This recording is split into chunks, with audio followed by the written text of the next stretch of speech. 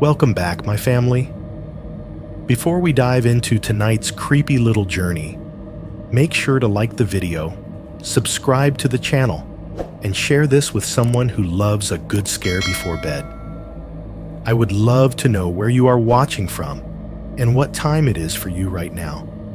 So drop it down in the comments and hype me up a little on YouTube.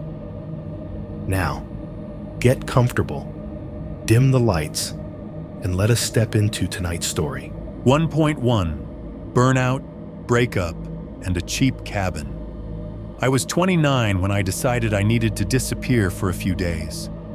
Not in a dramatic way. Not fake my own death or move to another country, disappear.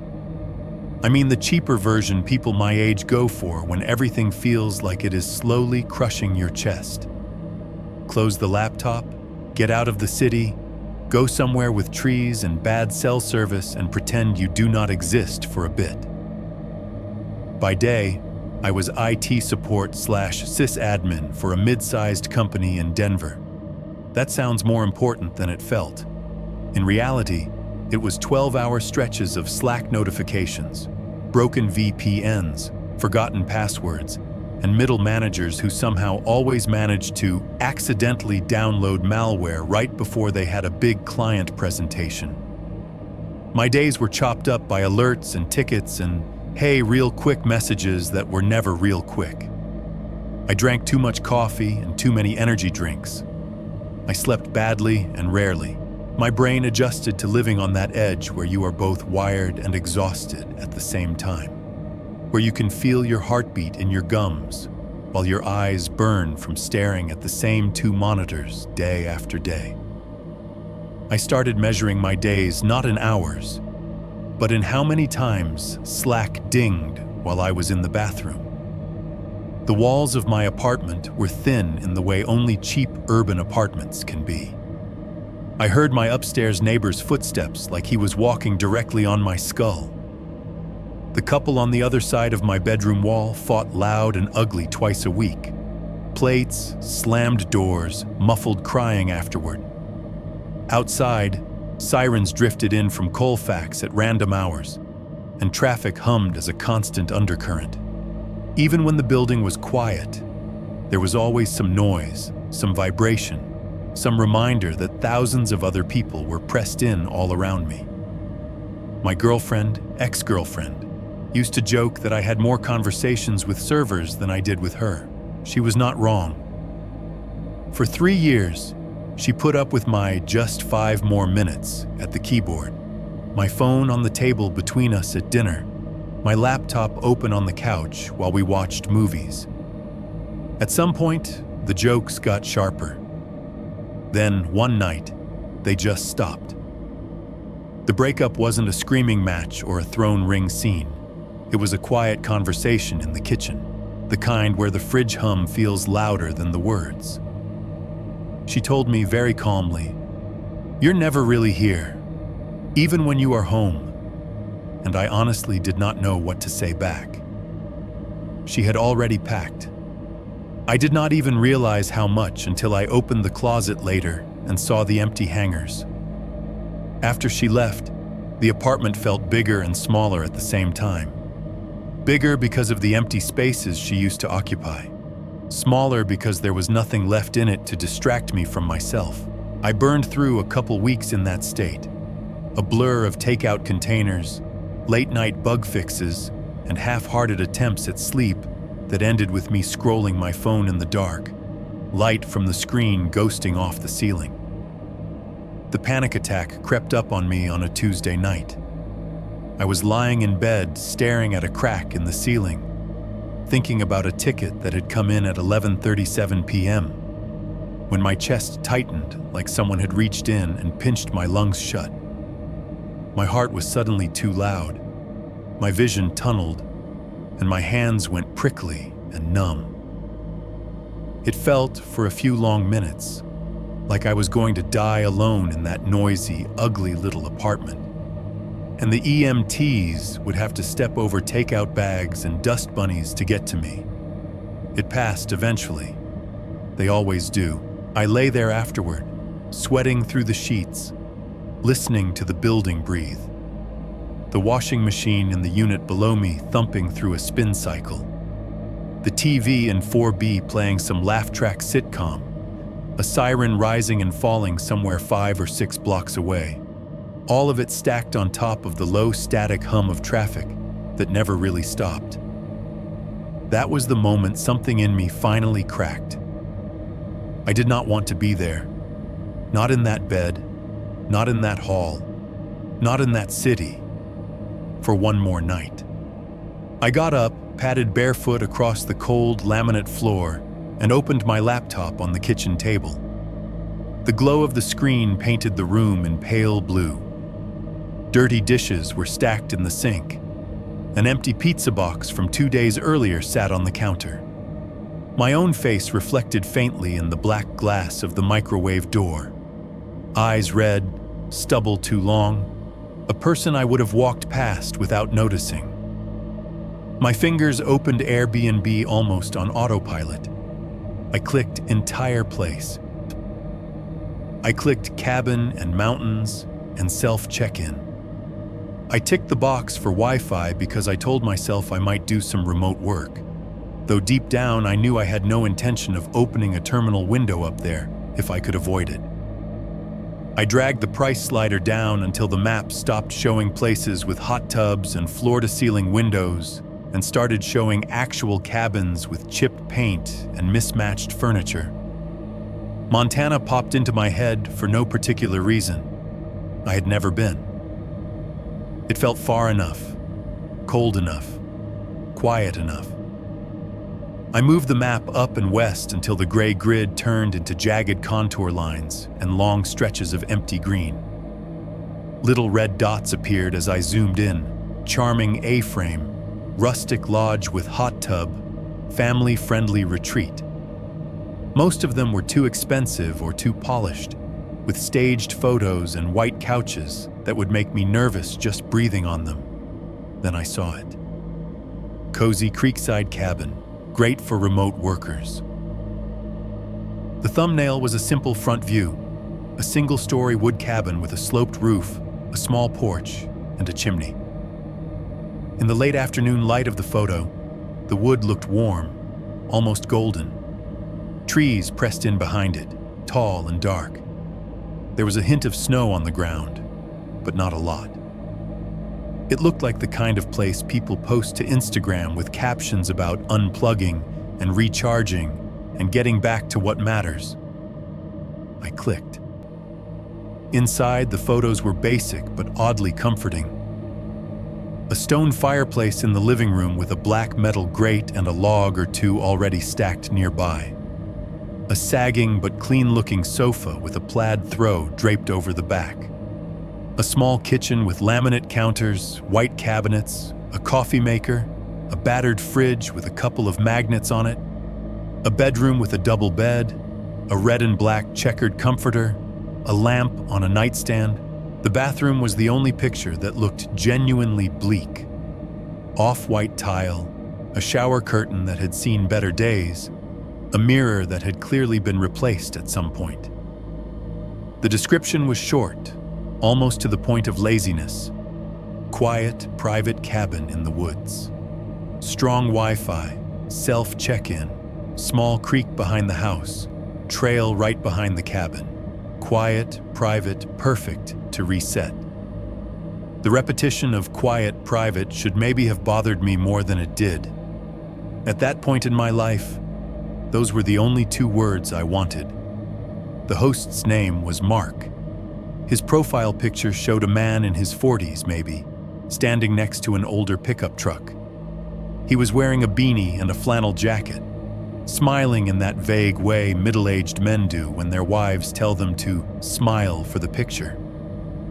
The profile said he was a local outdoorsman who loved sharing the beauty of the area with visitors.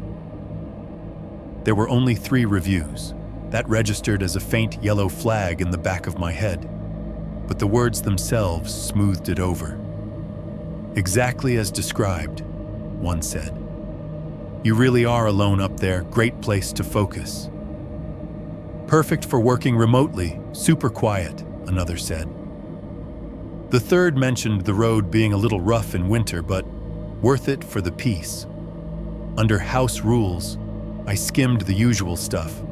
No parties, no smoking inside, no pets without permission.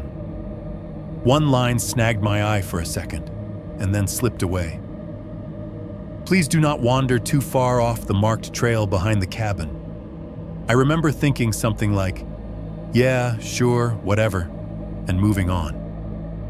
At the time, it seemed like the kind of boilerplate warning every rural host had to put in to avoid liability if some idiot walked off a cliff.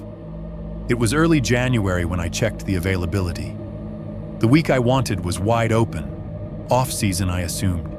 Cold, snow, no holidays left. People were back at work, back in school, back to the grind.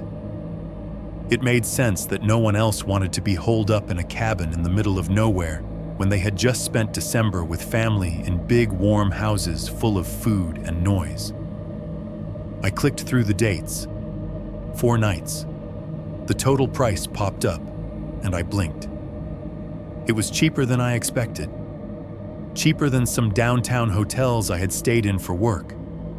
For a place that gave me an entire building, trees, a creek, and something that looked like actual dark at night instead of light pollution seeping under the blinds. It felt almost suspiciously low. I hesitated for maybe 5 seconds. Then I hit reserve. The confirmation email landed in my inbox a minute later with a cheerful little ding.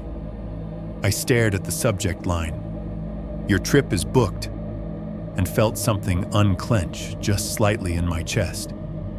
Not completely, not enough to sleep, but enough to let me imagine a different kind of noise for a few days. Wind in branches instead of neighbors yelling. The crackle of a fireplace instead of the rumble of traffic.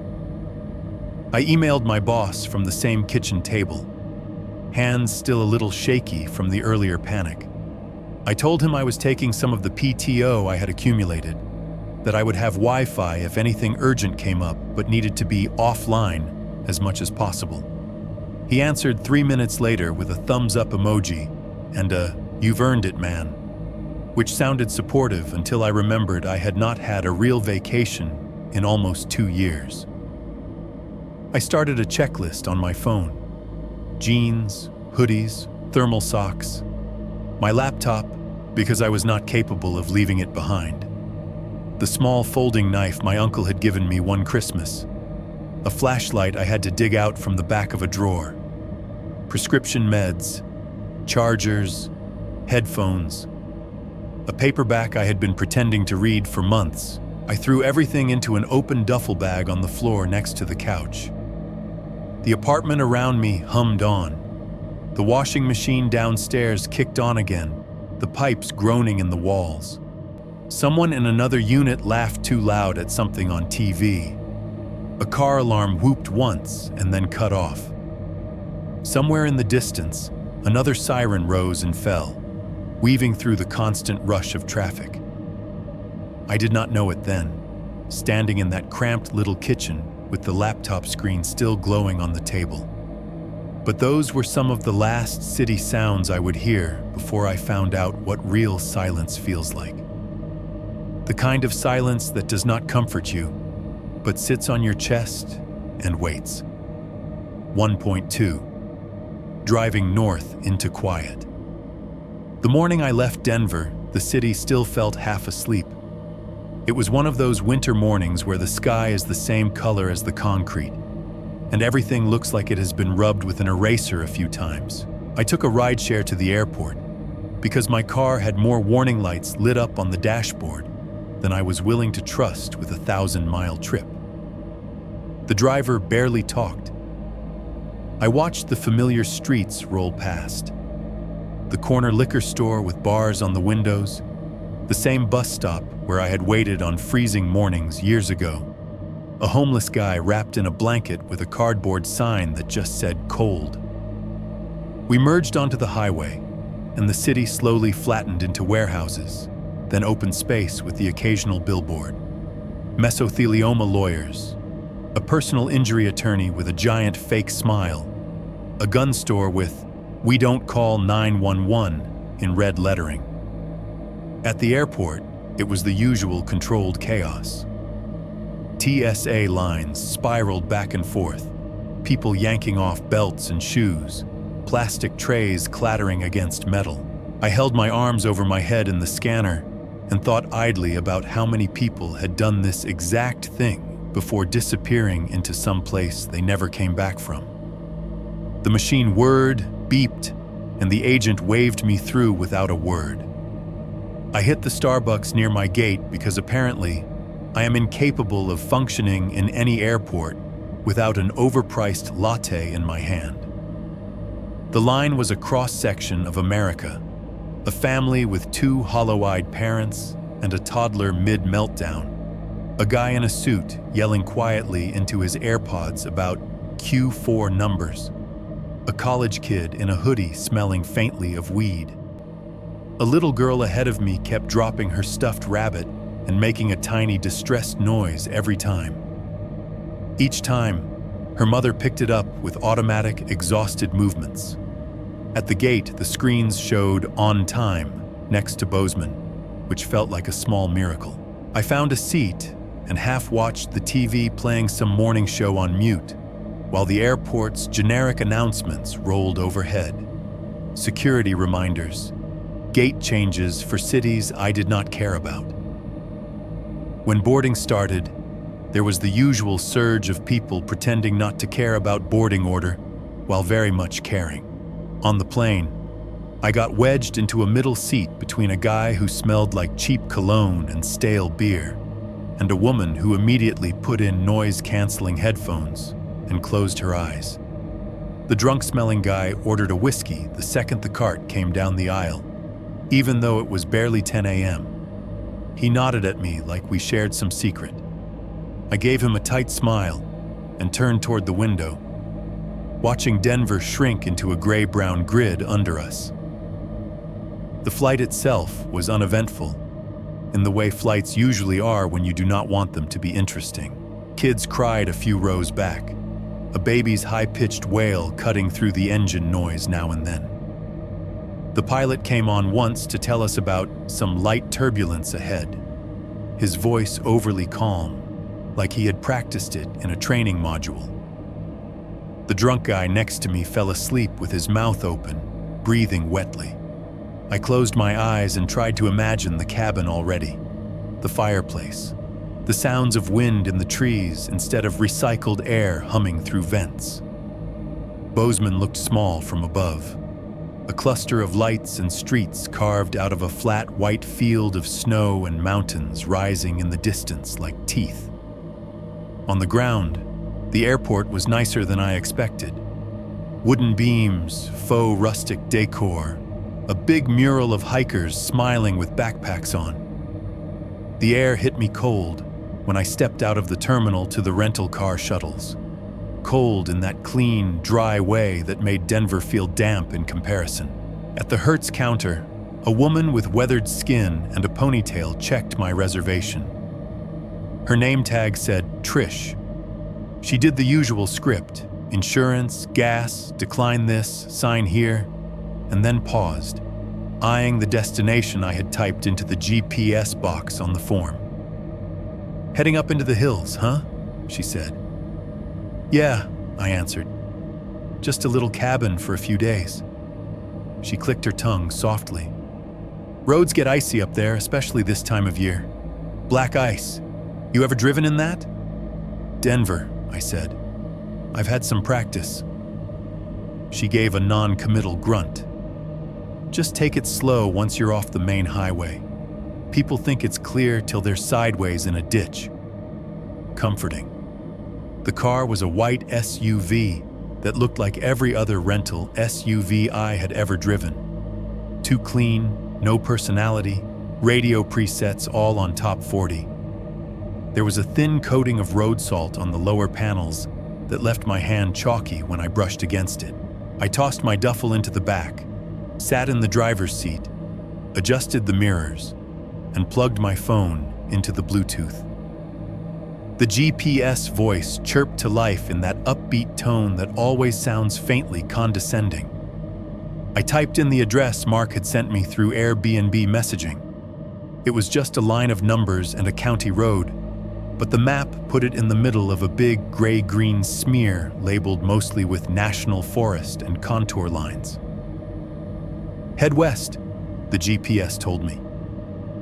I pulled out of the lot, past the rows of rental cars, past the "Return Here" signs, and out onto a main road that quickly turned into highway. The sky had cleared a little, showing pale blue behind high clouds. Patches of snow lined the shoulders, gray at the edges where they met the asphalt. For the first half hour, it was all fairly standard highway monotony. I passed a couple of strip malls, a big box store, a construction site with idle machinery. Then the buildings thinned out. The billboards changed from auto dealerships and fast food to more rural fixtures. A gun range advertising ladies' night, a church billboard with "Jesus Saves" in block letters over a silhouette of a cross, a sun-faded ad for a local diner boasting home of the best pie in the county. I stopped once at a small gas station to fill up and grab something to drink. The sign outside creaked in the wind, letters missing from the name, so it just read MNTN View. Inside, it smelled like diesel and burnt coffee. A single pot sat on the warmer behind the counter, the liquid in it almost black, a ring baked onto the glass. The cashier looked like he had been standing behind that counter since the Reagan administration. He did not bother with a greeting. I poured myself a coffee anyway, the kind you regret as soon as you take a sip but drink out of stubbornness. It tasted like smoked plastic. Behind me, an old fridge hummed, its glass door fogged. Rows of energy drinks and sodas lined up inside like lurid little soldiers. When I stepped back outside, the air felt colder again, the kind of cold that makes your teeth ache if you breathe too hard. The highway stretched ahead, nearly empty. A long-haul truck rumbled past now and then, but mostly it was just me and the white SUV and the double yellow line. I put on a classic rock station at first. Thin guitar riffs, over-processed drum kits, that familiar old guy on a radio station voice slipping in between songs. As the miles rolled under the tires, the reception began to fuzz at the edges. Songs dissolved into static, then reassembled themselves in bursts, like ghosts flickering in and out. When the music cut out entirely and all I had was the hiss of dead air, I switched over to a podcast. Without thinking too much about it, I picked one about true crime, rural murders, disappearances. The host's smooth voice filled the SUV, telling me about a man who picked up hitchhikers on lonely stretches of highway and was only caught because one of them jumped out of his moving truck and survived. I listened to him describe desolate roads, tree lines, the sound of tires on gravel, while my own tires hummed over an increasingly empty world. It did not hit me until later how on the nose that choice was. The landscape outside the windows slowly shifted from flat, open fields to something rougher, more folded. The road began to rise and fall in gentle slopes. Snowbanks grew higher at the edges. Spruce and fir trees crowded closer to the shoulders, dark green against the white. Every so often, I passed a long driveway leading to a ranch house or a trailer, but they grew rarer. After a while, there were no more mailboxes, just guardrails and trees and the occasional brown sign pointing toward a campground or trailhead. The afternoon light slid toward that particular kind of winter dusk, where everything takes on a purple tint. The sky dimmed, the snow on either side of the road reflecting what little light was left, casting that faint glow that makes distances harder to judge. There was a point where I realized I could not see another set of headlights in front of me or behind me. Just my beams cutting a tunnel through the air, catching little flakes and spinning them into streaks. "Turn right in 1 mile," the GPS said. I glanced at the screen. The blue line that had been hugging the main highway now poked off into gray space, a thinner road leading into nothing. When the right turn finally came, it did not look like a road. It looked like a plow had bullied its way through the trees and then given up after one pass. A narrow path of packed snow and frozen mud split off from the asphalt, marked only by a leaning metal sign with a county road number that meant nothing to me. I slowed down, my tires crunching as they left the safety of the blacktop. The SUV bounced immediately, hitting potholes hidden under the snow. The steering wheel wriggled in my hands. Trees pressed closer, branches overhanging in places so that I had to duck instinctively, even though there was a roof between us. Trish's warning about black ice came back to me as the back end of the car did a little fishtail over an invisible patch. I corrected, heart ticking faster, and crept along at 15 miles an hour. The GPS map was mostly gray now. The road just a thin ghost line it seemed almost reluctant to acknowledge.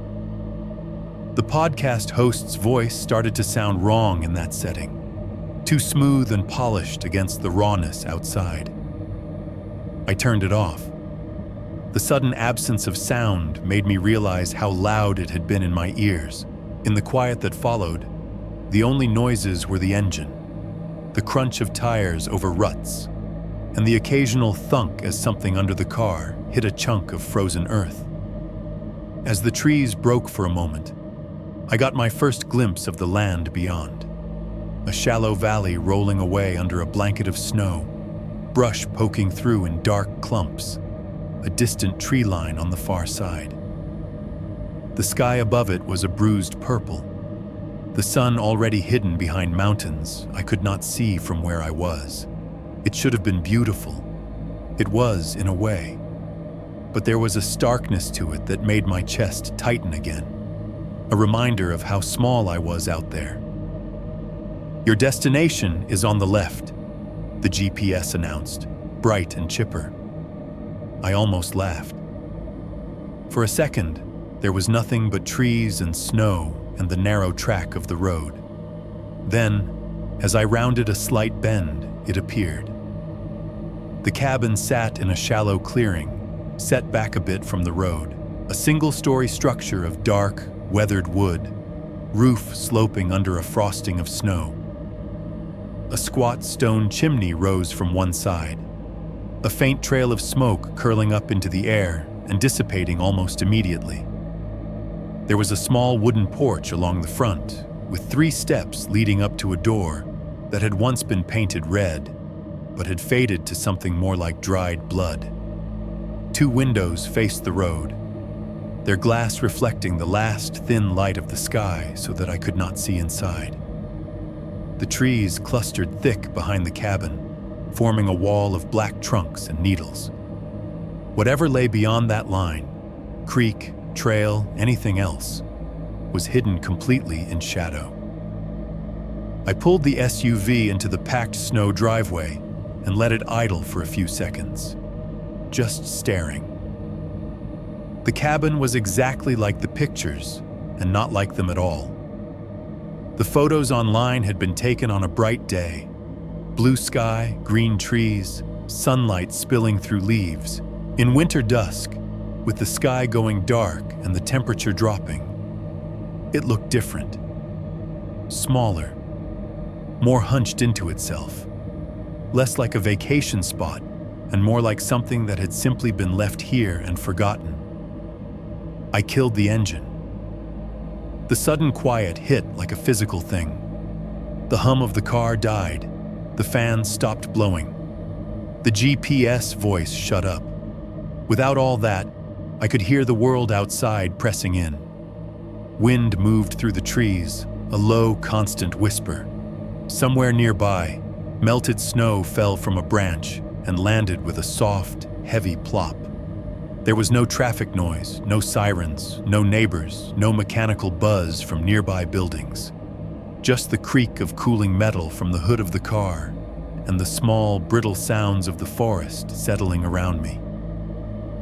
For the first time since I booked the trip, I understood what that reviewer had meant. You really are alone up here. At the time, standing there with my hand on the door handle, I thought that was exactly what I wanted. I had no idea yet what that kind of silence could hide. 2.1. First day of peace. I slept harder that first night than I had in months. No phone lighting up the ceiling at 3 in the morning. No neighbor stomping up the stairs. No siren sliding up and down somewhere in the distance. Just darkness and the slow, steady tick of the baseboard heater cycling on and off. When I finally woke up, gray light was leaking around the curtains, flattening the room. For a few long, fuzzy seconds, I did not remember where I was. The ceiling wasn't the cracked white one from my apartment. The air smelled different, wood and cold, and something faintly smoky. Then the last 24 hours slotted back into place. Denver, airports, the drive, the cabin. My phone on the nightstand said 9:47 a.m. Later than I meant to sleep, but I did not feel guilty about it. For the first time in a long time, there was no built-in guilt timer in my head. No automatic inventory of missed tickets and unread messages waiting for me. I swung my legs out of bed. The floor was cold enough to make me hiss under my breath when my bare feet hit the boards. I found my socks in the half-unpacked duffel at the foot of the bed, pulled on jeans and a hoodie, and stepped into the main room. The cabin felt different in daytime. Last night, arriving in the fading light, everything had seemed sharper, more hollow. Now, with morning coming through the windows, the space looked smaller, almost cozy. Dust motes drifted lazily in beams of light, catching the air above the coffee table and the worn arm of the sofa. The stone around the fireplace was a mottled gray, soot staining the inside like a dark mouth. The smell hit me first. Old wood soaked with time, a thin layer of cold buried under it, and on top of that, the unmistakable tang of smoke baked into the curtains and couch cushions. It reminded me of camping trips when I was a kid, coming home with every piece of clothing smelling like a campfire for days afterward. The heater kicked on while I stood there, a soft metallic clunk from somewhere inside the wall, followed by a low hum as warm air began to creep from the baseboards. A second later, something in the cabin creaked, a board in the ceiling or the wall adjusting to the change in temperature. The sound was small, but in the quiet it seemed to echo.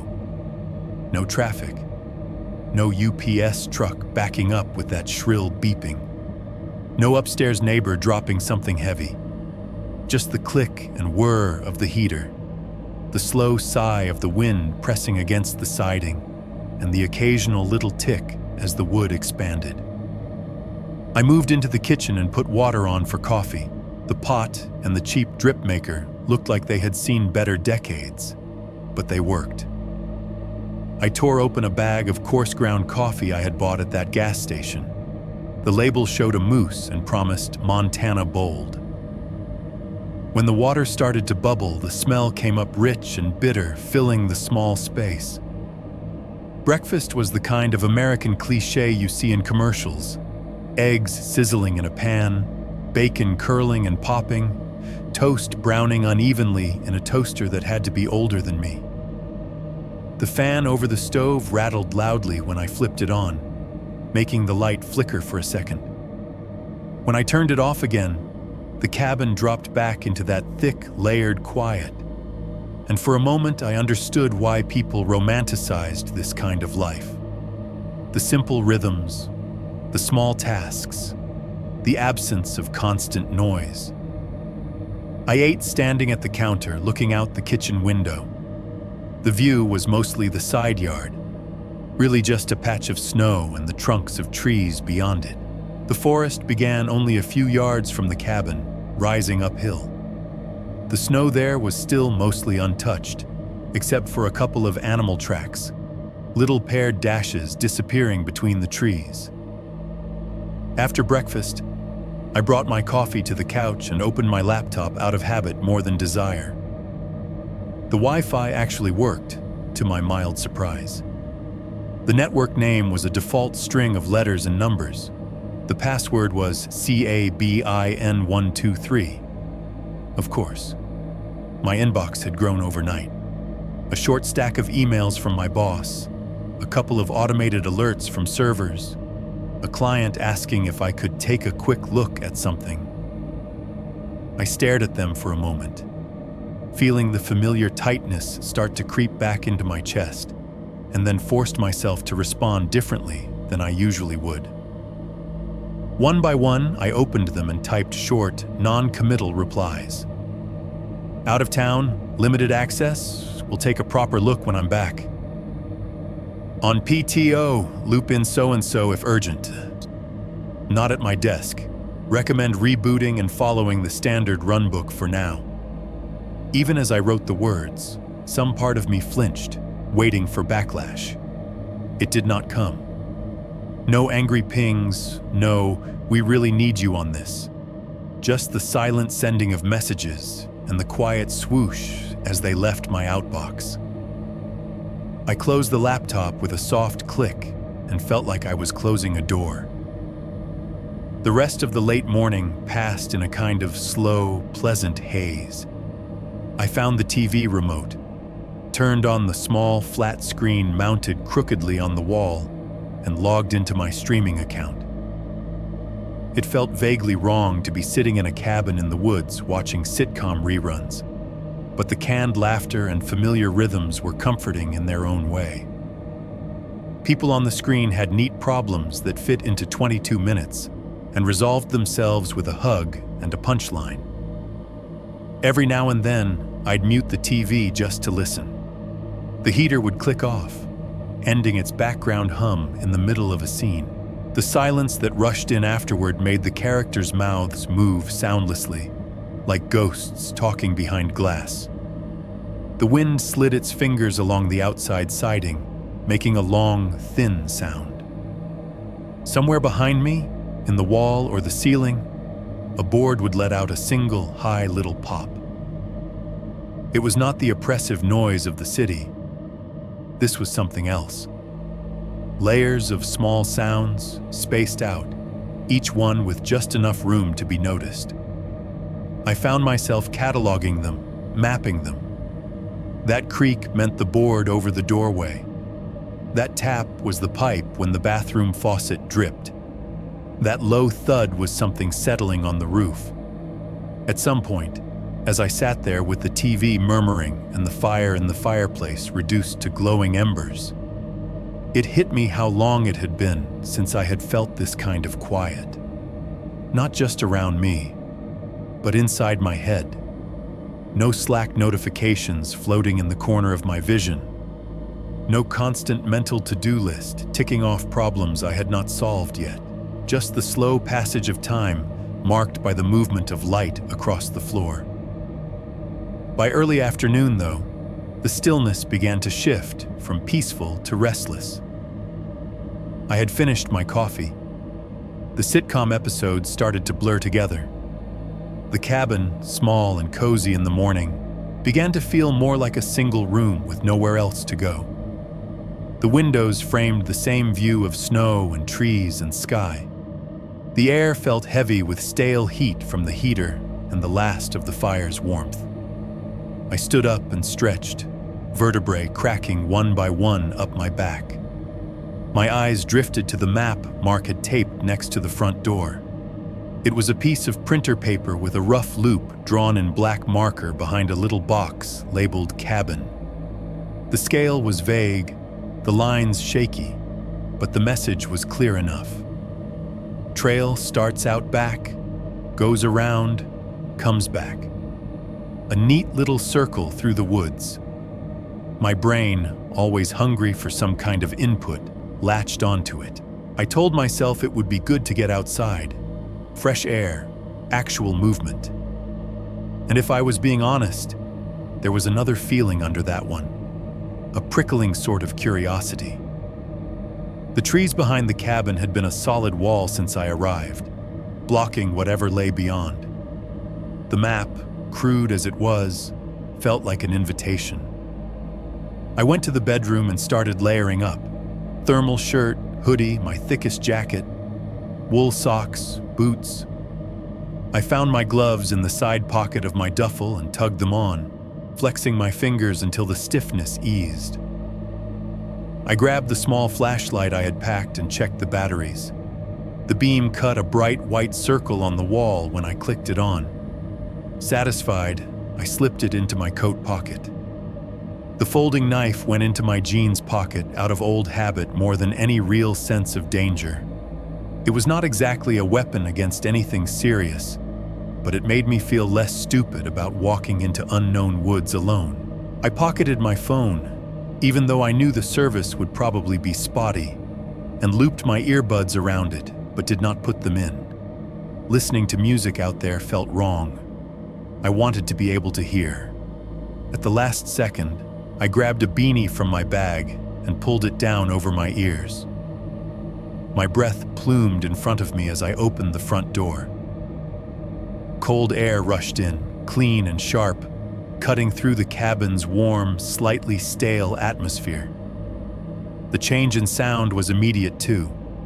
Inside, everything had been cushioned and contained. Outside, the wind had space. It moved through the branches of the trees with a soft roar, layered with smaller sounds. The dry rattle of needles, the faint tremor of bare twigs knocking together. I stepped out onto the porch and closed the door behind me, listening to the lock slide into place with a decisive little click. The snow on the steps was packed from where I had gone up and down the night before, but off to the side it lay soft and untouched. A smooth white sheet broken only by a few animal tracks. My boots sank in with a satisfying crunch when I stepped off the last board. The forest rose behind the cabin, a gentle slope at first, and then steeper further out. The start of the trail was exactly where the map said it would be, a narrow path where the snow was shallower, trampled by previous boots into uneven ridges. It tunneled between the trees, disappearing into the darker spaces beyond. I stood there for a moment, looking from the cabin back door to the trail and then up at the sky. The sun was already past its highest point, sliding toward the unseen horizon. The light had that thin, brittle quality winter afternoons get, like it could snap at any time and drop everything into shadow.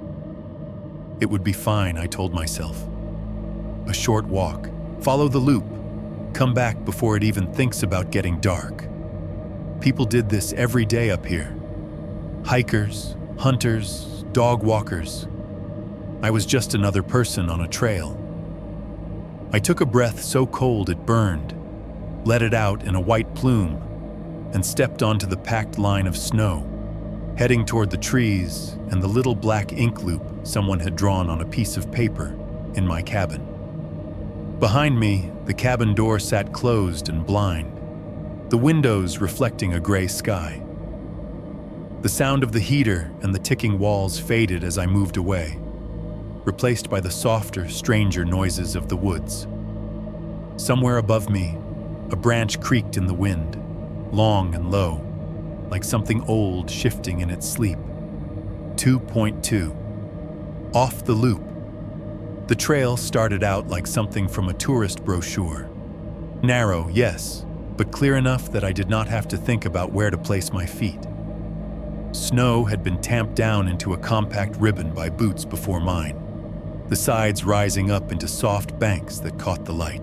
On either side, dark green pines rose in gently leaning columns, their branches heavy with old snow, tips fringed with ice that caught and fractured the pale afternoon sun. For the first few minutes, I could still see pieces of the cabin when I glanced back. A corner of the roof, a slice of porch railing, the faint vertical line of the chimney. Then the trees swallowed it completely, and all I had was white under me, green around me, and gray above. It was quieter under the trees than it had been in the small clearing. The wind that had roamed freely over the cabin now moved in a more complicated way, threading itself through needles and branches. It made a sound like distant static, rising and falling but never quite resolving into anything. Every once in a while, a clump of snow would dislodge high up and drop through the branches, brushing against others on the way down before landing with a muffled whoomp somewhere off to the side. My boots made the loudest sound in my little world. Each step bit into the packed snow with a crisp crunch that felt disproportionately sharp in the stillness. Under that, there was another, finer sound, the tiny crackle of ice crystals breaking apart, like 100 microscopic glass shards snapping at once. In Denver, footsteps blur into everything else. Out here, they were the main event. Every now and then, I'd see other tracks crossing the trail or running alongside it. 2 neat rows of oblong prints, deer probably, leading away between the trees. Smaller, lighter prints that could have been a fox or some other small animal. Once, I saw what might have been the wide, soft drag of something's belly through the snow and decided I did not particularly want to know what animal made that line. I tried to imagine how the loop looked from above. The cabin as a dot at the edge of a clearing, the trail as a thin line curving out and around before looping back. From that height, it would probably look simple, almost childlike. Down on the ground, though, it was more complicated. The path narrowed, then widened. It bent subtly left and right, following the contours of the hill and weaving between rocks and fallen logs. There were places where tree roots knuckled up through the snow, forcing me to watch my footing. Places where the snow had drifted deeper and my boots sank higher than my ankles. After 15 or 20 minutes, that easy breezy, simple loop energy from the map started to feel like a lie. The line on the paper had been smooth. In reality, branches reached out from either side like fingers, some hanging low enough that I had to duck or swat them away. The snow on the trail was more uneven here, with spots where it looked like fewer people had walked. A couple of times, I lost the main track for a few steps and had to pause, scanning the ground for that specific pattern of compressed white that meant I was still where countless others had been. The air felt different too. It was still cold, but the dryness from earlier seemed to have been replaced by something heavier, like moisture hanging invisible in the space between trees. When I exhaled, my breath mingled with that barely there dampness and lingered longer before it vanished. I stopped and turned a slow circle, trying to reconcile the reality with the drawing in my memory. The cabin might as well have been on another planet now. The trail behind me was just a fading line between trunks, swallowed quickly by sameness. Ahead, the path dipped slightly, then climbed into thicker growth. The map had not shown any of this. The dips, the turns, the way the trees crowded closer in some places and opened in others. It had been just a casual marker loop, here to here and back again. I felt a little flicker of irritation toward Mark, toward his uneven black ink lines and the way he had called it an easy walk. Maybe for someone who grew up in woods like this, it was. For someone whose internal compass still thought in city blocks and numbered streets, it felt more like an improvised maze. I kept going anyway. The quiet was beginning to get inside my head, but there was a part of me that stubbornly did not want to admit that, or to be the kind of person who turned back 20 minutes into a trail because it was not perfectly manicured. My boots kept marking time on the snow. Crunch, crunch, crunch. It was a small change, almost nothing at first. Just a subtle difference in color and texture at the edge of my vision. If I had been listening to music or a podcast, staring down at my phone while I walked, I might have missed it entirely. To the right of the trail, just beyond where the most recent boot prints had beaten the snow down, there was another disturbance. A faint, narrower line cutting away at a shallow angle, like someone had stepped off the main path and kept going. The snow there was not as compressed as on the trail, but it was broken.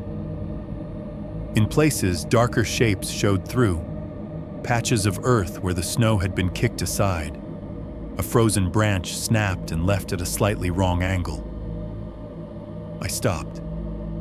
Up close, it was clearly not animal.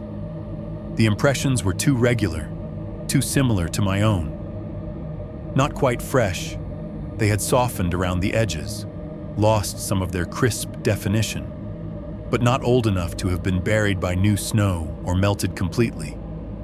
Somewhere between a few hours and a day, maybe. I am not a tracker, but even I could see they were recent.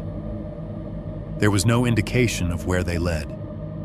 The trees thickened in that direction, their trunks closer together, their lower branches more interlaced. No cabin roof peeking through, no obvious landmark, just the suggestion of movement. Someone left the trail here, on purpose, and walked into that tangle. I glanced back the way I had come, then ahead along the main path. The loop, if the map could be believed, would eventually curve around and bring me back to the cabin. Staying on it was the safe, sensible option. I had no obligation to follow whoever had gone off this way. For all I knew, it was just a hunter taking a shortcut, or some local who knew the woods better than I ever would. But the thing about being alone with your thoughts in a place like that is that they do not stay politely in their lanes. A handful of questions immediately popped up, pushing against one another. Why leave the trail right here?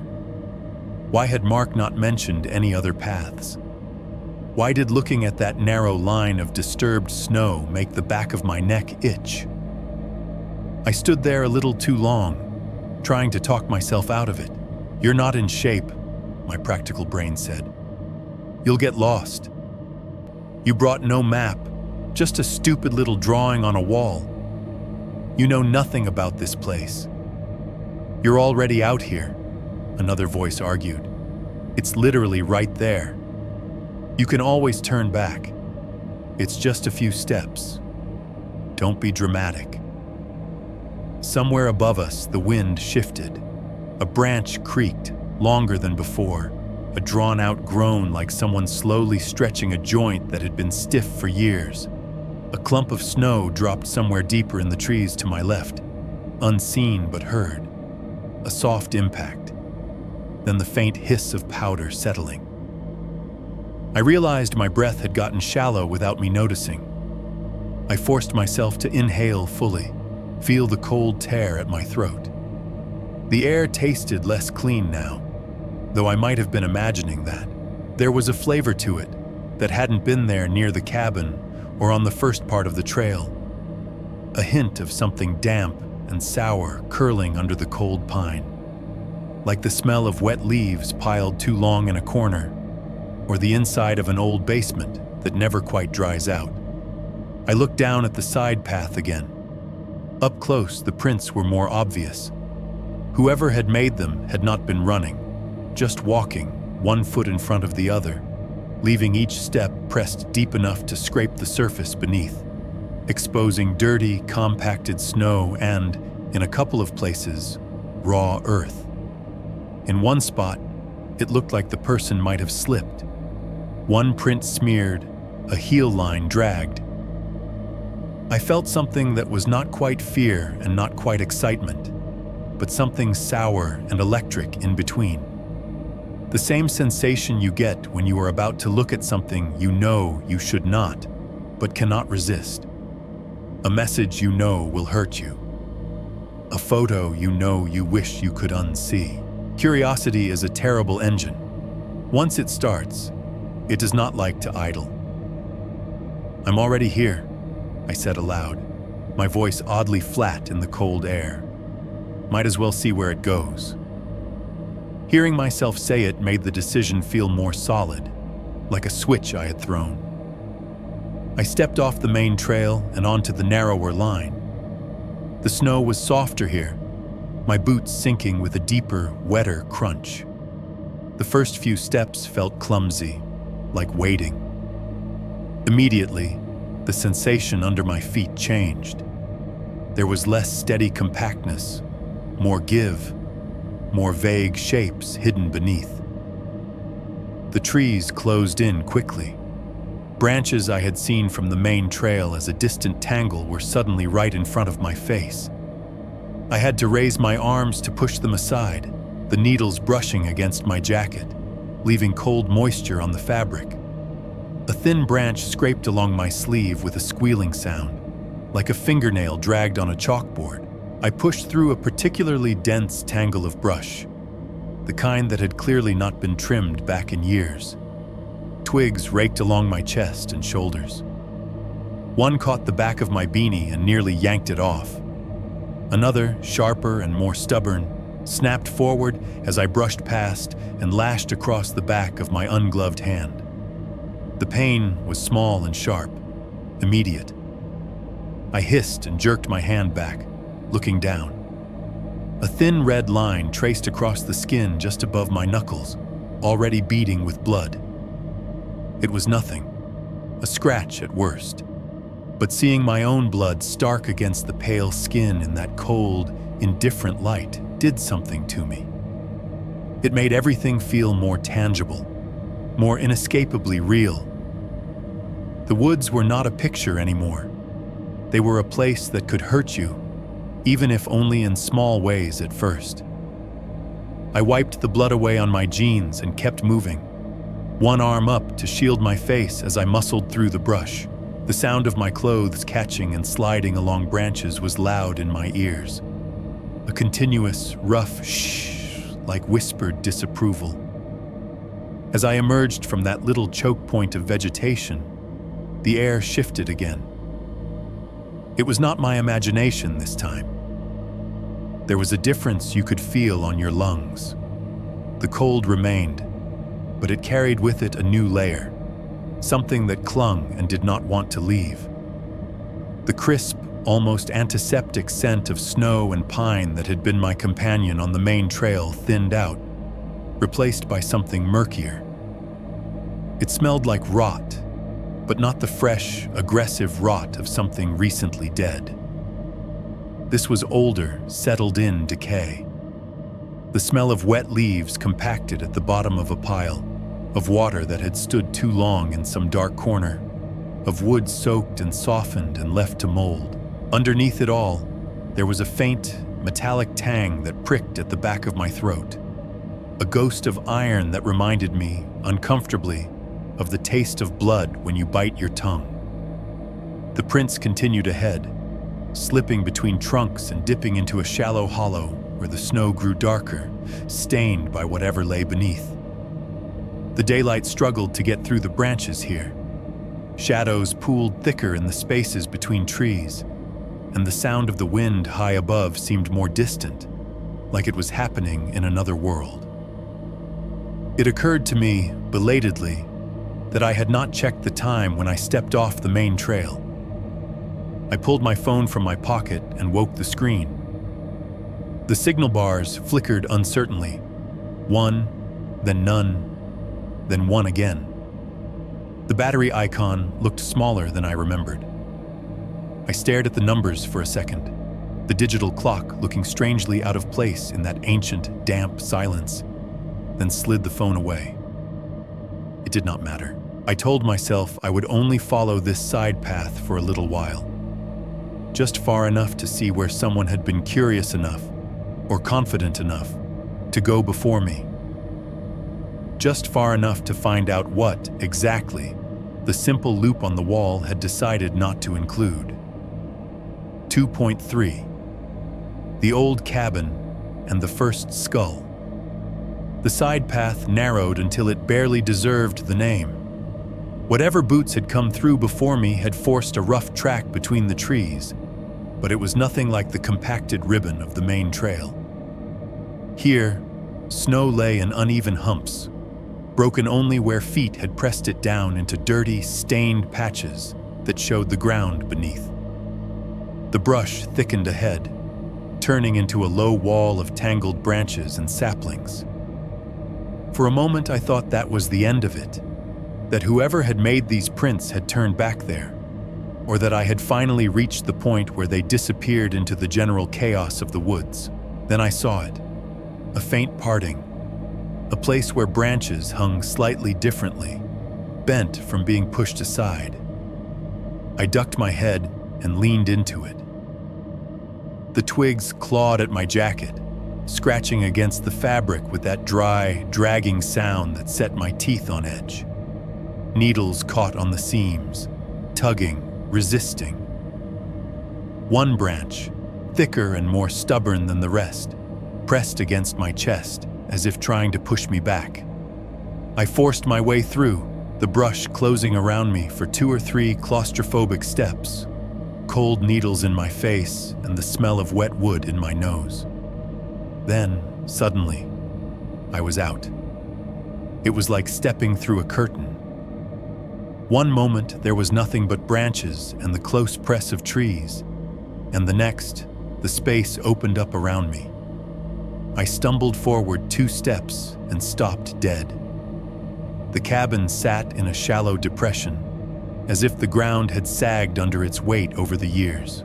It was smaller than the one I had rented, squatter, with a steeper roof that dipped down at one corner, as though something heavy had sat on it too long.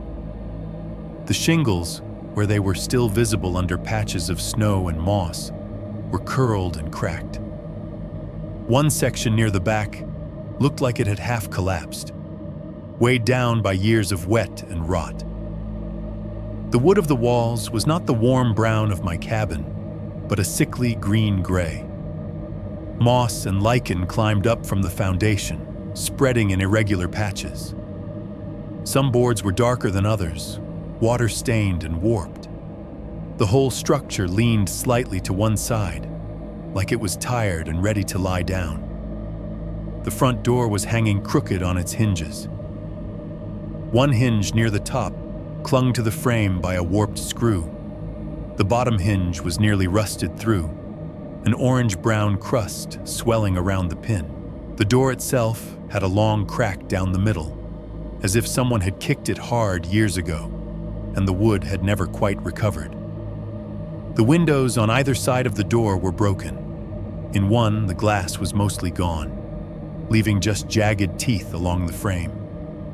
The other still had some shards clinging to the corners, catching what little light there was and turning it into dull, warped reflections.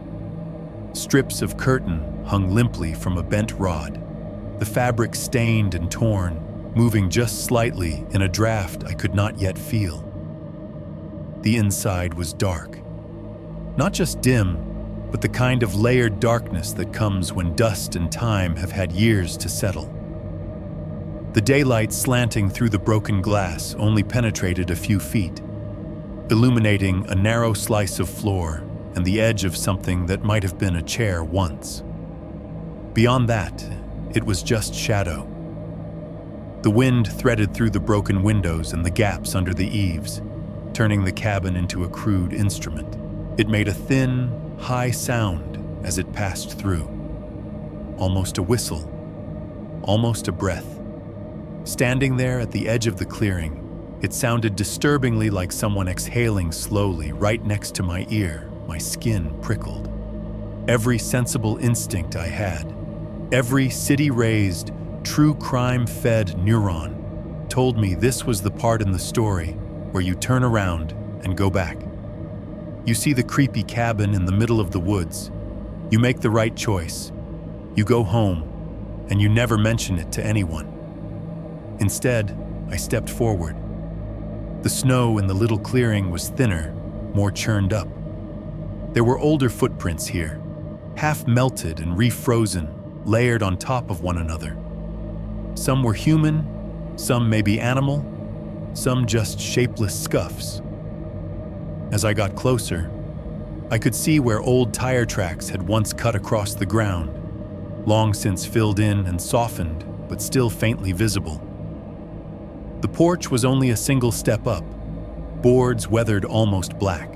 When I put my weight on it, the wood protested with a long, drawn-out creak that vibrated up through my boots into my legs. Another board gave a short, sharp crack, like a bone splintering, but held. I hesitated in front of the door. Up close, I could see there were scratches along the lower half of it, some superficial, some deeper. They were random and chaotic, layered over one another.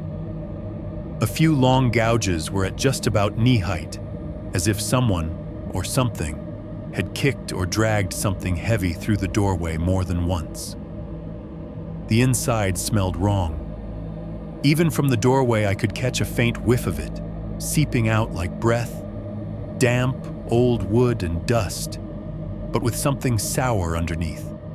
The smell of things that had been wet for too long, of fabric that never dried, of rodents and other things. Still, I pushed the door. It swung inward with less resistance than I expected, making that rusty, tired sound that only old hinges can produce. The darkness inside peeled back reluctantly as more light seeped in from behind me. The main room looked like time had given up on it decades ago. A couch sat against the far wall, its upholstery torn open in several places, stuffing bulging out like pale organs. A blanket lay half on the floor, half on the couch, crusted with dirt and something darker that I chose not to think about yet. The stone fireplace, smaller than the one in my rental, was blackened with soot all the way up to the ceiling, the stains spreading out like smoke fingers. A wooden coffee table stood crooked in front of the couch, one leg splinted with duct tape that had dried and peeled. Empty beer bottles lay on their sides on top of it, labels worn and curling. Rusted cans sat in a little cluster beside the fireplace. Beans, soup, something that had once been corn.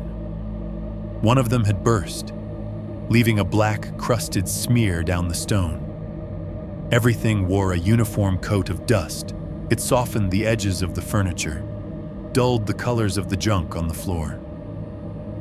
When I took a hesitant step inside, my boot left a clear print on the boards, exposing the darker wood beneath.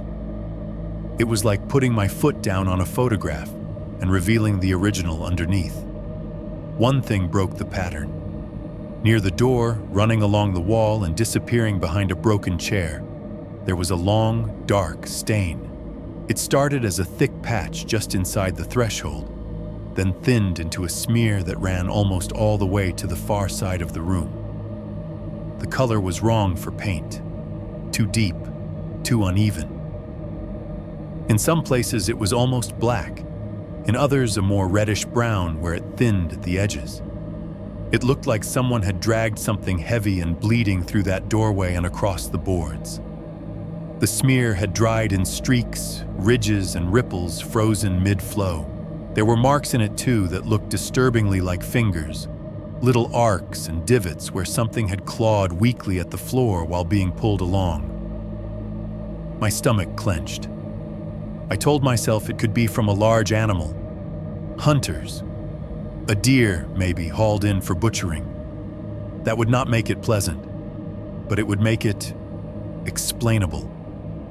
I looked down and realized I had stepped across the stain without noticing.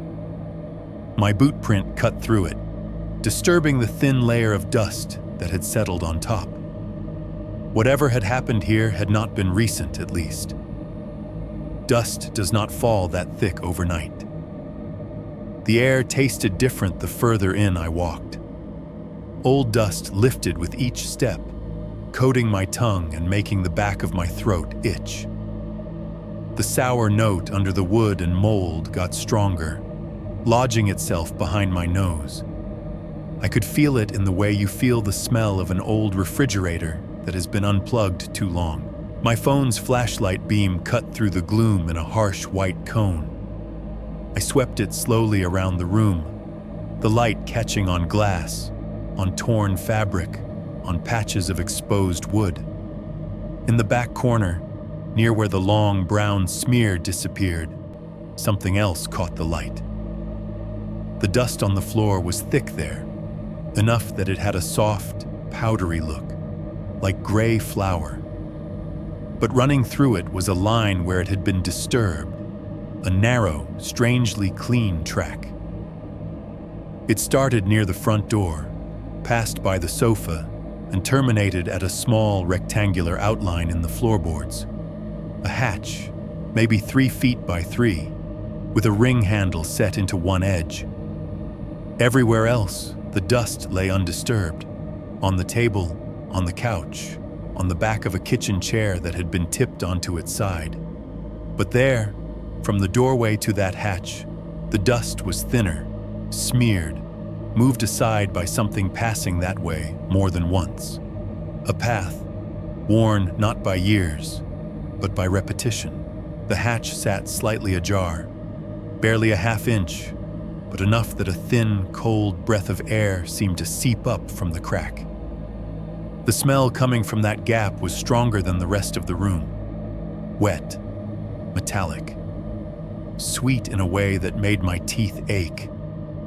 I stood there for a long moment, every muscle in my body telling me to leave, to back out of that house, step off that porch, push my way through the brush, and forget I had ever seen this place. I could go back to the cabin, make dinner, tell myself I had just found some abandoned hunting shack and nothing more. People left weird things in the woods all the time. Instead, I reached for the ring. It was cold under my glove, the metal rough with rust. I wrapped my fingers around it and lifted.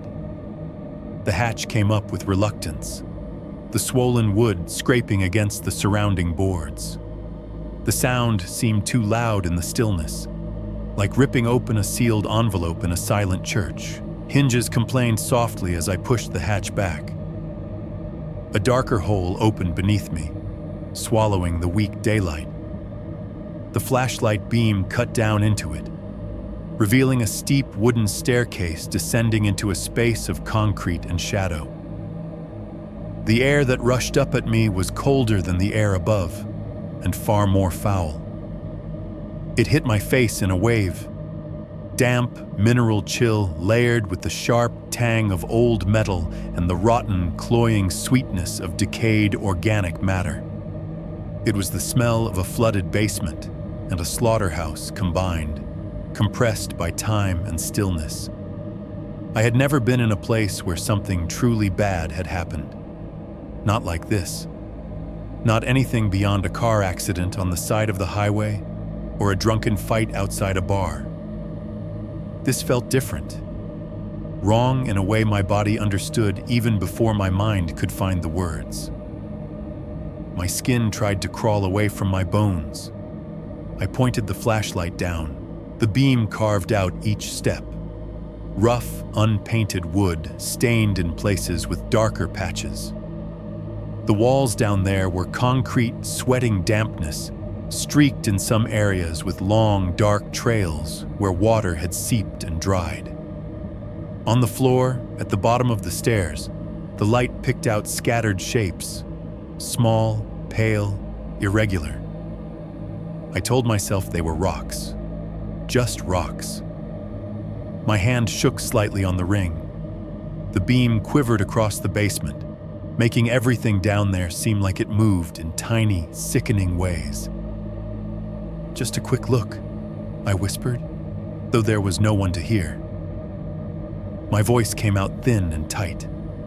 The steps groaned under my weight as I started down. Each one complained in a slightly different pitch, a dissonant scale. The sound bounced off the concrete walls, came back to me distorted. The smell thickened with every step, wrapping itself around my throat, pressing on my tongue. At the bottom, the air felt heavier, close to stagnant. My breath sounded too loud.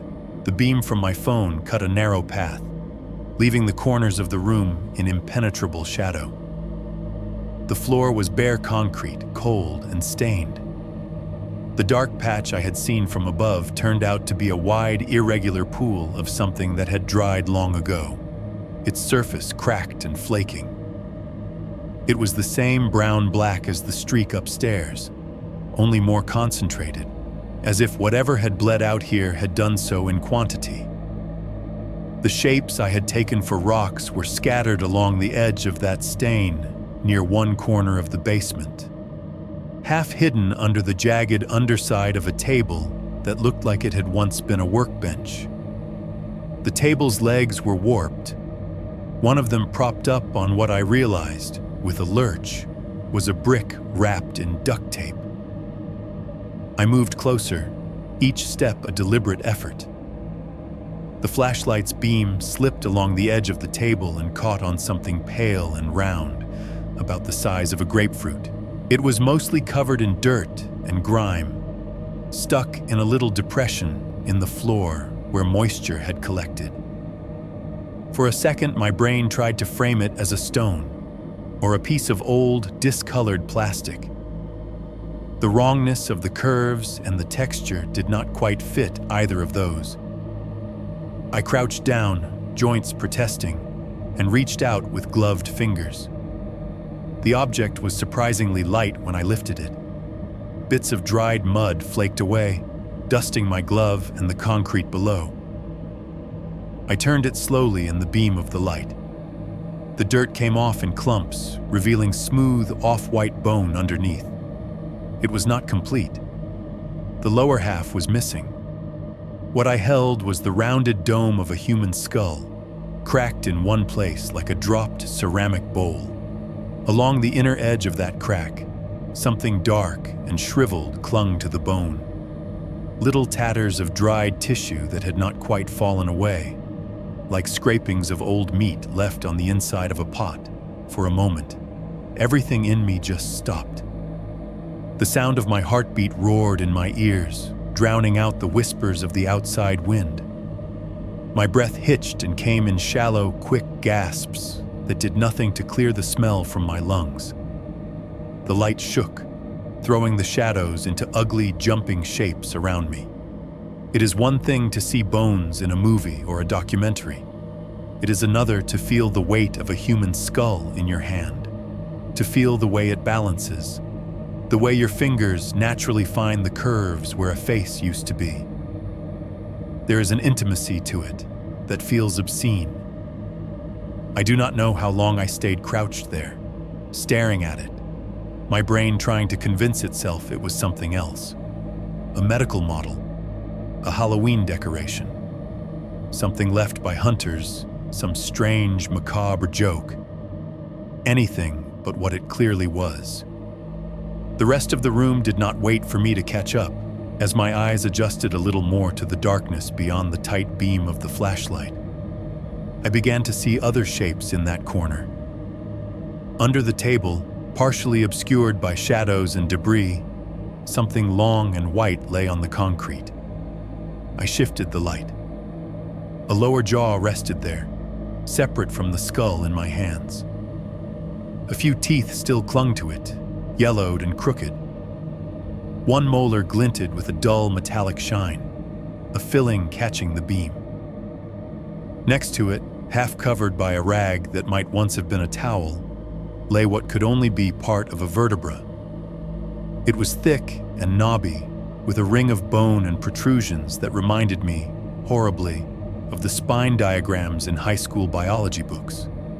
There was a ragged edge where it had been separated from the rest, and on that edge something brown and fibrous clung like dried tendon. Further back, among a scatter of wooden scraps, I saw longer bones, femurs or humeri, I could not tell, broken in the middle, jagged ends pointing in opposite directions. One of them had clearly been split deliberately. The marrow cavity was exposed, a dark tunnel inside the pale exterior, long since emptied of anything soft. On the wall above them, a circular discoloration marked the concrete about head height. It was not as dark as the pool on the floor, but there were faint radiating lines fanning out from the center.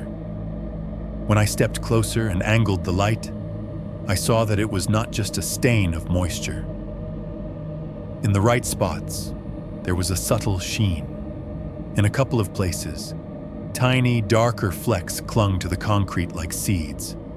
It looked unmistakably like something had hit that spot with force. Hard, wet, and whatever had been inside had sprayed out in a halo, leaving that ghost behind. The skull in my hand suddenly felt much heavier. My fingers spasmed. The bone slipped from my grip. Time seemed to slow for a second as it dropped, turning in the air, dirt and dried fragments breaking away. Then it hit the concrete with a sound I will hear in my head for the rest of my life.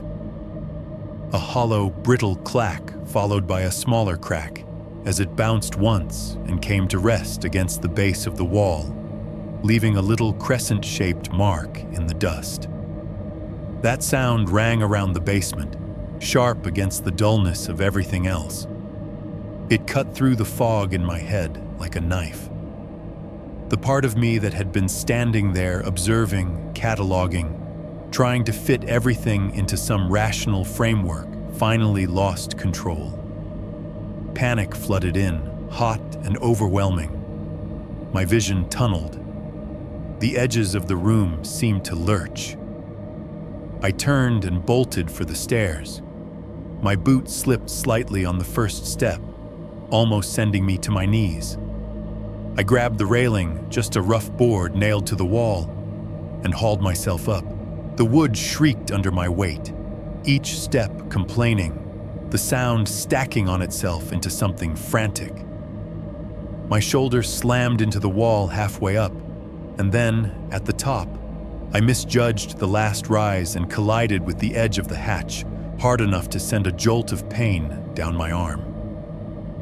I burst back into the main room, heart hammering, lungs burning with more than just exertion.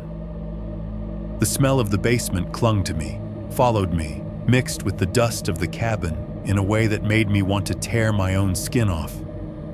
I nearly tripped over an overturned chair, caught myself on the arm of the couch, and kept going.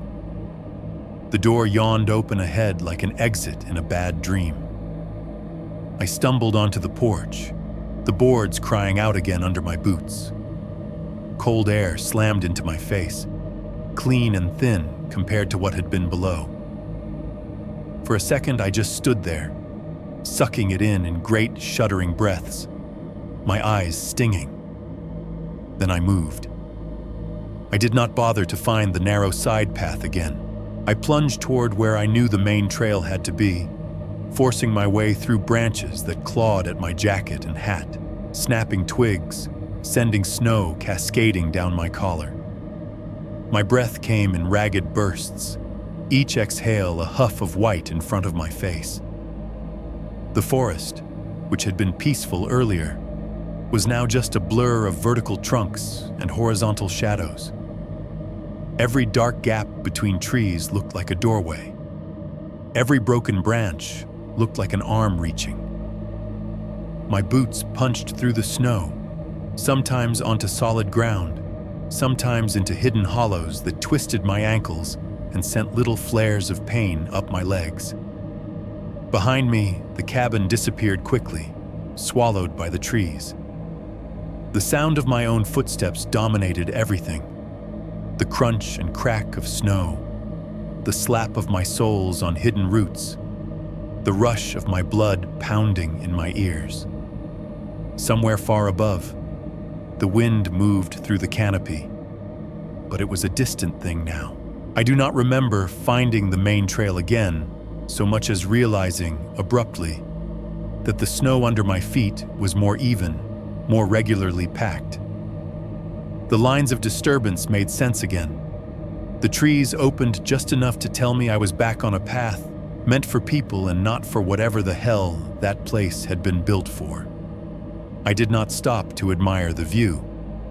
I turned instinctively in the direction I thought the cabin lay and practically ran. the rhythm of my boots on the snow turning into a frantic metronome, counting out the seconds between me and whatever might decide to follow.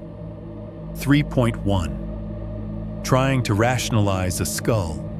By the time the cabin came back into view through the trees, my legs felt like rubber, and my lungs burned in a way that had nothing to do with the cold.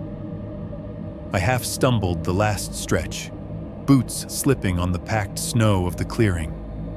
The rental cabin looked smaller than I remembered, hunched under its roof like it was trying to make itself invisible. I fumbled with the key at the door, my gloved fingers clumsy, the metal scraping uselessly at the lock twice before finally sliding in. The deadbolt turned with a heavy clack. I shoved the door open and stepped inside, slamming it shut behind me with more force than necessary. The warmth hit me first, but it did not feel comforting. The air inside was thicker than the outside cold, holding on to the smell of burned wood from the fireplace and the faint, stale tang of old smoke soaked into the curtains. Underneath it, I could still smell the basement. Or I thought I could. It seemed to cling to my clothes, to my skin, lodged up in my sinuses. That layered stench of damp concrete, dried blood, and something rotten that refused to be forgotten. I leaned back against the door for a second, eyes closed, trying to slow my breathing. My heart thudded against my ribs like it was trying to break out. The image of the skull was right there under my eyelids, hovering in the dim light. That curved white dome, the crack along its surface, the strips of dried tissue clinging to the inside like something that had tried to hang on and failed. It doesn't have to mean what you think it means, I told myself out loud. My voice sounded wrong in the empty room, too loud, then too small. I pushed off the door and moved into the center of the living room, suddenly hyper-aware of every shadow and corner. The rental cabin, which had felt almost cozy the night before and this morning, now seemed like a stage set. Thin, fragile walls between me and a forest full of things I did not understand. The windows felt too big. The door locks felt too small. I started pacing, because the alternative was standing still and letting my brain chew itself to pieces. There are explanations, I told myself. Logical ones. Not good, but logical. Maybe the old cabin was from back when this land was used for trapping or logging. People died all the time doing those things, especially out here, before safety regulations and satellite phones. A bad fall, a fight, a killing in self-defense that never made it into any record I could find on my phone. Bones don't just vanish. Animals drag some away, but some get left. People find them, move them, keep them like morbid trophies. It was possible. Or maybe it was a hangout spot. Teenagers with more access to beer and boredom than common sense, stumbling onto an abandoned cabin and declaring it theirs. Maybe somebody had stolen bones from a cemetery or a medical lab and brought them there to freak their friends out. Maybe the disgusting smell in the basement was just old garbage, old animal carcasses, some decomposing thing that had nothing to do with those bones beyond a shared space. I kept stacking those maybes up like sandbags, trying to hold back the other possibility, that what I had walked into was exactly what it looked like. A place used for things no one wanted to think about. A room purpose-built for taking people apart. My shoulders buzzed with leftover adrenaline. I felt like I needed to crawl out of my own skin. The living room was all surfaces and smells, holding on to the day before as if nothing had changed. The half-unpacked duffel by the couch, the empty coffee mug on the table, the blanket on the arm of the sofa with the shape of my body still ghosted into it from earlier. The skull was back in my mind again, specific details rising with uninvited clarity. The weight of it in my gloved hand, lighter than I expected. The way the crack ran through the bone like a lightning bolt. The way the hollow curve inside was not perfectly clean, but lined in places with something dark and leathery. Not all the way gone. Not old enough to be dust. I needed that smell off me. Needed all of it off me. The bathroom was small and utilitarian, a rectangle squeezed between the bedroom and the living room. The mirror over the sink was spotted with age, the silvering flaking at the corners. The shower curtain was plastic, printed with some faded pattern of blue lines that might once have been waves. When I turned the water on and swung the curtain closed, the pipes groaned in the walls like something waking up reluctantly. The water took a long minute to warm, hissing and pattering against the cheap tub. When it finally shifted from painfully cold to almost too hot, I stepped in, still wearing that layer of woods and concrete and fear on my skin.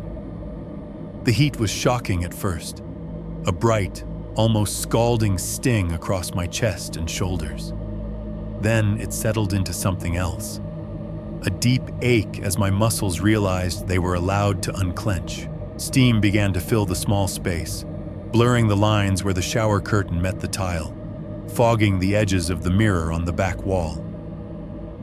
I stood directly under the spray, letting it pound at my neck and the base of my skull. The smell of the cabin's cheap bar soap, synthetic pine, and something vaguely medicinal rose around me, fighting in my nose with the ghost of the basement. I scrubbed at my arms and hands harder than necessary, my fingernails digging into my palms through the lather. Hot water ran in rivulets down my face, into my ears, over my closed eyelids. For a few minutes, there was nothing but the roar of the shower and the drumbeat of water on enamel. The sounds of the cabin, the heater, the wind, the creaks and pops of settling wood faded into a background hum behind it all. If I stayed under the water long enough, I thought, maybe the edges of what I had just seen would blur. Maybe the smell would finally wash off. Maybe I could convince myself that it had looked worse than it was. Our brains distort things, right? We fill in gaps in ways that make them more dramatic. The steam thickened, turning the bathroom into a little white cloud. The shower curtain shifted slightly with the air currents, brushing against my leg now and then.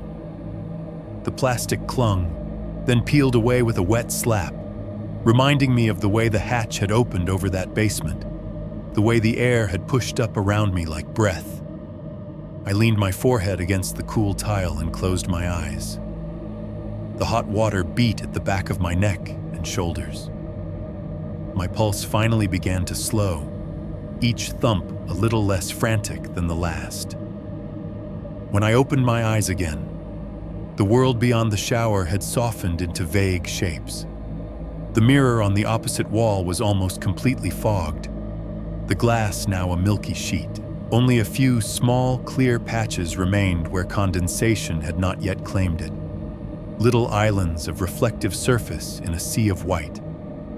In one of those clear patches, above the dim outline of the sink, I saw a shape that made my stomach drop. A person, standing just behind the curtain.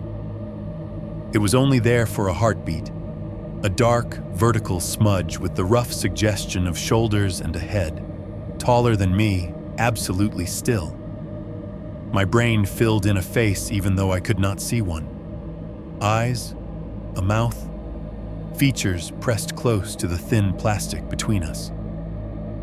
I spun around so fast I almost slipped, one hand grabbing at the curtain. It made a tearing noise as I yanked it back, sending a wave of hot steam and water out into the rest of the bathroom. There was no one there, just the open doorway to the bedroom, the dim outline of the bed beyond, and the towel I had hung on the hook by the door swaying slightly in the disturbed air.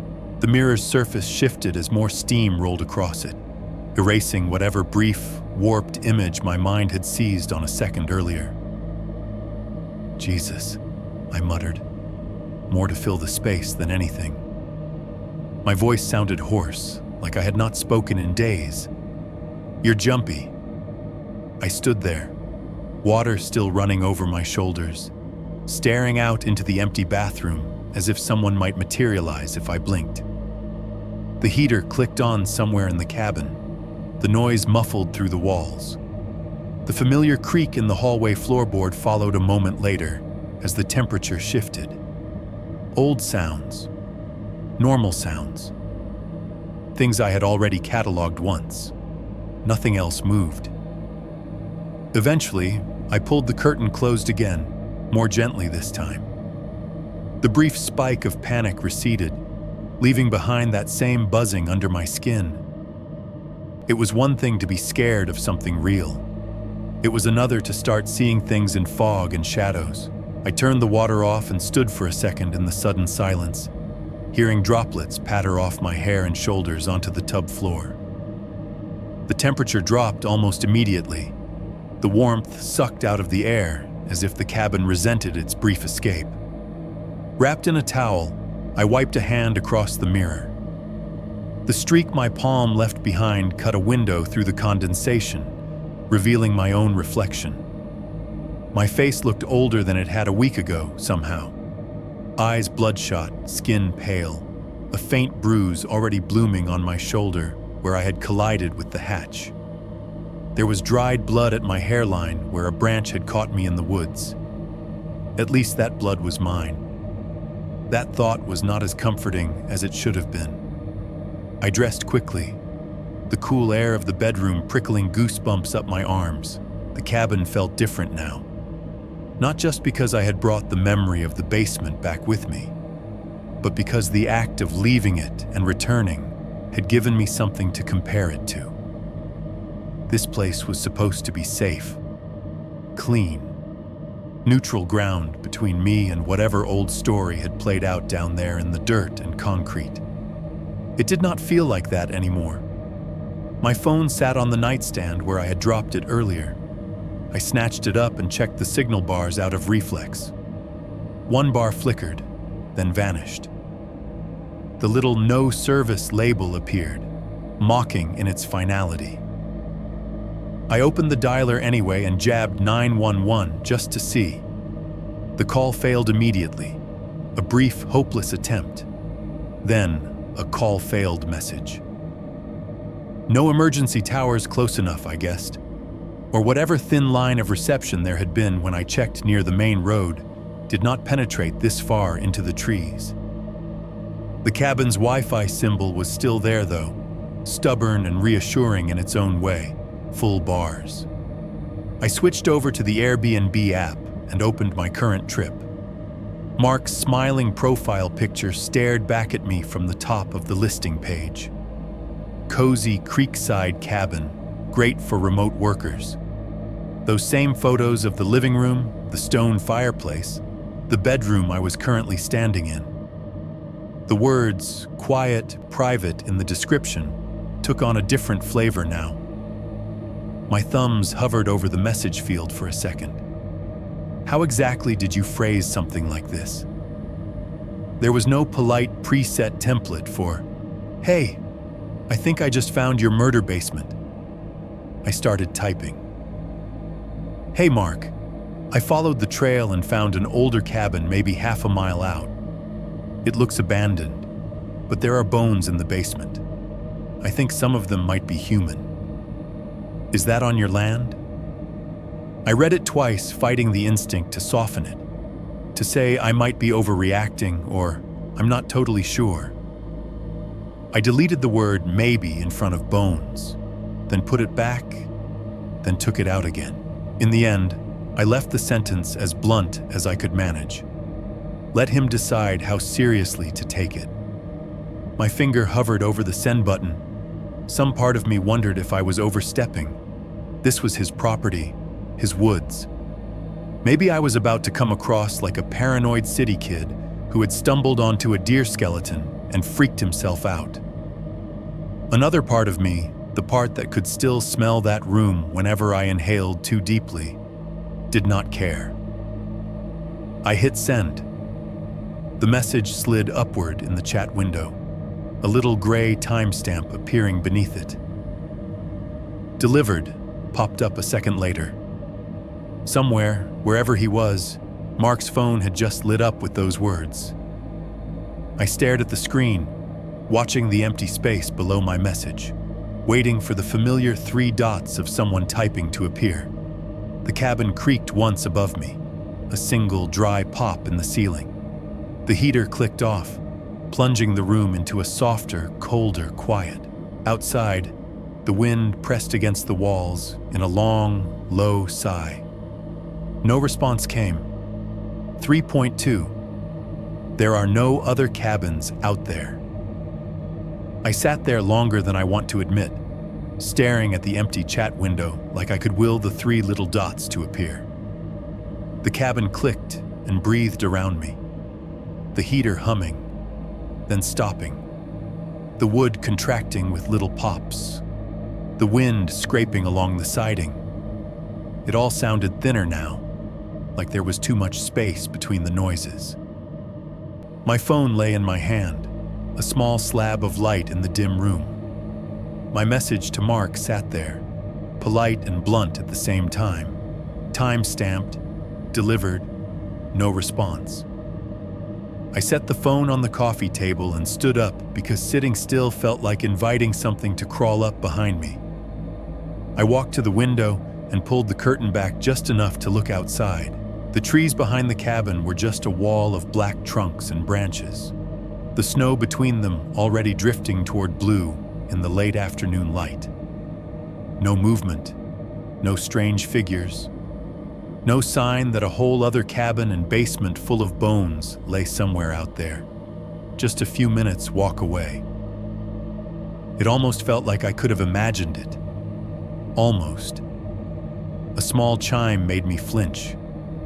The sound was absurdly cheerful in the quiet. Just the default ding my phone made for incoming messages. I was at the table in 2 steps, fingers already reaching before I remembered I was supposed to be the adult in this situation. The Airbnb app showed a red 1 over the little speech bubble icon. Mark had replied. I tapped the thread open. There are no other cabins out there, just the woods. You probably found an old hunter's blind or a pile of trash. Be careful going off the trail, though. It can be dangerous. I read it once, fast, my eyes snagging on the first part. I read it again, slower. There are no other cabins out there. The words felt wrong in my head, like a note being played a half step off. I could see the place I had just come from when I closed my eyes. The sagging roof, the crooked door, the broken windows, the hatch in the floor, the couch with its guts spilling out, the dark smear by the doorway, the basement, hunter's blind, pile of trash. I felt something hot and cold rise in my chest at the same time. Anger riding on top of a more basic animal unease. It was not just that he was wrong. It was the way he was wrong. No other cabins wasn't even him saying, I don't know what you're talking about. It was him telling me, straight up, that what I had seen did not exist. I sat down slowly, my knees not quite trusting themselves. The couch gave a little sigh under my weight. The phone screen glared up at me. Mark's profile picture hovered above his message. That same generic outdoorsy smile, beanie on his head. I thought about the beanie for a long second. My thumbs moved before I could talk myself out of it. This was a full cabin with a basement and a fireplace. I found a skull down there. I'm not kidding. You should tell the sheriff. I can show them. I stared at what I had written. The word skull looked unreal on the screen, like it belonged in some scripted horror story, not a chat thread sandwiched between check-in instructions and Wi-Fi passwords. I added one more sentence. This is not a joke. For a second, I considered adding something like, I'm pretty freaked out, or I'm not trying to cause trouble, but stopped. If he was the kind of person who needed me to cushion his feelings to take a human skull seriously, that was really his problem, not mine. I hit send. The message slid into place under his, both of them stacked neatly in blue and gray bubbles. The tiny "delivered" appeared. Then nothing. No bouncing dots. No Marcus typing. Bar at the bottom. Just my own reflection faintly superimposed on the glass of the screen. Pale face, tired eyes, beanie hair still flattened against my head. Minutes passed, stretched thin. The heater cycled off again, and the cabin's silence grew larger in the absence of the fan. Somewhere in the wall, a faint rustling started up, the kind of small noise you'd normally chalk up to mice or settling insulation. Tonight, it made my shoulders tense up by reflex. The house in the woods, the old one, had probably had things living in its walls too. Rats, squirrels, other things. I stood abruptly, needing something to do besides watch a blank chat. The image of the skull was still fresh in my head, but there was something else nagging at me too. Something from just before I'd gone down into the basement. A snapshot when I'd still been stupid enough to think, this is creepy. I should take a picture to show people later. I pulled up the Photos app. The pictures from the day were a small, grim little slideshow. One of the trail, the snow and pines looking almost peaceful. Another of the old cabin from the outside, taken from just beyond the brush line, zoomed a little so you could see the sagging roof and crooked door. At the time, I'd framed it like I was composing a good story for friends back home.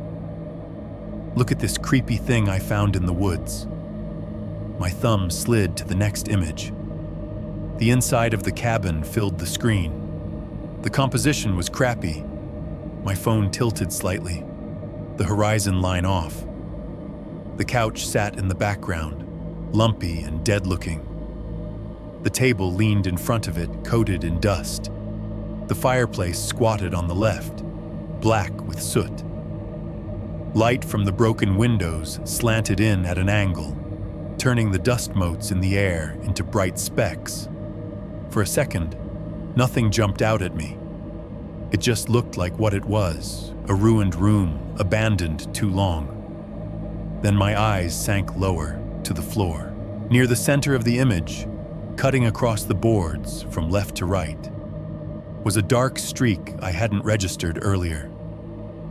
In person, it had blended into the general grime. In the flat clarity of the photo, it stood out more sharply. A long, almost straight line, thicker at one end and thinning out as it went, like a brushstroke. I tapped the screen to zoom in. The image jumped, the pixels rearranging themselves into a closer view. The line resolved into a smeared pattern, darker in the middle, the edges feathered. At the thick end, near the bottom of the frame, there were faint indentations in the smear. 4 parallel arcs gouged through the dried, darkened stuff into the wood beneath, as though something with fingers had scraped at the floor while being dragged along. The hairs on my arms rose one by one, a slow wave. Time in the cabin shifted. I could see it like a ghost overlay on the photo. Someone on their stomach, being pulled across those boards, hands clawing backward, leaving those little crescents, the stain widening as they went. My thumb shook a little as I panned sideways. The hatch was there too, just at the edge of the frame, the lines of its outline visible if you knew where to look. The dust path I'd noticed, thin and disturbingly clean, connected it to the main door like an invisible rail. I swallowed hard and flipped to the next picture. This one was angled slightly more toward the front door. I must have turned to look back at it, maybe thinking about leaving, maybe thinking about how the light came through. The broken glass in one of the panes caught the afternoon brightness, turning it into a warped mirror. At first, all I saw in that reflection was the interior of the room. Couch, table, the vague blur of my own shape. An arm raised, phone in hand. Then my brain registered an extra shape in the far left of the glass. I zoomed in until the image began to grain out and break. Among the smears of reflected shadow and light, just beyond the torn curtain, there was a dark, vertical form that did not quite line up with anything inside the room. It stood in the doorway, half obscured by the frame, like someone had been standing just outside when I took the picture. The shape was human enough. A rough head and shoulders silhouette, shoulders a little hunched. No details for the face, just a darker blur where a head should be. But on top of that blur, there was a line that curved slightly around the skull in a way that looked an awful lot like a knit cap pulled down over the ears, like a beanie. I told myself it was pareidolia, our pattern-hungry brains forcing familiar shapes out of random noise. The reflection was warped, the glass cracked. There was no reason to think that Smudge was a person, except the beanie, except the way it matched the general shape of the one in Mark's profile photo, that generic outdoorsman uniform. A hot, prickling feeling started at the base of my neck and crawled up into my scalp. I lowered the phone without meaning to and stared toward the front door. The deadbolt was still engaged. The chain was latched. The curtains were closed. The locks felt thin and laughable suddenly, like stickers pasted over a crack in a dam. My phone buzzed in my hand again. For a second, my heart leapt. Then I saw the banner at the top of the screen.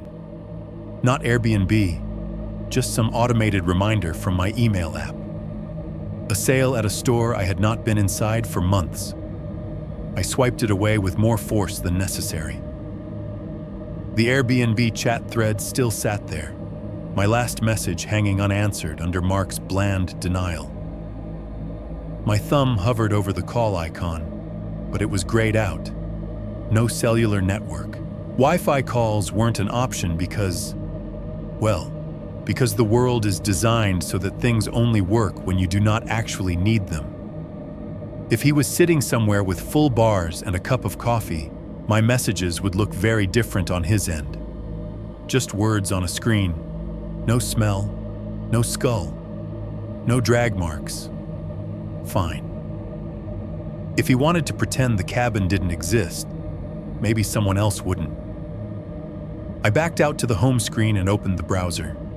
The signal icon told me the Wi-Fi was still connected, but the cabin's connection was throttled enough that every page felt like it was loading through syrup. The search bar blinked patiently.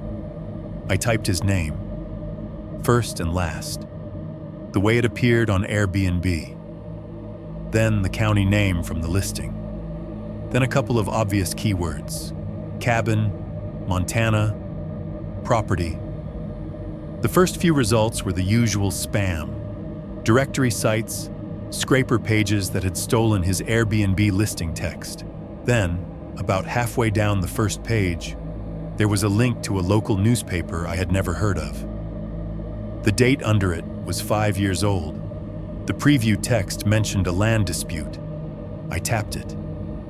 For a moment, nothing happened. The browser's loading icon spun idly. I watched the Wi-Fi symbol in the corner like it was a heartbeat monitor. Finally, the page crawled into existence, one clump of text and ads at a time. The article was short, written in that vague, careful way small-town papers seem to prefer. It named a man with Mark's exact name as one of the parties in an ongoing dispute over property lines between neighboring parcels outside town. A neighbor claimed he had been trespassing onto her land to hunt, that she had found deer carcasses left to rot near the property line, that she had heard gunshots at odd hours of the night. There were quotes. She says she heard screaming, the deputy was paraphrased as saying. We found no evidence of any assault or foul play. likely coyotes or other animals. Farther down, there was a mention of illegal baiting and unpermitted structures on state land, but the tone shifted into closure quickly. Charges dropped, insufficient evidence, everyone encouraged to work it out privately. The photos attached to the article were low res. One of them showed a man from a distance, head turned away from the camera, walking near a tree line. He wore a jacket and jeans and a dark beanie. My tongue felt thick in my mouth. I clicked back, hungry for more context and finding very little. Most of the other links that looked promising were already dead. A page not found on what looked like an old real estate listing. A cached message board thread that ended abruptly with a moderator note. Content removed at OP's request. A broken link from what used to be a local outdoors forum. I refined my search, adding missing, disappearance, cabin rental, then the nearby town's name, then review. Dicadino, one result from Reddit surfaced, half buried under travel blogs. The title read, "Anyone else stayed at that cabin near redacted town run by a guy named M." The URL suggested it had been posted 3 years earlier. When I tapped it, the page loaded up to a point and then filled with a gray box. "This post has been removed by the moderators," I scrolled. Someone had replied before the removal, and those fragments remained. Stayed there once. Guy was weird, kept showing up at the property to check the generator at like midnight. Heard stuff in the walls all night, thought it was animals, but it sounded bigger. Wouldn't go back. Another. "We found bones under the porch. He said they were deer. Maybe they were, but they didn't all look like deer." Under that, a thread of speculation. Then the same moderator note repeated, and an empty space where more had once been. The cabin creaked again, this time from directly behind the wall near the couch, a dry, hollow sound, like something moving between studs. I froze, phone still in my hand, article half scrolled. It came again. A faint scrabbling, then a pause, then a soft, almost rhythmic rustling, as though something were pushing its way along a narrow tunnel. The kind of noise you could easily chalk up to mice if you had not just spent the afternoon holding a skull in your hands. "Just animals," I said, out loud, because giving it a name felt like a way to keep it small. Old cabin, old walls, mice, squirrels. The sound went quiet, as if it had heard me and decided to wait. On the screen, Mark's smiling face hovered over the listing description, words I had read 3 times already. Quiet, private, perfect to reset.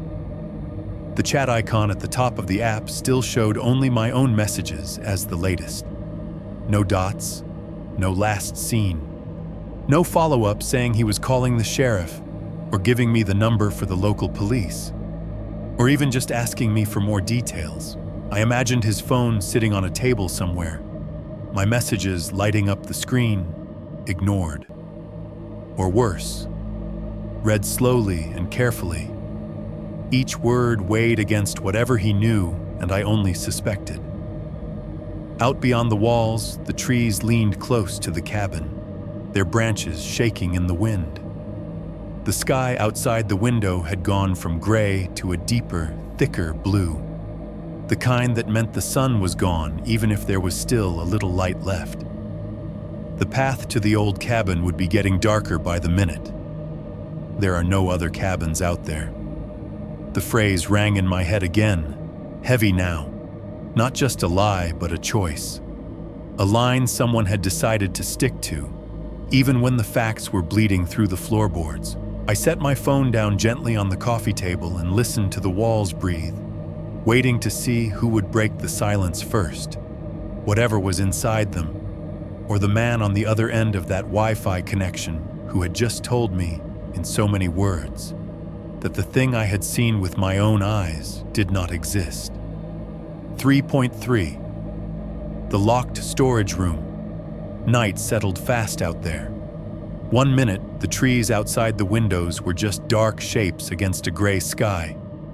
The next, they were gone, swallowed completely, leaving only my own reflection in the glass and the lamp glow behind me. The cabin, which had felt big when I first arrived, seemed to shrink with the dark, pulling its edges in around me. I tried to do the normal thing. I made a lazy dinner, some canned soup I found in the cupboard, slices of bread toasted in the pan. The motions were grounding: open, pour, stir, wait. Steam rose from the pot, smelling bland and salty. It did not quite cover the phantom scent of the basement still lodged in my nose, but it helped. After I ate, I turned on the TV again, grasping at the most mundane distraction I could find. Some crime drama rerun came on, actors delivering lines about evidence and motives in that slick, detached way television has. The blue light from the screen washed the room pale, flattening the shadows. For the first 10 minutes or so, it almost worked. The familiar structure, cold, open, title card, detectives at a crime scene, gave my brain something to latch onto that did not involve concrete floors and skulls. I half-watched, half-scrolled through my phone, refreshing the Airbnb chat and seeing the same blank nothing from Mark. Then I realized I was hearing a sound that did not belong to the show. At first, I thought it was just the cheap speakers. The audio faded in and out every few seconds, voices dipping then swelling back, like bad reception on an old radio. Underneath the dialogue, though, there was a faint layer of static that did not match anything on screen. Every now and then, that static would stutter, and I'd hear a tiny metallic tap.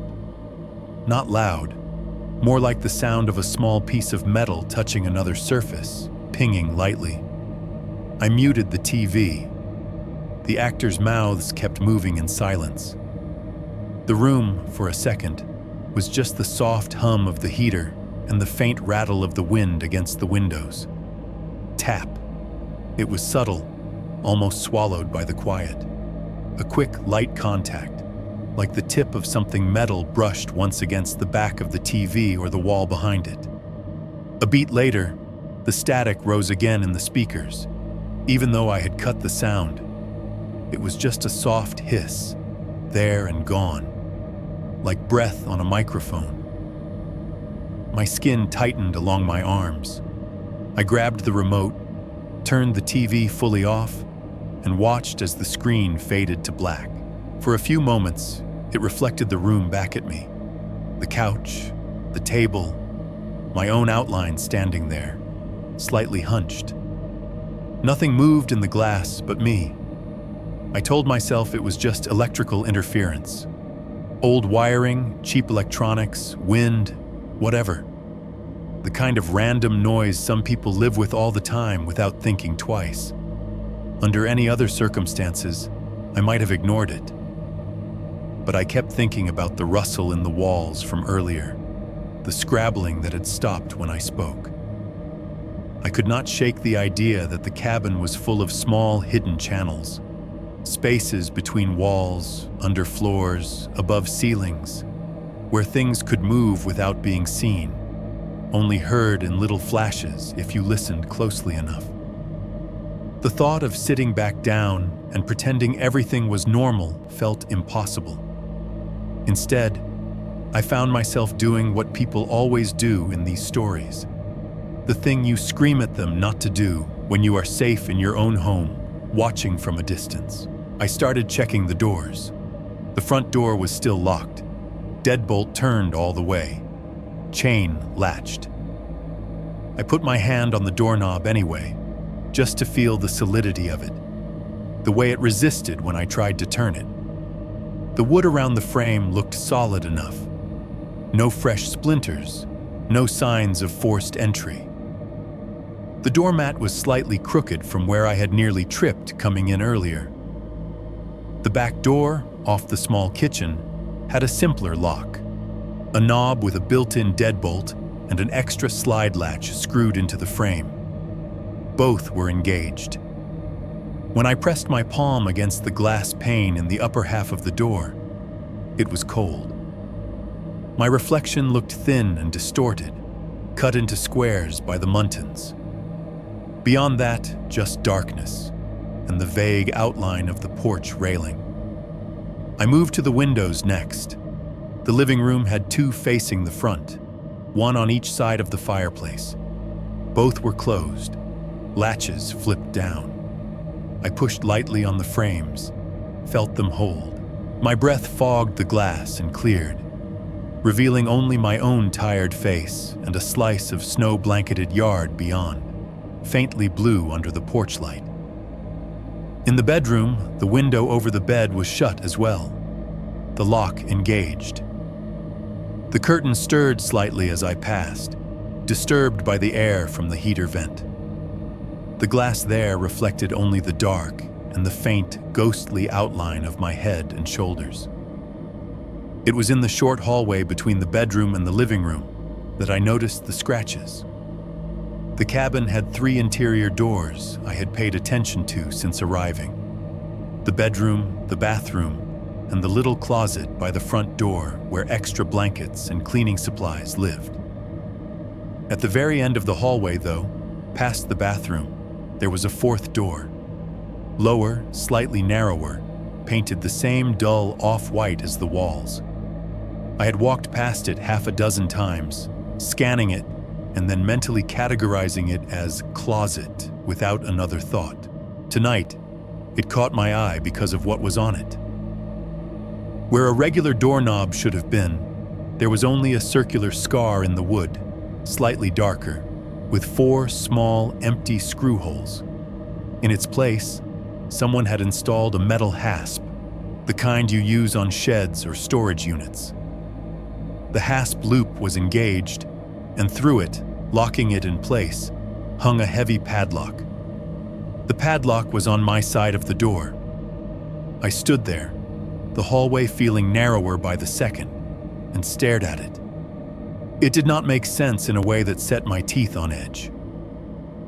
You lock things from the outside when you want to keep someone out. You lock them from the inside when you want to feel safe from what is outside. You only install a lock like this, facing into the hallway, when you want to make sure whatever is on the other side does not come out. Up close, I could see that the paint around the hasp was newer than the rest of the door, whiter, cleaner, its edges feathered out over older, slightly yellowed layers, as if someone had patched damage, sanded it down, and repainted just that area, not bothering with the rest. I reached out and touched the padlock. It was cold and heavy under my fingers, the metal dulled by years of use. My fingertip came away with a faint gray smudge. I pressed my ear against the wood. At first, there was nothing, just the muffled thrum of the heater somewhere else in the cabin, the far-off rush of the wind outside. The door smelled faintly of old paint and something more subtle underneath, something that tickled at memory without fully forming a shape. I almost pulled back, ready to laugh at myself when I heard it. Drip. It was soft. So soft I might have missed it if I had been doing anything else. A single, small sound, like a drop of liquid hitting a hard surface. Then silence. I held my breath, pressing my ear more firmly to the door. The wood was cool against my cheek. Drip. Same sound, same distance. Not a fast rhythm. 5, maybe 6 seconds apart. Each drop distinct. The noise was slightly resonant, with a faint echo under it, as if whatever it was falling into was in a small enclosed space. Not a carpet, not a couch. Something hard, concrete or metal or packed earth. An image, unbidden, rose in my mind. The stain on the basement floor in the old cabin, solid now but once wet. The way the concrete had cracked as it dried. The idea of liquid pooling, spreading, leaving traces over time. I inhaled without meaning to, a quick, shallow breath. That was when the smell hit me. It was not strong, not like it had been when I opened the hatch earlier. This was a ghost of that smell, a faint, diluted version seeping through wood and paint. But once I recognized it, I could not unsmell it. Damp, like concrete that had never fully dried. Metal in that subtle electric way that clings to the back of your tongue when you hold a coin in your mouth. And underneath it, barely there but unmistakable, that sickly sweet note. The sweetness that does not belong in anything you should be breathing. The sweetness of meat that has gone past rotten. For a second I thought I was imagining it, projecting it from memory. Then the heater kicked off somewhere in the cabin, and the air went still. Without the hum, without the white noise, the smell sharpened. It came through in a thin ribbon, focused, like it had been waiting for a break in the other sense. Drip. I flinched back from the door so fast I nearly tripped over my own feet. The hallway felt too tight now, closing in on me. The padlock hung there, mute and heavy, the hasp holding the door shut as effectively as a hand over a mouth. The rationalizing part of my brain grabbed at whatever it could, hard enough to hurt. Old plumbing, it said. Leaky pipes. It's an access closet for the water heater, for storage, for something mechanical. Things leak, things smell, the scent got trapped in there. That's all. Except the basement had not had any plumbing I could see. Just concrete and stains and bones. And the smell coming through the door was not rust and mildew. It was almost identical to the air that had rushed up at me when I opened that hatch, dialed down only by distance and layers of material. I wrapped my hand around the lock and tugged, more to feel its resistance than because I actually thought it would open. The hasp rattled a little, metal clicking softly against metal. The lock did not budge. I pulled harder, then caught myself. If someone had rigged this door like this, they would notice if it broke. They would know someone had tried to get inside. I did not particularly want to be the person who gave that away. My hand dropped. I stepped back, the floorboards under my boots creaking quietly. As I stood there, a new sound joined the dripping. It was even softer, barely there, a whisper under everything else. A kind of slow, dragging shuffle, like something heavy being shifted slightly across a rough surface. It lasted maybe 2 seconds, then stopped. I held perfectly still, every muscle coiled. Nothing, no follow-up, no repetition. The hallway light seemed too bright suddenly, throwing hard shadows under the doorframe, highlighting every chip and scratch in the paint. At the lower edge of the frame, by the floor, I noticed a thin crescent of discoloration, pale gray, like something had seeped out at some point and then dried, leaving a mark that someone had half-heartedly scrubbed but never fully erased. I backed away until my shoulders brushed the opposite wall, then turned and walked fast toward the living room. Not quite running, not quite calm. The air felt thicker with every step, as if the cabin had been hollow a few hours ago and had now filled up with something else. In the main room, nothing had changed. The TV was dark. The lamp by the couch spilled a small circle of yellow light over the coffee table. My half-empty mug from earlier still sat there, a thin skin forming on the cold surface of the coffee. But the space felt fundamentally different. Before, this cabin had been a shelter, a bubble of light and warmth I had projected safety onto simply because it was not my apartment, not my job, not my life back home. Now it felt exactly like what it was, a wooden shell in the middle of nowhere, walls not nearly thick enough to keep anything truly determined out or in. The old cabin in the woods, with its basement and its bones, no longer felt like some separate, isolated horror I had stumbled into and then escaped. Standing there, hearing the faint echo of drip, drip, in the back of my mind, smelling that familiar sweetness curled up in the corners of my nose, I realized something I had been trying hard not to. Whatever had been done there was not over there anymore. It was here too. Same smell, same woods, same man who swore there were no other cabins out there, who put locks on doors from the outside and told me what I had seen did not exist. I sank down onto the couch slowly, my legs deciding for me. The springs groaned. The lamp flickered once so quickly I might have missed it if I had blinked. The cabin's noises folded around me. The distant wind, the occasional creak, the soft ghost of a drip I could not hear anymore, but could still feel. The place I had booked to get away from everything suddenly felt less like a retreat and more like the upstairs of a house with something very bad in the basement, hidden just well enough that you could pretend it was not there, as long as you never pressed your ear against the wrong door.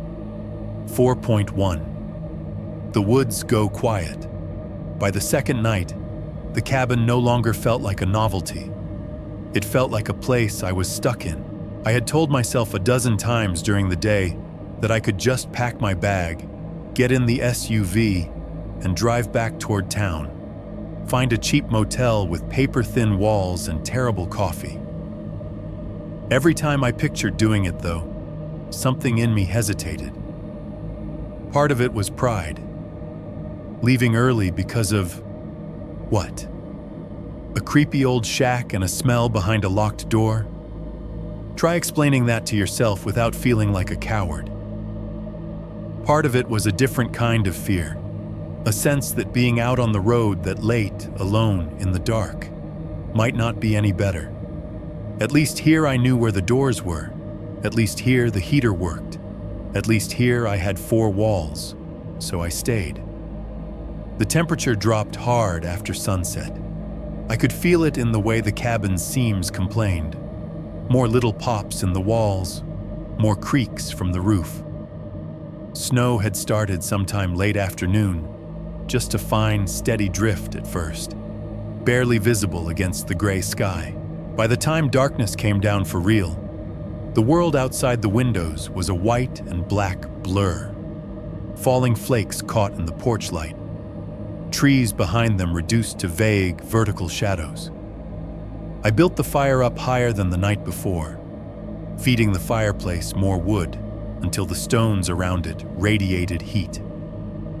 The flames threw shifting orange light across the room, shadows breathing with every flicker. I sat on the couch with a beer sweating in my hand, the bottle cold enough to leave a ring on the table, and tried to pretend this was what I'd come here for. A break, a reset, not whatever this had become. The Wi-Fi had decided to be temperamental again, pages loading halfway and then freezing. Streaming anything was a lost cause. I shut the laptop and flipped the TV over to the antenna instead, cycling through fuzzy channels until I landed on the local news. It felt almost comforting at first. The set looked like every local news set in the country. Blue background, city skyline graphic, an anchor with perfect hair and a slightly strained smile. The stories rolled by in that strangely calm cadence they all share. A segment about an upcoming school board meeting, a piece about icy road conditions, footage of a plow truck sliding a little on some county road. I drank and watched, letting the normality of it rinse some of the day off me. Toward the end of the broadcast, the tone shifted. The anchor shuffled her papers, her expression settling into concerned.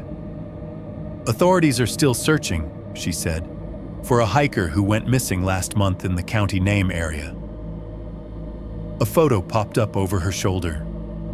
A woman, maybe late 20s or early 30s, standing on a rocky overlook somewhere with trees behind her. She wore a bright orange jacket, a beanie pulled down over her ears, a day pack slung over one shoulder. She was smiling that same documented happiness smile most people use for photos. But there was something open about it that made it easy to imagine her talking, laughing, existing beyond that single frame. Her name was printed under the picture.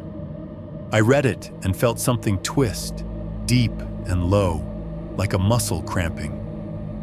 The reporter's voice rolled on, talking about the last time anyone had seen her car at a trailhead, about treacherous winter conditions, about search parties and cadaver dogs, and nothing conclusive. A sheriff's deputy appeared on screen for a 10-second soundbite, bundled in a heavy coat, breath visible in the air. "We don't have any evidence of foul play at this time," he said, which was not the same as saying there was no foul play. The photo of the woman stayed up a beat too long before the segment ended, like the station hadn't quite hit their timing. Her face hung there, smiling into my cabin, then flicked away to a commercial for a local hardware store. I found myself glancing at the window without meaning to. Snow still fell, thick and quiet. The world beyond the glass blurred into motion. The trees were just darker streaks behind it all, their outlines softened. I finished my beer and set the empty bottle on the table next to the remote. The cabin, between the fire and the heater, was almost too warm now. My skin felt too tight, heat trapped under it with nowhere to go. The newscast moved on to sports, local high school teams, a shot of kids in uniforms running in circles. I realized I couldn't focus on any of it.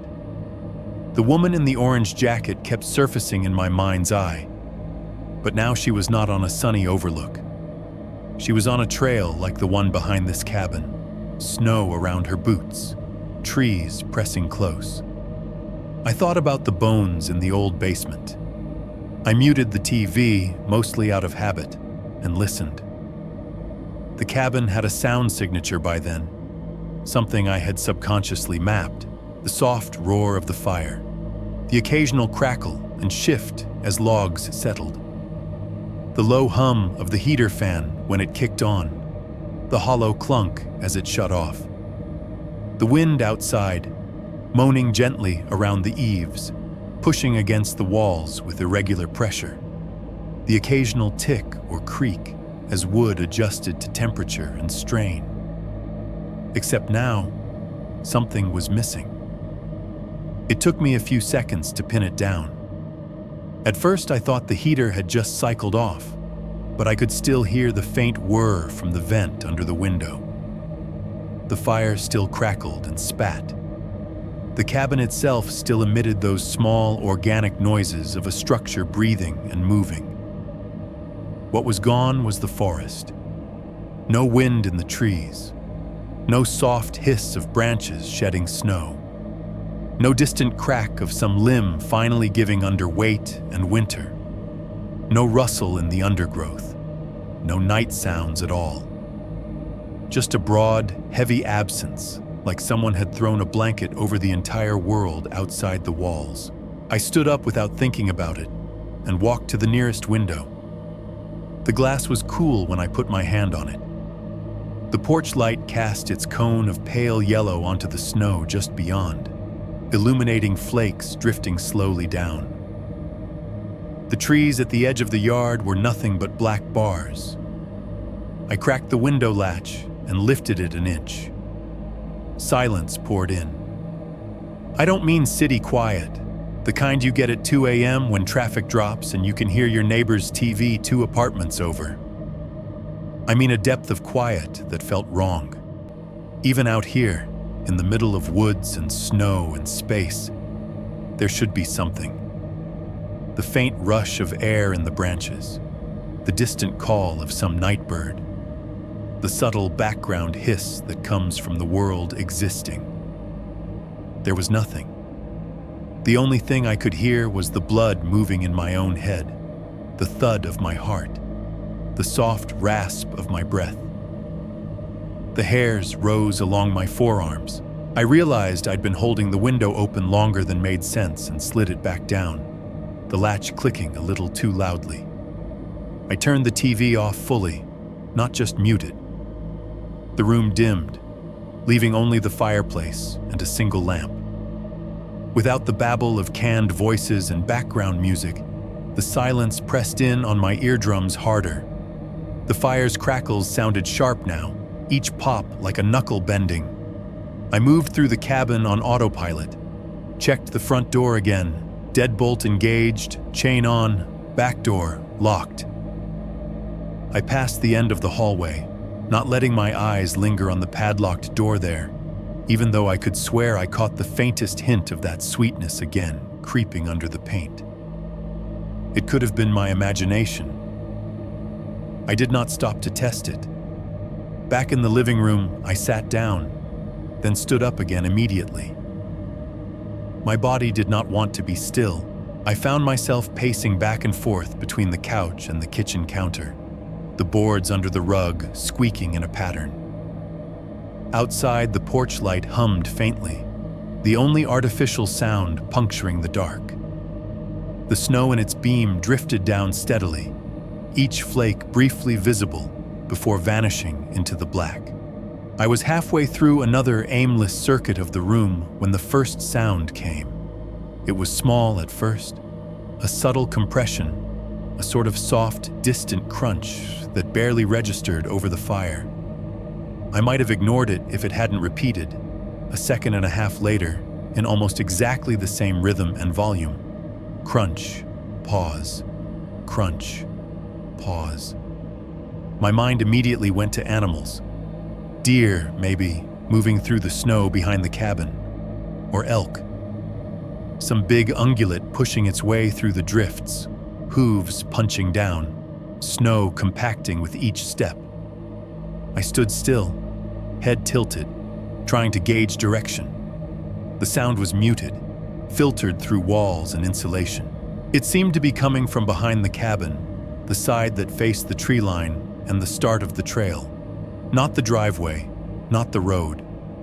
Crunch. The problem was the spacing.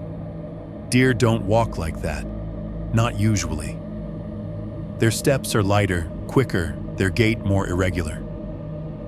I'd heard them before in the distance, a series of softer impacts and scrapes.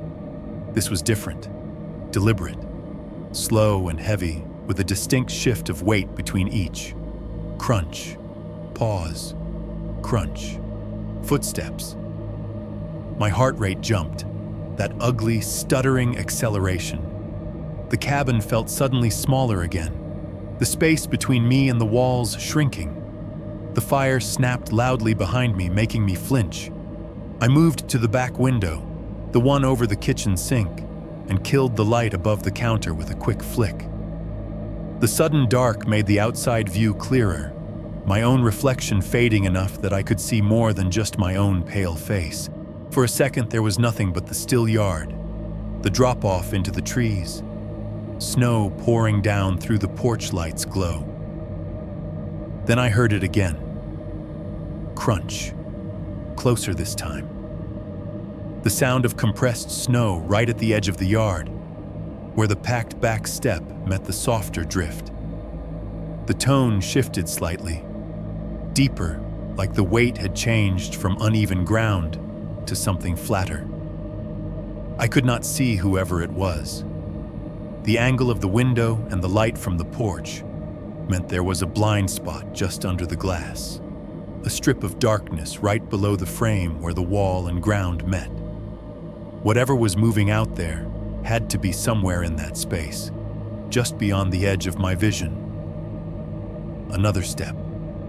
Crunch. It was not a run, not a stumble, not the erratic wandering of something lost. The steps were measured, unhurried. Whoever it was knew where they were going. The rhythm had that awful human cadence to it, the one your body recognizes before your brain does. Shift, plant, shift, plant. The silence of the woods made each footfall seem absurdly loud. I realized, with a kind of cold, clinical detachment, that my hand had found the countertop edge and was gripping it so hard my knuckles hurt. My breath had gone shallow again. I forced myself to inhale slowly, trying not to fog the glass. The porch light buzzed faintly. The snow fell. The yard stayed empty. But there was no doubt anymore. Someone was behind my cabin, walking in from the direction of the trees, the direction of the trail, the direction of the old cabin that wasn't there. The forest hadn't gone quiet by accident. It had gone quiet to listen. 4.2. Someone circling the cabin. I do not know how long I stood at that back window, staring into the dark yard, listening to the snow swallow the world. Long enough for my breath to start fogging the glass again. Long enough for my brain to start trying to rewrite what I was hearing into something smaller. It could be a moose, I told myself, or an elk. Heavy animals, heavy steps. They moved slow. Then the footsteps changed direction. The sound shifted away from the trees and started moving along the side of the cabin, toward the front. Not crashing through undergrowth now, but closer, footfalls hitting the packed snow that wrapped narrowly around the building. There was an unmistakable hollow note to it now. Each step had two parts. The initial crunch of snow under weight, and a fraction of a second later, a softer thud as that same weight transferred through the boards of the porch, or the deck, or the frost-hardened ground pressed against the foundation, like knocking on the underside of a wooden table. Animals do not sound like that. They do not walk flush along a wall, hugging it, tracing its edges. I stepped away from the kitchen window, moving back into the living room on legs that felt slightly detached from me. The fire had burned down a little, flames shorter now, embers glowing deep red under a skin of blackened wood. The light it cast jumped on the walls, stretching shadows, making corners seem higher and deeper than they were. I stopped in the middle of the room, halfway between the fireplace and the front door. The footsteps kept going. At the rear of the cabin, they had been almost directly beneath the bedroom. Now I could hear them translating along the right-hand side, the side with the hallway, the locked door. Each step sent a tiny vibration through the floor, a barely perceptible tremor under my feet. Crunch, thud, pause. Crunch, thud. Whoever it was not in a hurry. They were taking their time, placing each foot carefully, as if feeling out the perimeter. I turned my head as the sound moved along outside, following an invisible figure as it passed the bathroom wall, then the little closet, then the spot where, if I squinted at the floor, I could almost imagine the hallway's padlocked door extending out into the night like a tumor. The cabin's thin anatomy felt horribly clear in my mind then. Every stud, every stretch of siding, every window a weak point. I suddenly understood why people in old stories talk about houses knowing things, about pressure building in walls. This place did not know anything. It was just plywood and nails, but something else did. Something outside, mapping it, the way hands map a throat. The footsteps reached the front corner of the cabin, just beyond the edge of my vision. A board out there creaked, a sharp, high sound that made me think of the old cabin's porch. Snow shifted against the foundation in a soft slide. I took 2 steps toward the front door and stopped. From where I stood, I could see the door and the out-of-place glow of the porch light leaking around its edges. The deadbolt gleamed dully in the firelight, the chain hanging slack for now. Ready.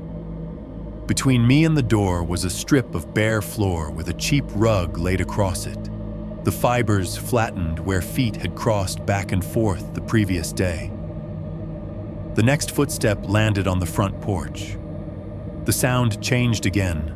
Gone was the muted give of snow.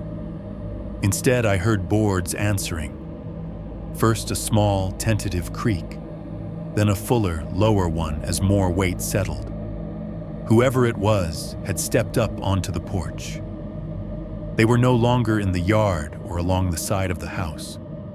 They were standing directly in front of my door, on the other side of 2 inches of wood and a thin metal latch. I felt the shift in the air, as stupid as that sounds. The space between me and the door seemed to shrink down to something I could almost touch, a compressed corridor of potential.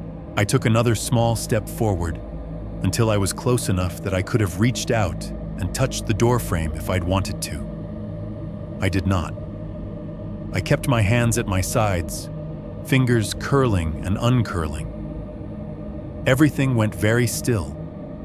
No more footsteps, no knock, no voice saying hello or, "Hey man, sorry, wrong place." Just the faintest vibration in the floor under my socks, as if there were weight directly centered on the doormat, and the soft, electric buzz of the porch light overhead. I realized I was holding my breath again. I let it out slowly through my nose, trying not to let it turn into a noise. Seconds stretched. In silence, time becomes a physical thing. My heartbeat sounded too loud, thudding against my ribs like it wanted to give us away. Each beat seemed to echo inside my skull. Knocking would have been better somehow. Knocking would have given it shape, a script. I could have yelled, "Who is it?" through the wood, pretended I had choices. This standing presence, this unspoken pressure against the other side of the door, felt worse. Whoever it was not asking to be let in. They were just there. I needed something between me and that silence. Something to push into the gulf. I backed up 1 step. Not retreat. Just enough to reach the coffee table without taking my eyes off the door. My hand fumbled for my phone, almost knocking the empty beer bottle over. I grabbed the phone, the glass cool and solid, the small weight of it suddenly more important than it had ever been. In that moment, my instincts divided neatly, stupidly. One half said, "Call 911. That is what you are supposed to do. You tell the nice dispatcher that you are alone in a cabin in the woods and someone is on your porch, and they dispatch a car, and the presence on the other side of the door becomes someone with a badge asking questions instead of you." The other half, the one that had been trying to keep everything tidy, said, "Call Mark. Get an explanation. Get confirmation. Maybe it is him. Maybe he came out here because of your messages. That would be strange, yes, but not malicious. Maybe if you hear his voice outside the door, if you can match 'there are no other cabins out there' to a physical body, everything will click into a more ordinary horror." Panic yanked the wheel in the second direction. The Airbnb thread was still open, his last denial staring at me. My thumbs flew over the keyboard, the words coming out in a weird, jagged rush. "Is that you outside the cabin? Someone is walking around the house. This is freaking me out. Are you here?" I read it once. It looked pathetic and raw and too honest, but I didn't edit it. There was no time for careful phrasing. My hands were shaking. It made little white sparks of reflected light dance across the screen. The presence on the porch did not move. I could hear the faintest crackle of settling wood, but nothing like a retreat or an approach. Just wait, just waiting. For half a second, as my thumb hovered over the send arrow, I thought, this is ridiculous. The Wi-Fi could be down. The message might not go through. He might not be logged in. I might be texting a void. I hit send anyway. The little paper airplane icon brightened. The message jumped up into the thread, nestled under my last one. For a fraction of a second, I saw the familiar tiny word under it. sending. Then, in the same instant that it flicked over to delivered, a sound rang through the door. Ding! It was small and bright and horribly, stupidly familiar. The exact same soft chime my own phone makes when a text message comes in. Not muffled, not distant, not warped by walls. It came from directly on the other side of the door, clear as a bell, just a few feet from my face. Every hair on my body snapped to attention. The sound hit some primal center in my brain, the same one that lights up when your name is called in a crowd. I knew that tone. I heard it all day, every day, for years. It was the notification sound of civilization, of friends, of spam, of minor inconveniences. Here, in this context, it became something else entirely. My message had left my phone, traveled through a modem in the corner, hit some server farm in God knows what state, bounced around the internet's veins, and come back into the world as a noise 2 feet away from me, on someone else's device, in someone else's hand, on my porch. The room tilted. For a moment, I had the disorienting sensation of being outside my own body, watching myself standing there stupidly in sweatpants and a hoodie, facing the door like a target. The fire at my back hissed and popped, oblivious. On the screen in my hand, the 3 dots appeared under my last message in the Airbnb chat. Mark is typing. I stared at that tiny animated ellipsis while my mind tried and failed to resolve the 2 images. A man standing on my porch with a phone that had just chimed, and a man somewhere else, somewhere safe and far away, writing a response that traveled through the same intangible system. Another soft sound came from outside. Not the chime itself, but the faint friction of something being picked up or put away. A fabric scrape, a small plastic clack. If I had not been holding my breath, I might have missed it. I did not realize tears had started in the corners of my eyes until one ran down and made a cold track along the side of my nose. There was something uniquely horrifying about the fact that this person, this presence, had gotten my message at the exact same moment I did. That the digital line I thought I was throwing out toward help or clarification had instead drawn a perfect circle between us. I pictured him standing there, phone in his hand, my words glowing on his screen. Maybe he was wearing that beanie. Maybe he was smiling that same nothing smile from his profile picture. Maybe he was looking at my cabin door the way I had looked at the hatch. He knew I knew he was there, and he knew I was still inside. The dots on my screen blinked faster, then stopped, then started again, as if whoever was on the other end had written something and erased it, then written something else. Outside, above the gentle roar of my own pulse, the porch boards creaked just slightly, redistributing weight. For the first time, I seriously, fully understood that whatever was happening here was not just me and some abandoned structure out in the woods.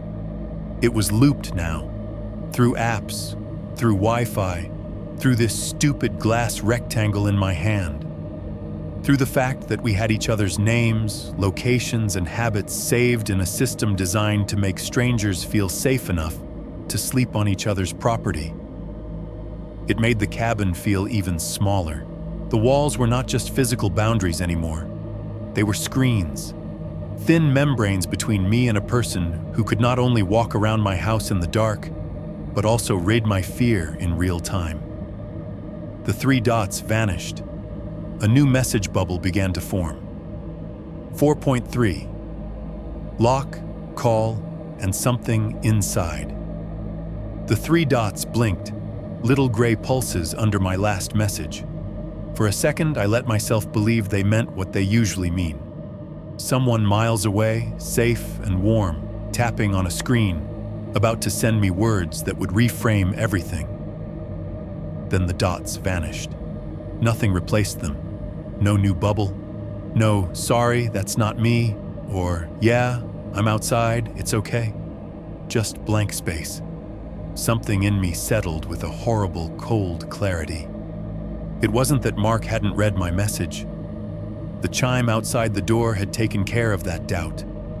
It was that he had read it, and then chosen not to answer, not to knock, not to call, just to stand there on my porch with my fear glowing on his screen and do nothing.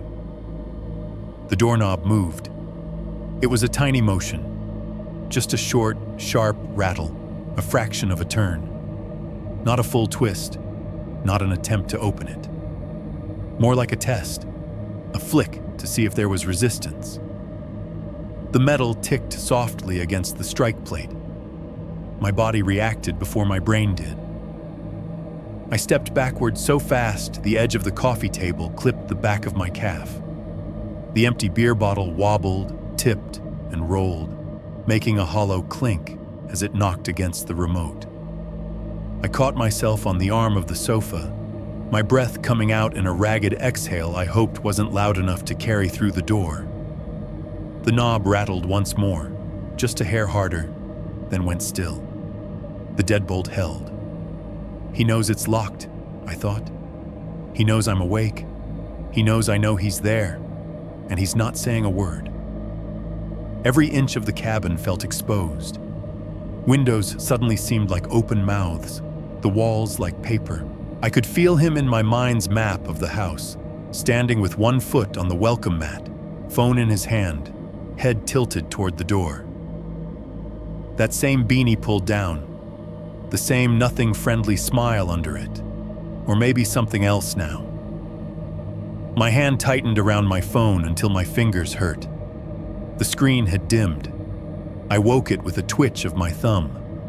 The Airbnb chat still sat open, my last line hanging there stupidly. "Is that you outside the cabin?" I backed away from the door, keeping my eyes on it, moving sideways until I could drop down behind the far end of the couch. From there, I could still see the upper third of the frame and the deadbolt, but my body was out of direct line if he decided to start shooting through the wood or something equally insane. The thought flashed past and stuck.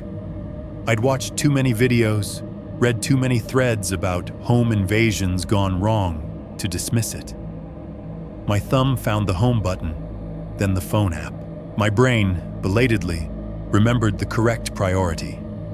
911 first, host later. The call screen came up. I hit the 3 numbers, pressed call, and braced for the no service refusal I'd gotten earlier. It rang. The sound was so startlingly normal, it almost made me cry. 1 ring, 2. On the 3rd, a woman's voice answered, calm and practiced. 911. What is the address of your emergency? I forced my voice out in a whisper, keeping it low enough that I hoped it wouldn't carry past the couch. I'm at a rental cabin outside of... I gave the town name, stumbling a little over it. Off-route number. It's an Airbnb. The address is... I had to pull the app up one-handed, my fingers clumsy, feeling every second stretch.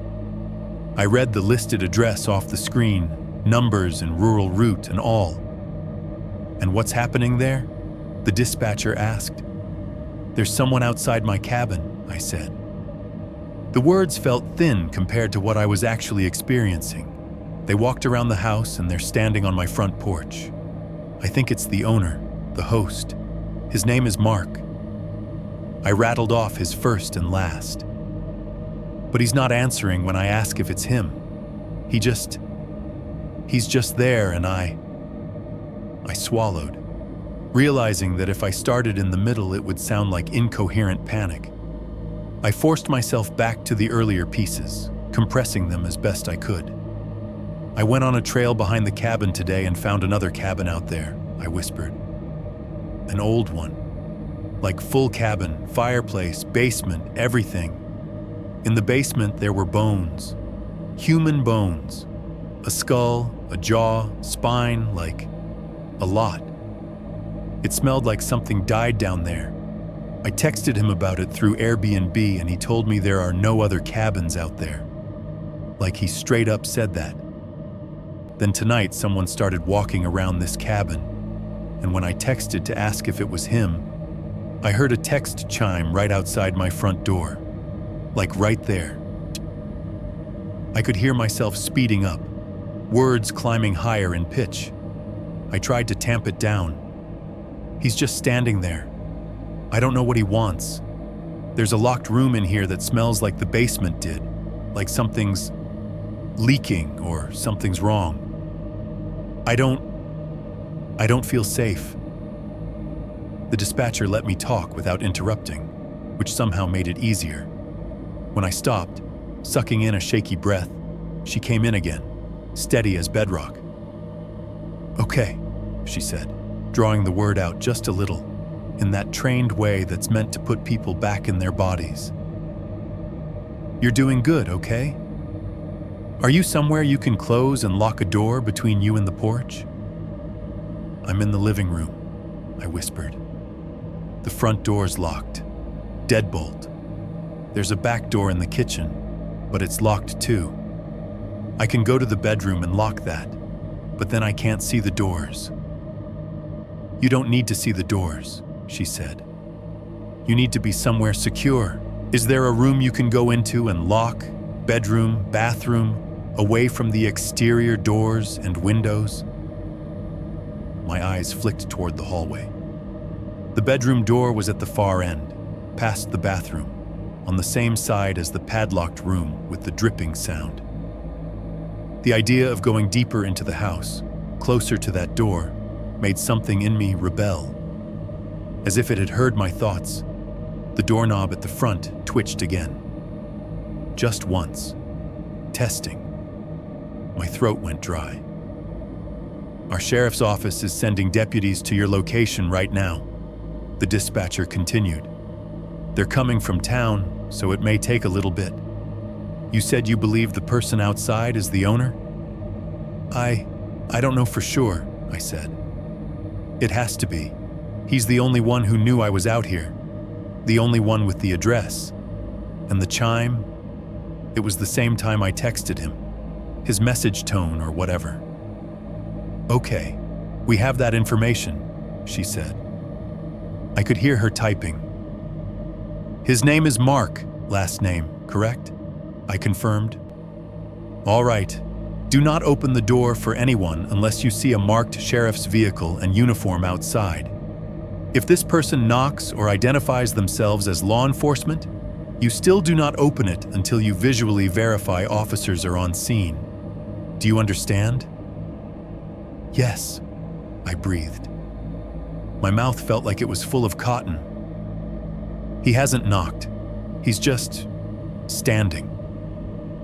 "You're doing the right thing by staying inside and keeping the doors locked," she said. "Can you move to a room further inside and lock yourself in there?" I swallowed again, weighing two different bad choices. Go toward the hallway with the padlocked door and the slow, relentless dripping, or stay within arm's reach of the man on the porch. "I can go to the bedroom," I said finally. "It has a lock." "Okay, I want you to move there now, nice and slow," she said. "Bring your phone and something you can use to barricade the door if you can. Keep me on the line. I'll stay with you until deputies arrive." Her voice made a thin thread back to normalcy. I latched onto it. Keeping the phone pressed to my ear, I started to rise from behind the couch. Every movement felt too loud. The springs creaked as I took my weight off them. The floorboard near the end of the rug, one I had noticed on the first day for its little squeak, announced my step with a soft groan.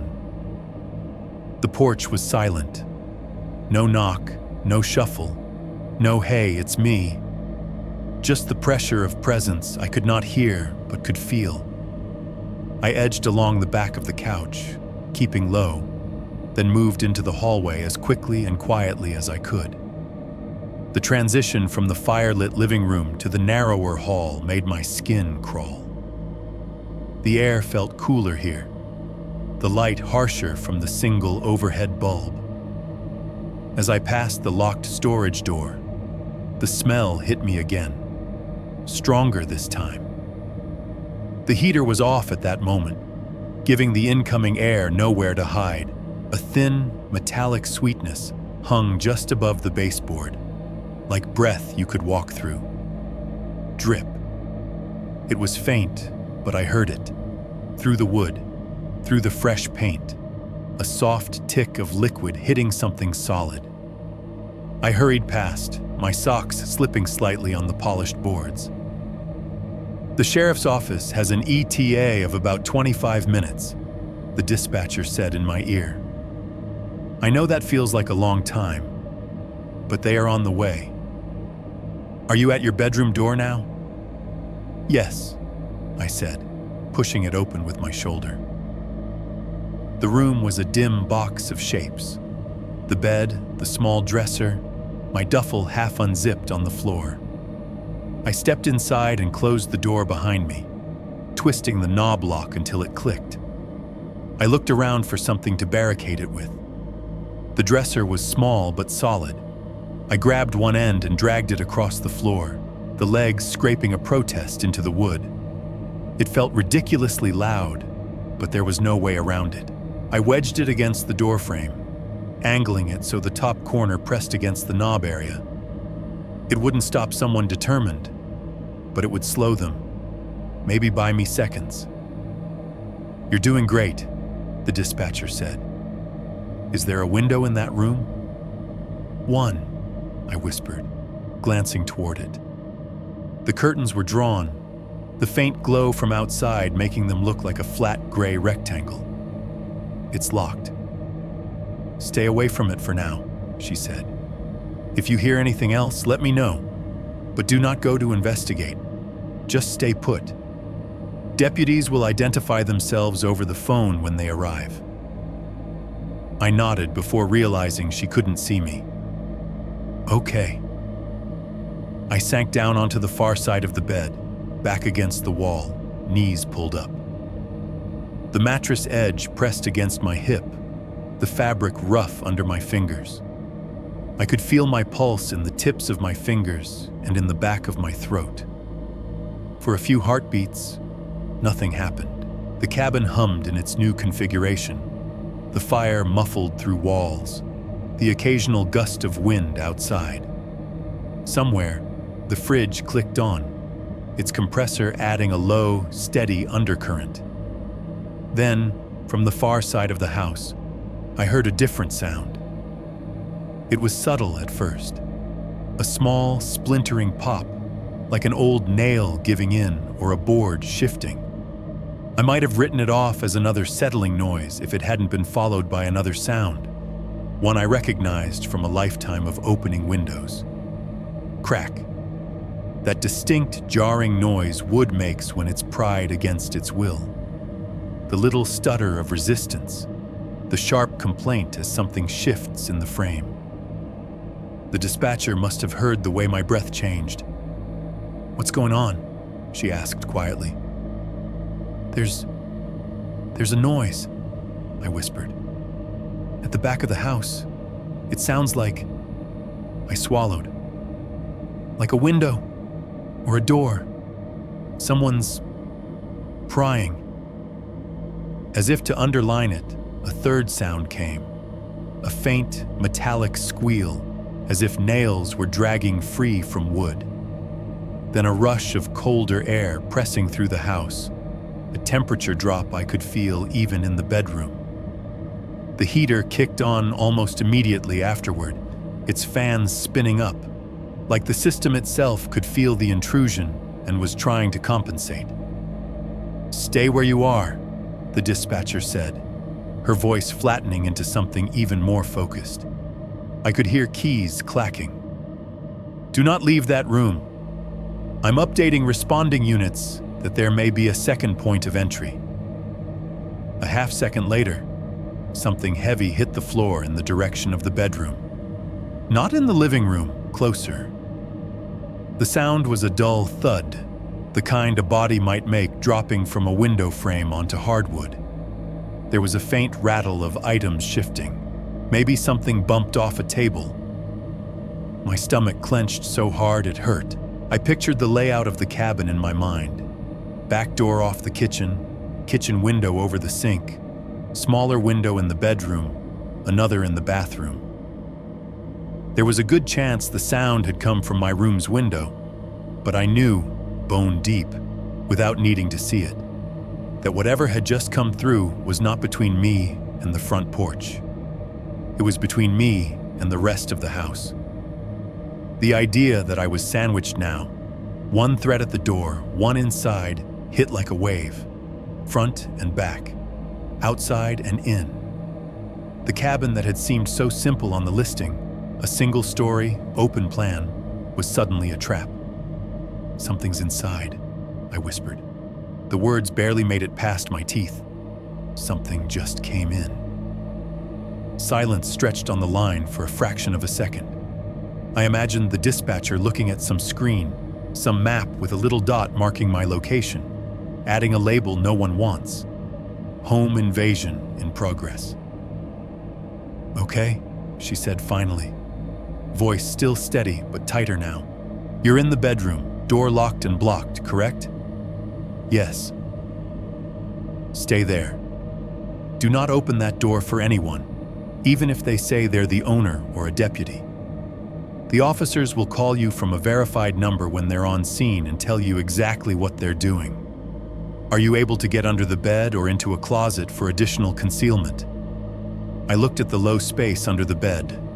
Dust ruffle hanging, box spring visible. The idea of putting myself somewhere even more confined made my chest seize. But the thought of being visible from the doorway if it opened was worse. "I can get under the bed," I said. My voice sounded far away. As I shifted onto my stomach, phone clutched in one hand, I heard another sound from the main part of the cabin. A floorboard groaned, slow and prolonged, like someone had put their full weight on it and then paused to listen. Whoever had been outside was still there. He hadn't knocked, hadn't tried to kick the door in. Whoever had just come inside was moving. Slowly, testing the space the same way he'd tested the doorknob, feeling along the walls of the life I'd been living in here. I slid into the darkness under the bed, dust and cold surrounding me. The dispatcher's voice in my ear, the only thin, human line between me and the growing awareness that danger was no longer just pressing at the edges of the cabin. Part of it was already breathing the same air I was. 5.1. The bedroom, the bed, and the closet. Under the bed, the cabin turned into a box. Every sound that had been background noise a day ago now felt magnified and trapped with me under there, bouncing off wood and drywall and the underside of the mattress. The space smelled like dust and old detergent, layers of other people's skin cells, and whatever had fallen through the sheets over the years. My chest pressed against the floor, my cheek mashed sideways into the cool boards. I could feel my own pulse in the wood. At first, all I heard was the roaring in my ears. Heartbeat, breath, the faint hiss of the phone against my cheek where I held it. The dispatcher's voice, tinny and far away. "Sir, are you still with me?" "Yeah," I whispered. "Yeah, I'm here." I could hear her typing, muted clacks on some distant keyboard. She said something about units en route, about staying put, about staying quiet. The words began to smear together. My attention kept breaking away from her voice and swinging back to the house. The heater cycled off, and the difference was immediate.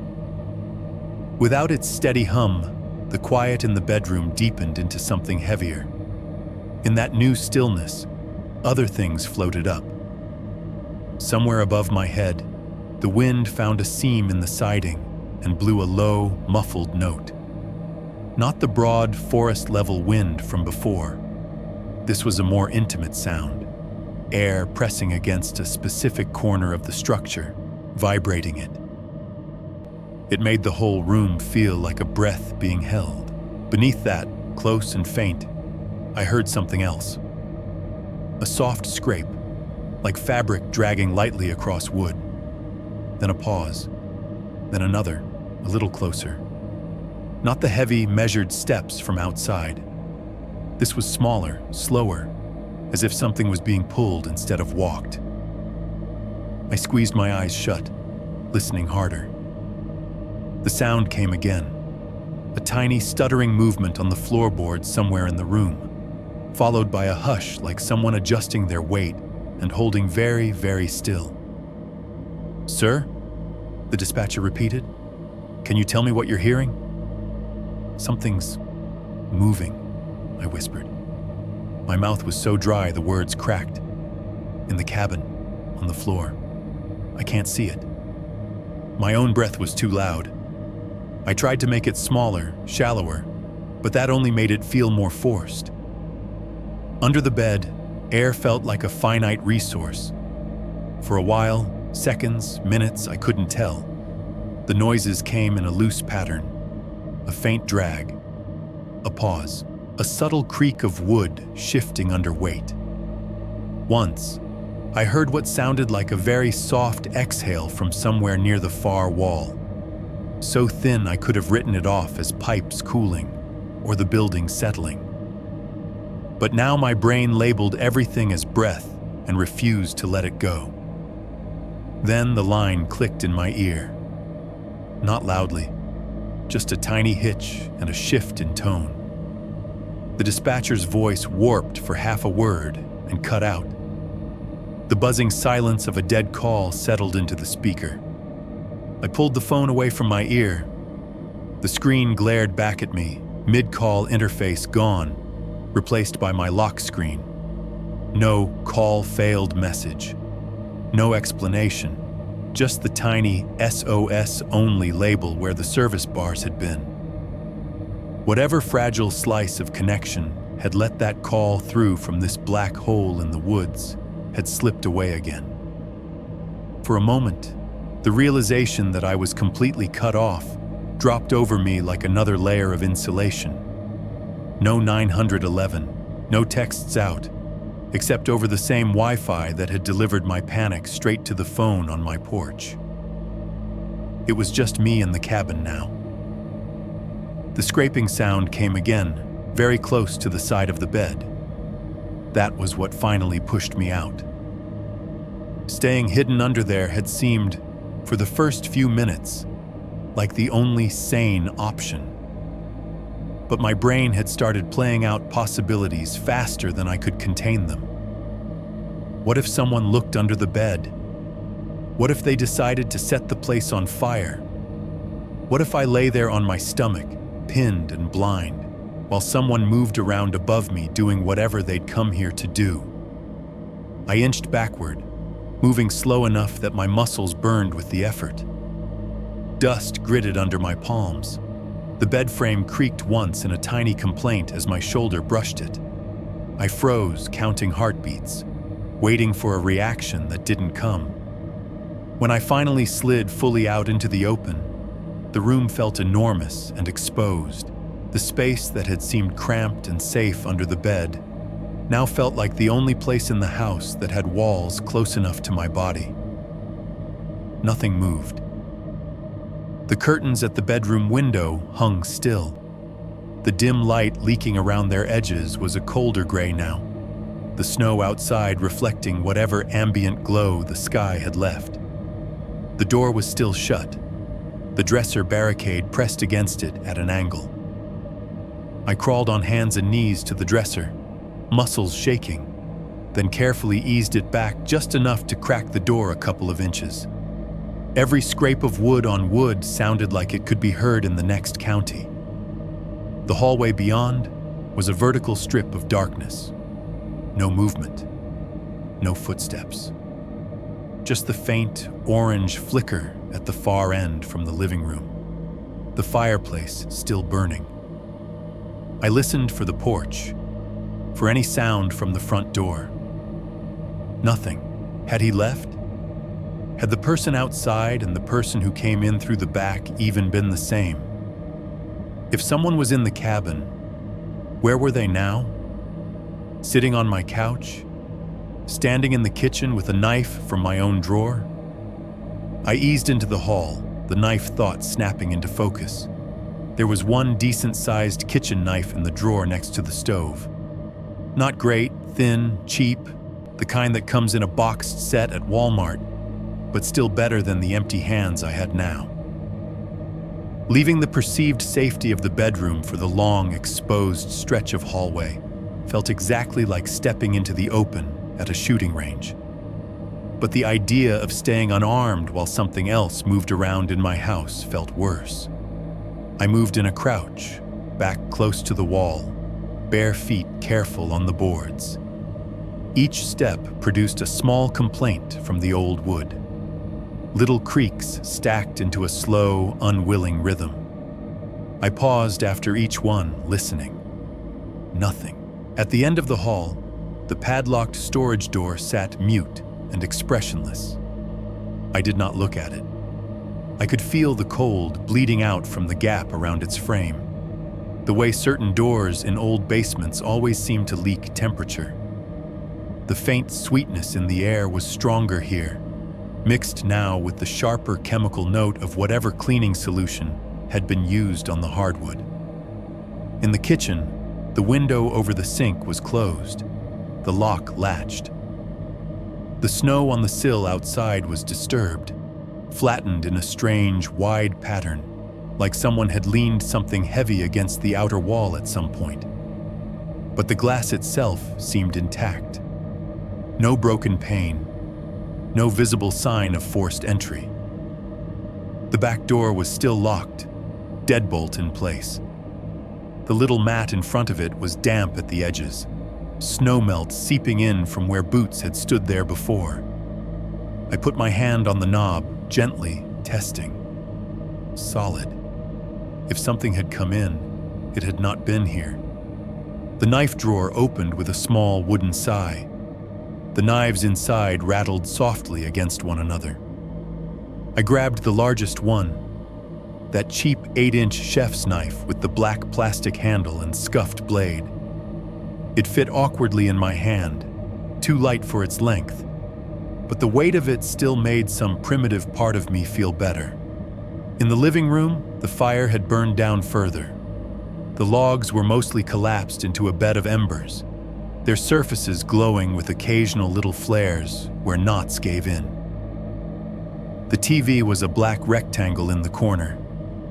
The front door stood ordinary as ever, the deadbolt a small circle of brass.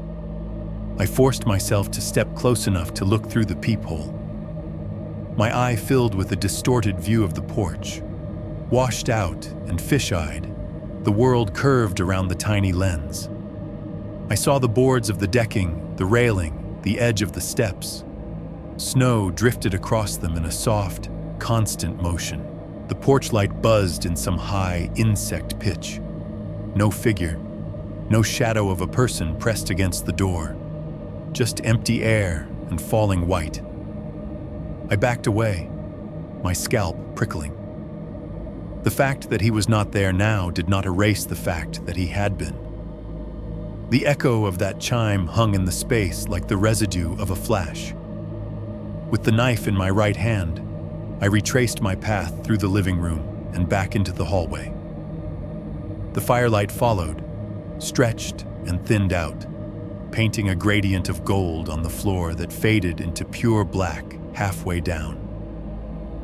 In front of me, the bedroom door gaped just slightly on its hinges, the gap I'd made with the dresser.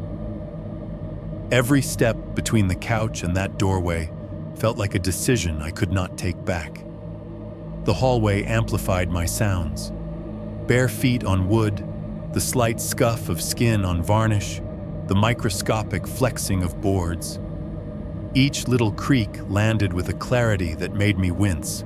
I tried to step around the known noisy spots, but the house seemed determined to announce me anyway. complaining in small, reluctant noises. The closer I got to the bedroom, the more the air changed. At first, it was just a temperature thing, a subtle drop that I might have ignored if I wasn't already tuned to every shift. Then it became something else. By the time I was a few feet from the doorway, I could feel the difference on my skin. The hallway's warm, stale cabin air thinned, and a colder pocket pooled against my face and hands, like the kind you get when someone leaves a freezer door cracked open in a grocery store. On top of that came the smell. It was weaker than in the old cabin's basement, but only because it had more space to disperse. The profile was the same. Metallic first, that weird, almost electric tang you get when you bite the inside of your cheek or stand too long near a blood draw station. Then a thicker, heavier odor underneath, meat and sweat, and something yellow and sour that made the back of my throat twitch. I could taste it before I could fully parse it. It coated my tongue, faint but relentless. "This used to be clean," I heard myself say under my breath. The statement pointless but weirdly important. I had slept in that room, on that bed. The sheets had been white, the air had smelled like detergent and dust and nothing else. Now the doorway looked like a threshold into an entirely different place. I put my left hand on the door frame to steady myself and pushed the door gently wider with my shoulder. Knife hand held close but ready. The hinges gave a soft, dry squeak. The room opened up in front of me in stages as the light from the hall slid in. The first thing that hit was the cold. Not sharp enough to see breath, but more than a simple draft. It felt like standing in front of a refrigerator that had been left open for hours, the chill seeping out and settling low against the floor. Then my eyes adjusted, and I saw the bed. The white comforter I had pulled up to my chin the night before was not white anymore. Stains spread across it in irregular blooms, red-brown patches that had dried darker at the edges, some areas almost black. They had seeped into the fabric unevenly, some spots so saturated they had stiffened the material, others faded to a rusty halo. In a few places, the stains were tinged with a faint yellow, like other fluids had mixed in and dried at different rates. The pattern wasn't random. It radiated from a central area near the middle of the mattress, a large, circular blotch where something wet and heavy had clearly rested for a long time and then been removed. The outline had that particular soaked-in look, darker at the center, lighter as it wicked outward. The pillowcases were worse. The one I had used was pushed off to the side, mostly clean, just a faint shadow near the edge. The other was sunk deeper into the mattress, crushed, its upper surface matted with the same dried brown red. In that mess, I could see glints of something else. Hair. Not just a stray strand or two from some previous guest, but clumps. Long, dark hairs stuck in the dried stains, some of them curled into swirls by the liquid that had dried around them. Among them, shorter hairs, lighter in color, kinked and snapped, stuck at odd angles like bristles. They were tangled together in the blotches on the pillow, trapped half in and half out of the fibers. Whoever had been there hadn't just brushed their hair or shed a few strands. Their head had been there, for long enough that whatever was inside it had time to soak into the stuffing. The smell bore that out. Up close, the metallic note sharpened, joined by the deeper, heavier scent of old, congealed blood and the sour, ammonia-tinged stink of bodily fluids soaked into fabric and left. It was the smell of hospital laundry left too long in a hamper, of slaughterhouse drains, of places no regular guest should ever be. my stomach lurched. I swallowed hard against the sudden rise of bile. A smear led away from the bed. It started at the edge of the mattress, right where the comforter hung over the side. The fabric there was pulled, stretched slightly downward, as if it had been grabbed or had something dragged over it. On the floor beneath, the stain continued in a long, ugly streak. It ran from the side of the bed toward the closet on the far wall, about 2 feet wide, darker in the center, thinner at the edges. In the dried smear, I could see textured ridges, places where something with weight had been pulled along the boards, leaving behind a trail of fluids, dirt, and whatever else had been on its skin. Mixed into the dark streak were paler, muddied trails of what looked like plain old Montana soil, brown-gray smears and flecks, as if boots or bare ankles coated in mud had scraped along at some point. The combination of dirt and dried blood gave the stain a weird, layered look, like a painting someone had been adding to over time. Near the bed, in the thickest part of the smear, were marks that made every muscle in my body seize. 4 parallel arcs dug through the dried material into the wood itself. Not clean, not perfectly even, but distinctly curved, each one ending in a slightly deeper gouge.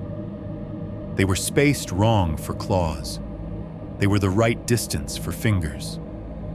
I crouched without fully intending to, knife still clenched in my hand, and traced the air above one of the arcs. They were angled backward, toward the bed, like whoever had made them had been facing that way, being pulled the opposite direction, dragged.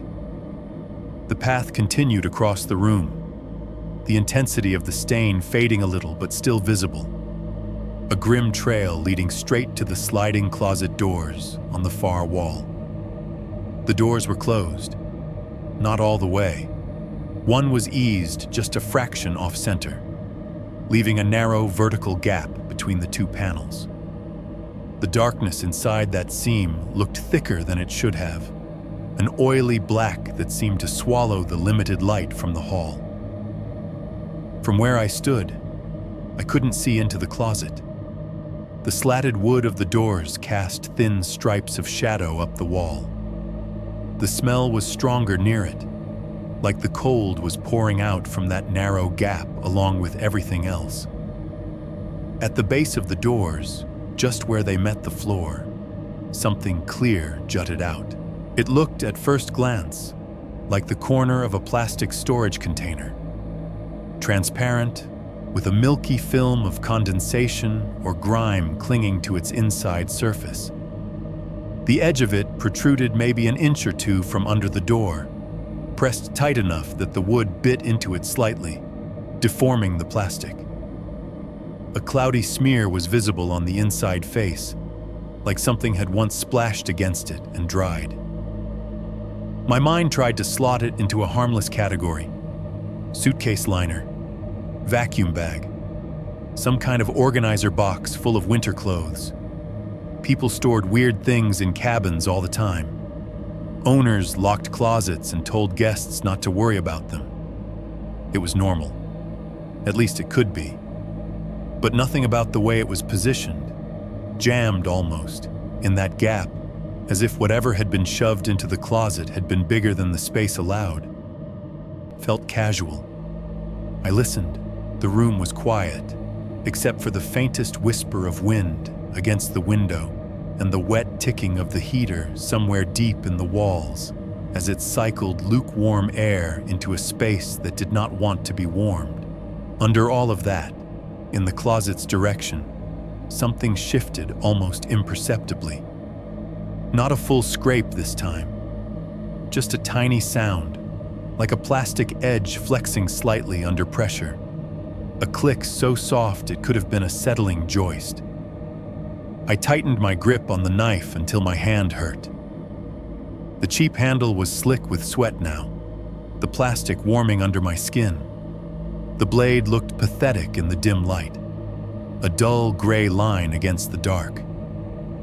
For one stretched out heartbeat, the whole cabin narrowed down to three things: the bed I had slept in, soaked with someone else's history, the stained path between it and the closet, and that thin, clear sliver of plastic jutting out into the room, holding back the dark from whatever pressed against it on the other side. 5, 2, the finger and the face.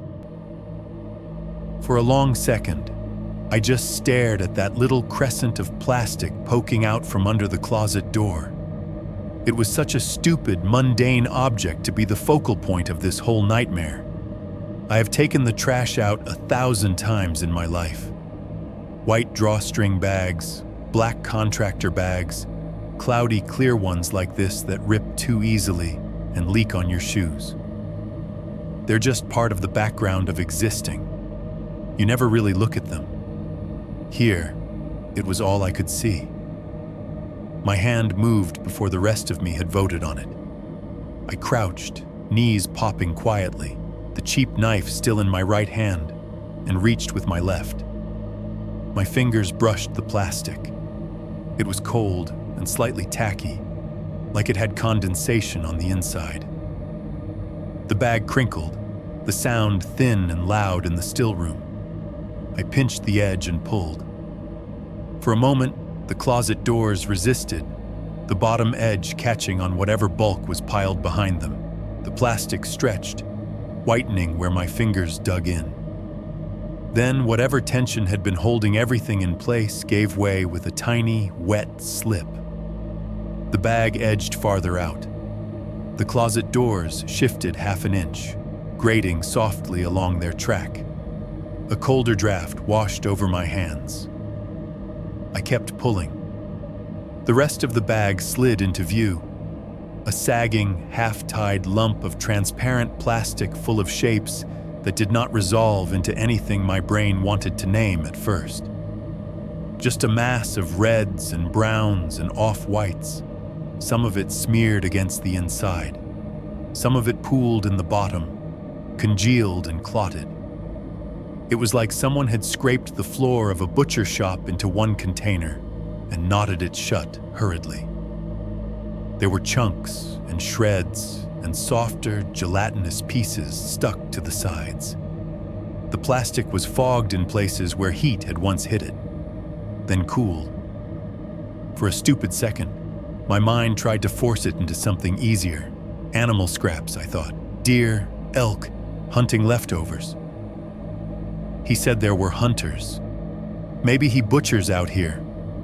Maybe he throws the bones in the woods and leaves bags like this in the closet until... Something pale caught the light and winked through the mess. A small curved shape, bright against the red-black around it. It was pressed against the inside of the bag wall, its smooth, slightly glossy surface almost reflective. The angle made it look like the rounded end of a bone, maybe a joint, maybe. The bag shifted in my hands. My grip slipped. The plastic, slick with whatever was smeared along its inner surface, shot through my fingers. For a second, I tried to catch it, both hands grabbing at air. My knife clattered against the floorboards as I lost hold of it completely. The bag hit the floor with a wet, heavy thump. The half-tied mouth slapped open. Something small and pale rolled out. It dropped onto the boards with a sound I will probably hear in my head for the rest of my life. Took bone on wood, not like a big bone, not the heavy, resonant clack of a femur or a joint. A lighter, sharper knock, followed by a softer little bounce as it hit, rolled, and hit again. Tock, tock. The thing stopped against the front of my sock. I looked down. It was a finger. Not a fake, not a Halloween prop. The humanness of it was immediate and obscene. The skin was a waxy, blanched color, bloated slightly, as if it had spent time in water or in a cold place. The nail was neatly trimmed, a pale, almost translucent pink, with a ghost of what might once have been a sheer coat of polish left in the crescent near the cuticle. At the base, where it should have met a hand, there was only ruin. The flesh was ragged, torn unevenly in some places, cleaner in others, as if someone had started with clumsy force and then gotten more precise. The bone inside was visible, a small white cylinder protruding a few millimeters past the shredded meat, stained dark at the tip where blood had once soaked it.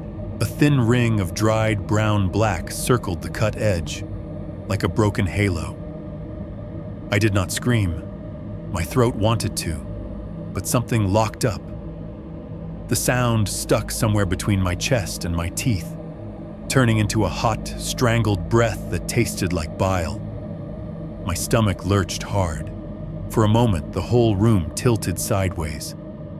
I took a stumbling step backward and hit the wall with my shoulder, the impact sending a sharp pain up into my neck. The knife lay on the floor a foot away, the blade flashing a dull smear of light from the hallway.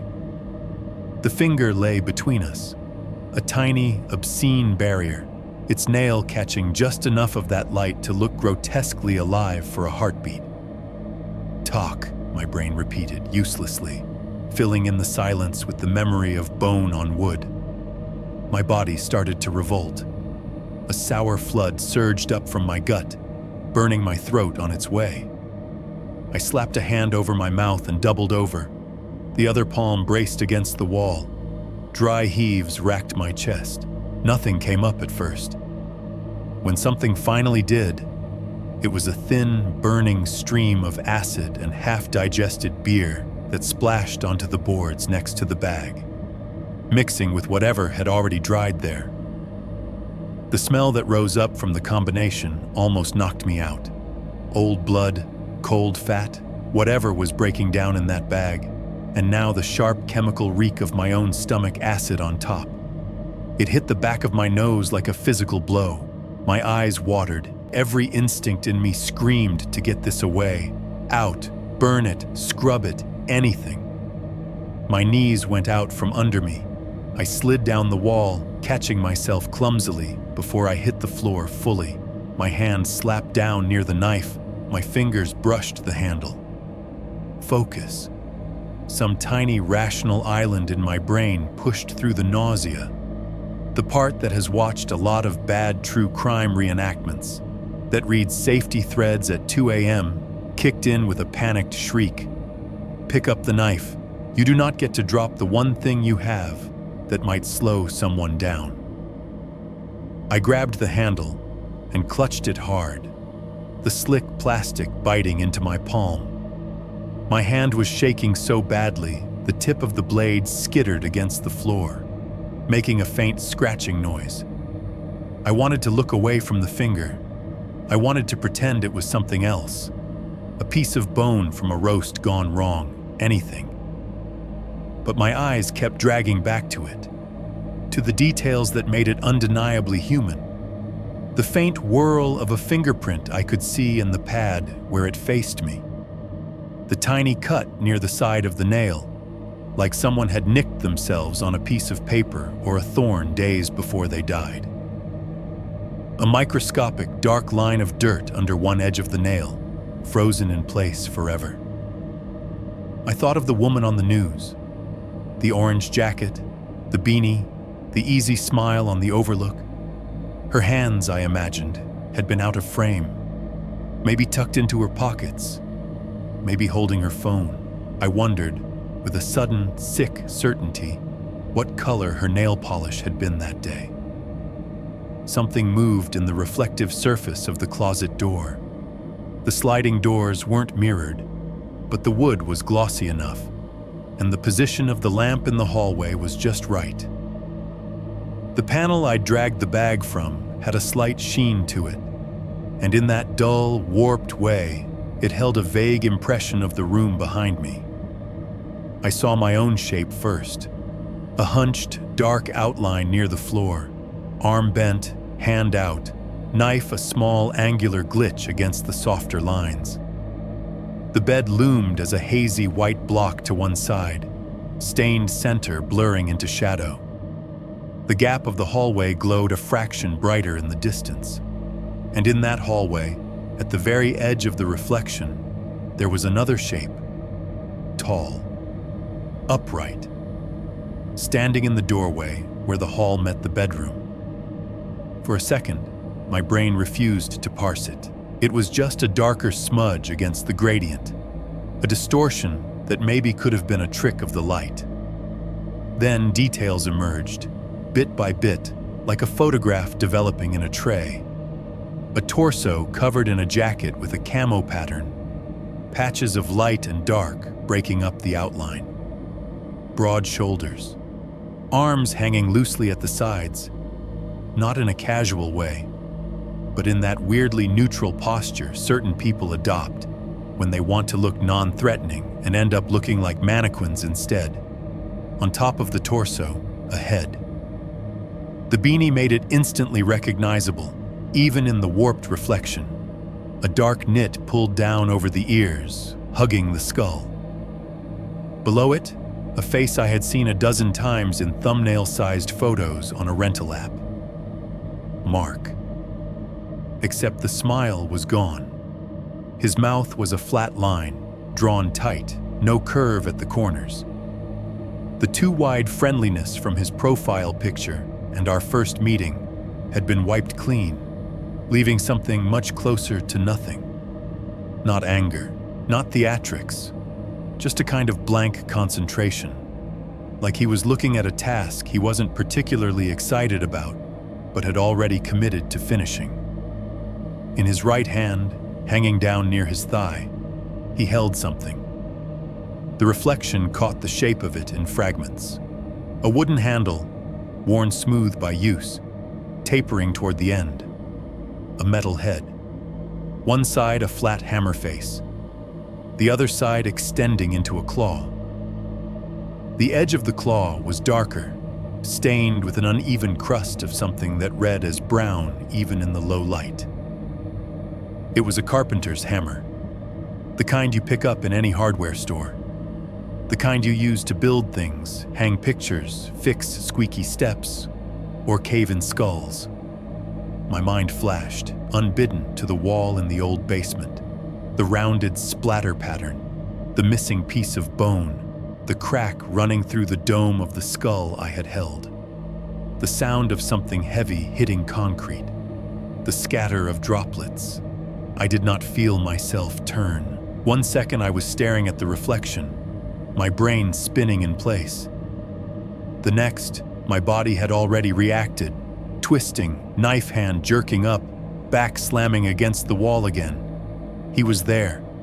Not a reflection, not a shadow, not a trick of half-asleep vision. Mark stood in the doorway of the bedroom, blocking most of the hall behind him. He was wearing the camo jacket from his profile picture, the pattern a little more faded, a little more stained in places. The beanie was the same too, pulled low. His boots were dark with snow melt around the soles, leaving damp crescents on the wood. Up close, his face looked older than in his photo. More lines around the eyes. Stubble a few days past clean-shaven.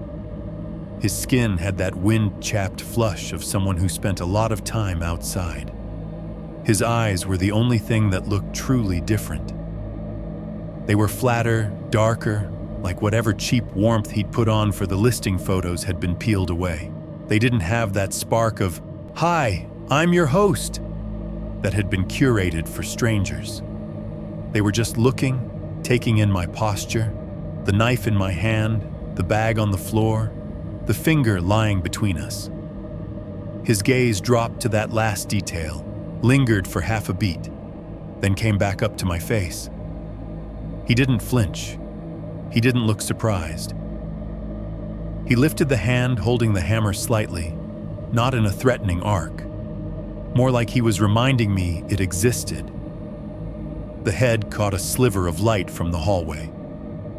What I'd thought was rust in the reflection was, up close, a dark crust clinging to the metal and wedged into the narrow space where the claw met the shaft. Something fibrous was caught there too. It might have been cloth. It might have been hair. My mouth moved. No sound came out. The last time I'd heard his voice, it had been in that sing-song, overly friendly register he'd used at the door when I arrived. "Didn't mean to scare you. Enjoy." Like all the words had quotation marks around them. When he finally spoke now, the tone was completely different. Lower, flatter. No fake cheer stretched across the top. Just tired, almost bored, like he'd rehearsed one sentence and was now checking it off a list. "You really shouldn't have gone off the trail," he said. 5.3. The fight and the flight into the woods. For a second, neither of us moved. Mark stood in the doorway, blocking my exit like he was just another piece of furniture, hammer hanging loose in his hand. The bag lay between us, split open, its contents glistening in the half-light like something spilled out of a broken animal. The finger sat near my foot, absurdly small and neat compared to the chaos around it. "You really shouldn't have gone off the trail," he said again, like it was a line he had been waiting all day to deliver. His voice had that flat, matter-of-fact tone some people use when they're telling you about the weather or how to reset a router. He glanced briefly at the smeared bed, the drag marks across the floor, the open bag, then back at me, as if assessing how much I had actually understood. "You rent a place like this," he went on, taking a step into the room. "You stick to the map. That's kind of the deal." The hammer moved a little in his grip, a lazy arc through the air. It made a thin whistle, wind sliding along the metal, and a low, anticipatory thud as he brought it back down to his side. Just a test swing, just a reminder of what it could do. My hand tightened around the cheap knife until my fingers hurt. It felt ridiculously light compared to the hammer. A toy. A prop. "I called the sheriff," I managed, my voice shredded around the edges. "They're on their way." Something flickered in his eyes at that. Annoyance, not fear. "Yeah," he said. "I figured you might. People like you always think there's enough time for someone to come save you." Another step forward. The room felt smaller with every inch he closed. His boots squeaked faintly in the dried smear on the floor, picking up flakes of brown red and tracking them. "Big city guys?" he added, and his mouth curved into the ghost of that earlier smile, only emptier. "You disappear out here, they print a picture, maybe a couple blog posts, some podcast nerd rambles about mysterious missing IT worker. Then the snow comes, and the next thing pushes you down the feed. Hikers, though. Hikers really get people going. Young woman, bright jacket, wholesome smile. Folks care about that. They sent the dogs for her. They never did for you." The words hit like physical blows in the spaces his body hadn't reached yet. "You," my tongue felt heavy. "You hurt her." He tilted his head, as if considering how honest he felt like being tonight. "Trail went too far," he said simply. "She saw things she wasn't supposed to, same as you." The hammer rose just a little higher this time. My brain, unhelpfully, flashed an image of the basement again. The splatter, the crack in the skull, that jagged line where bone had given. He took another step. That broke whatever paralysis was holding me in place. I moved sideways, trying to keep the bed between us, the knife up in front of me the way you see in movies. My hand was shaking so badly the blade wobbled. He tracked the motion with his eyes, the way you'd track a fly you were about to swat. "You think that's gonna do anything?" he asked, nodding at the knife. There was no mockery in his voice, just curiosity. "Blade like that, you're more likely to break it than cut anything important. They sell those in packs of 4 at Walmart." He lunged.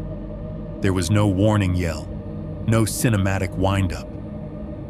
One second, he was 3 steps away. The next, he exploded forward, that camo jacket flicking at the edges like something alive. Hammer arm swinging up toward my head. I dove to the side on instinct. Not training, just a body doing anything to get out of the way of something heavy and fast. My shoulder slammed into the edge of the dresser. Pain shot down my arm. The hammer missed my skull by inches and slammed into the bedroom doorframe. The sound was sharp, a cracking gunshot inside the small room. Wood splintered in a spider web around the impact point. A chunk of trim shot off, clips of paint and splinters stinging my cheek. The whole frame shuddered. The hammerhead sank into the gouge for a moment before he yanked it back, leaving a fist-sized crater. If that had been my head, there wouldn't have been much left to think about. I scrambled backward, boots slipping in something slick. My heel hit the finger. It skittered away, tumbling in a lazy arc before disappearing under the bed with another small, obscene talk. Mark came at me again, faster this time. His free hand shot out, fingers snagging the front of my hoodie at the collar. He grabbed a handful of fabric and throat in one go, knuckles pressing into my windpipe. The hammer arm cocked back again. He slammed me into the wall. My skull hit drywall over the studs with a dull, thick crack that I felt more than heard. A burst of pain exploded behind my eyes, bright and white and immediate. One ear went completely out, replaced by a high, shrill ringing. The other muffled everything, like someone had stuffed cotton into it. The knife went clattering from my hand. I felt it leave my grip, but couldn't control it. My fingers wouldn't respond in time. My legs buckled. His fist on my collar held me upright, squeezing, pushing me against the wall as the room tilted sideways. I tasted copper, blood blooming under my tongue where I'd bit down, trickling down the back of my throat. "Should have stayed in your lane," he muttered, breath hot and too close, tinged with old coffee and something sourer. "Work your little desk job, answer your little tickets. Go back home saying the woods are peaceful. You people come up here thinking this is a backdrop for your burnout." The hammer rose beside his head, a blurred shape in my peripheral vision. My brain supplied slow-motion commentary that did me no good. Trajectory, arc, likely point of impact. My hands scrabbled uselessly at his wrist. My left fingers hit something jagged, the broken door frame. He'd blown a chunk out of it with that first swing. Splintered wood jutted out, one piece still attached but half hanging, sharp as a stake. My fingertips found it, slipped off, then found it again. I wrapped my hand around it and yanked. It tore free with a dry, ripping noise, a spray of dust and tiny splinters raining down. Mark's eyes flicked sideways for half a second, tracking the movement. It was enough.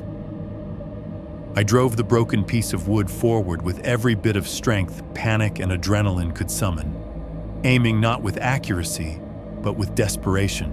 His hand was still on my throat. The angle was weird, my arm half-pinned. The jagged end punched forward, uneven, seeking soft space. I felt the resistance when it hit his face. Not bone, not yet. Flesh first. There was a moment of sickening give. Skin stretching, then tearing. Then a harder crunch underneath as the tip glanced off cheekbone. Mark screamed. It wasn't a full-throated movie-style roar. It was more like a ripped animal sound forced out of a tight chest. His grip on my collar loosened instantly. The hammer's arc faltered, the head dropping, grazing my shoulder instead of my skull as his body recoiled. Blood hit me. Warm, thick, immediate. It sprayed out in a hot arc from the side of his face, fine droplets splattering across my cheek, neck, and the wall behind me. A thick stream ran down the length of the wood still in my hand, slicking my fingers, making the grip slippery. He staggered backward, both hands flying to his face. The jagged board was still stuck in, embedded along his cheekbone, the raw wood disappearing into ruined flesh just below his eye. Blood sheeted down over his jaw, soaking into his beard, dripping off his chin in fat, dark drops. "You!" he choked, voice half strangled. "You!" The hammer clanged against the floor as he dropped it. His boots skidded in the smear on the boards. He hit the side of the bed, bounced off, one hand still trying to grab the protruding wood, the other pressed over it instinctively, as if he could somehow hold his own face together. He let go of my shirt completely. I dropped. My legs gave out, sending me to my knees. Pain screamed along the left side of my skull where it had hit the wall.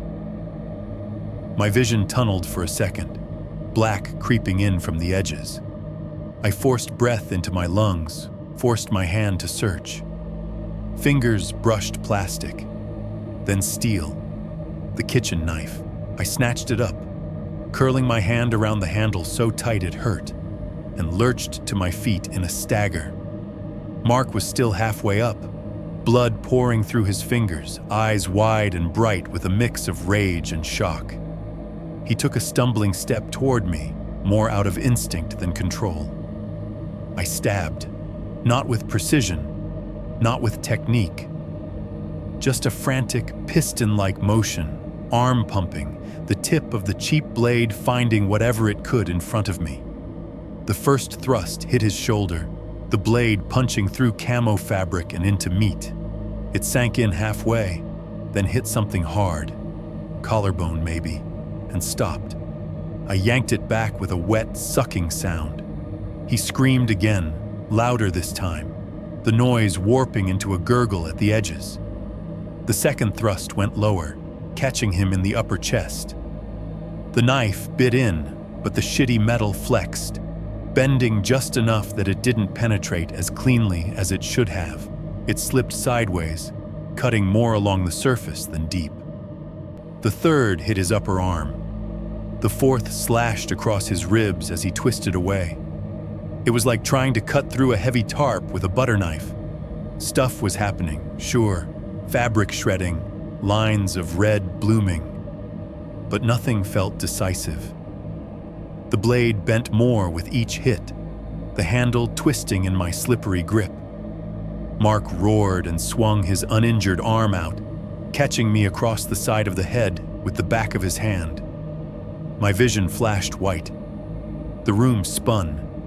The knife flew from my hand again, skittering under the bed where the finger had disappeared. "Little," he snarled, one hand still pressed to the jagged board in his face, the other clutching at the wounds on his chest. His shirt was a mess now, dark patches spreading. That was my window. I bolted, not toward him, not toward the front, where his body filled the hall and the front door still sat with its deadbolt. I tore out of the bedroom past him, shoulder brushing his as I squeezed through the gap, the hall smearing by in streaks. He grabbed at me, fingers snagging my sleeve, but I ripped free, fabric tearing. The living room was a blur of firelight and overturned furniture as I half ran, half stumbled through it. My foot caught the coffee table. It tipped, empty beer bottles rolling, one shattering on the floor in an explosion of glass. The lamp crashed down, bulb popping, the room dropping into a deeper, more chaotic flicker. I didn't look back. The back door. The back door. My body remembered the layout better than my brain did in that moment. I veered into the kitchen, slammed shoulder first into the counter, and grabbed for the knob with numb fingers. It turned. The deadbolt slapped back under my palm. Cold hit me like a slap as I yanked the door open. Winter air knifed into my lungs. The temperature dropped so sudden it almost made me gasp. Snow was still falling, thicker now. A near constant curtain of white swirling in the porch light over the back stoop. The yard stretched out in a few feet of open space, then dropped into the trees, their trunks dark pillars against the drift. Behind me, Mark bellowed. Somewhere in the cabin, something crashed. Wood on wood, furniture going over as he barreled out of the bedroom. His boots thudded in the hall, heavy, stumbling, still fast. I didn't stay to see how close he was. I launched myself off the back step and into the snow. The first step sank to my ankles, the cold soaking immediately through my socks into my skin. The second step slid. I nearly went down, hand shooting out to catch myself on nothing but air. I lurched forward, found footing, ran. I didn't aim for the road. The smart move would have been to cut left, toward the driveway, toward the ruts my SUV had left in the snow, toward the route that led to the highway and eventually to people. Lights, gas stations, sheriff's cruisers. Instead, my body ripped the wheel out of my hands and yanked me the other way. Back, toward the trees, toward the trailhead, toward the old cabin. I think some primitive part of me had locked onto the idea of evidence like a life raft. The skull, the bones, the stains. If I could make it there and hide, if I could show it to the deputies when they eventually arrived, if I could survive long enough, this wouldn't just be a weird missing person statistic. It would be a crime scene, a case, something that meant something. So I plunged into the tree line, lungs already burning, snow grabbing at my legs. Branches whipped my face, scratching, clawing. The weak beam from the cabin's backlight faded behind me, swallowed by the dark trunks. Behind me, over the sound of my own ragged breathing and the crunch of my boots punching into the drifts, I could hear him. Mark hit the backyard like a wrecking ball, his heavier boots sinking deeper, his weight breaking through the crust. He swore, loud and ragged, voice bouncing off the trees. Something about "get back here," and "you're just making it worse," and "trail's not gonna save you." He knew this terrain. I didn't. I barreled forward anyway, following the faint depression of the trail I'd walked earlier, now half filled with new snow. My feet slipped into old footprints, then out again. My head pounded in rhythm with my heartbeat, each thud sending a new bolt of pain through my skull. Branches closed in. The world reduced to a tunnel of black and white and breath. The road, the cabin, the sheriff, 911. All of that slid away behind me, absorbed by the trees.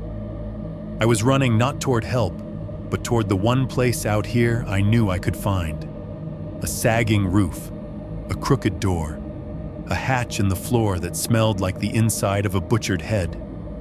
The kill room, somewhere, beneath the panic and the pounding blood and the crunch of snow, a detached little voice in the back of my brain watched me flee deeper into the woods and said, with a kind of horrified clarity, "You're not escaping. You're running straight into his home field." 6.1. Down into the real basement. By the time I saw the old cabin again, my lungs felt like they were lined with sandpaper. The trees broke just enough to reveal it. The sagging roof, one corner lower than the other under the weight of snow. The crooked doorway yawning black. The walls greened with moss and rot. It loomed up out of the white like something that had been buried and then forced back to the surface. I stumbled the last few yards, boots slipping, breath burning my throat. Frost bit any skin that wasn't covered. Every inhale felt like I was dragging cold knives down my windpipe. The front door was still hanging off its one rusted hinge, just as I'd left it earlier. Snow had blown in across the threshold, a thin drift dusting the warped floorboards just inside. There were no fresh footprints in that drift, no boot marks on the step, No obvious sign that anyone had gotten here before me. That didn't mean anything. Mark didn't need the front door. I hesitated on the threshold, listening. The forest behind me muttered and shifted, branches creaking, snow shedding in soft, distant plops. The cabin itself was quiet. No wind made it down into this hollow. The silence felt thick, the way it does in an old church when everyone's holding their breath. "Move," I whispered to myself. It came out as a croak. I stepped inside. The air in the main room was colder than outside somehow. The rot in the walls had soaked up years of damp and held onto it like a sponge. My boots crunched on broken glass and old debris. The light from the doorway reached only so far. Beyond that, the interior was just vague shapes and gray shadows. The hatch to the basement gaped dark near the back wall. Earlier that day, I had gone down those stairs like an idiot tourist in a haunted house, half curious, half spooked, thinking I could just poke my head in, be freaked out, and go back up to my cozy rental with a weird story. I'd seen enough in those first few steps to know something was very wrong, then panicked and bolted. This time, there was no halfway. If I wanted anything that proved this wasn't just some stress-induced hallucination, it was down there. If I wanted to hide from a man who knew every inch of these woods, this was stupidly the only place I had any chance of losing him for a minute. I walked to the hatch. The boards around it were worn shiny from years of boots and God knows what else. The opening yawned down into pure dark. Cold air spilled up out of it in a steady, invisible draft, smelling like damp concrete and something deeper, sweeter, wrong. I pulled my phone out and thumbed the screen. The battery indicator hovered somewhere under 30%. No service bars, just SOS only, which I already knew meant nothing. The Wi-Fi icon was dead. The flashlight icon at least still responded. The tiny LED burst to life, a thin spear of white in the dark. It wasn't much, but it was something. I held the phone in my left hand, its beam pointed down the stairs, and gripped the splintered kitchen knife in my right. The blade was bent now, from where I'd slammed it into Mark's shoulder and chest, but it was still sharp enough to cut something that got too close. The wooden steps creaked under my weight as I started down. Each one complained in a different pitch, like a series of weak teeth ready to give. The light bounced with my breathing, throwing jumpy shadows onto the rough concrete walls. The smell got worse with every step. At first, it was just the general basement profile: damp, mildew, old wood. Then that faded under a heavier, more specific stench, metallic and dense, like walking into a slaughterhouse cooler. Underneath, the sour bite of cleaning chemicals that hadn't done nearly enough. A thin thread of ammonia that made my eyes water. And further down, deeper, the unmistakable sweetness of rot. By the time my boots hit the concrete floor, my stomach was already flipping. The basement was bigger than I'd realized from the stairs. The ceiling was low enough that I could have reached up and touched the exposed beams, but the room stretched out farther in both directions than made sense for the footprint of the cabin above. My phone's flashlight cut a narrow path through it, leaving the edges in darkness. The first thing my light landed on was the table. Not a wooden workbench, not some old picnic table dragged inside. This was metal, stainless steel or something like it, dulled from use but still reflecting the light in thin, oily streaks. It sat in the center of the room on 4 legs, each leg ending in a small wheel, a low, functional shape. It reminded me way too much of the tables you see in medical shows, morgues, operating rooms. At each corner, bolted to the sides, were leather straps, wrist width, ankle width, darkened from use. Each strap had a metal buckle, the holes stretched and warped in places, as if something or someone had pulled against them hard enough to deform the leather. I stepped closer, throat tight. There were hairs caught in the stitching, short, dark ones and long, lighter ones, tangled together and fused to the straps by some old, dried material. In the beam of my phone, I could see skin stuck there too, tiny, pale flecks that looked like dust until the light caught them just right. Under the table, the concrete was different. The rest of the floor was stained in that general, blotchy way most old basements get: damp, oil, age. But directly under the steel, the stains were darker, more concentrated. Thick, overlapping lines of brown-black had pooled there at some point, seeping into the concrete and leaving it cracked and rough in a way that looked almost burned.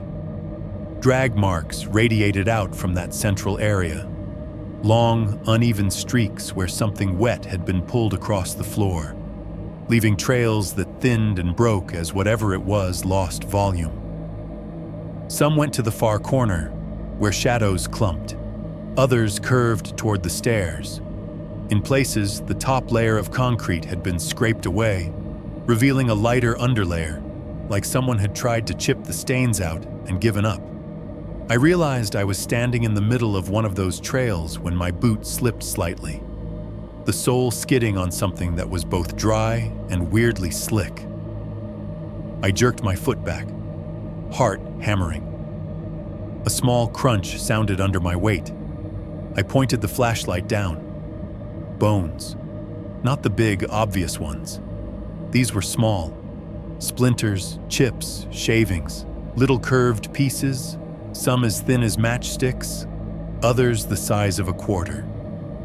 They were scattered across the floor, like someone had swept a mess together half-heartedly, and then just tracked it around with their shoes.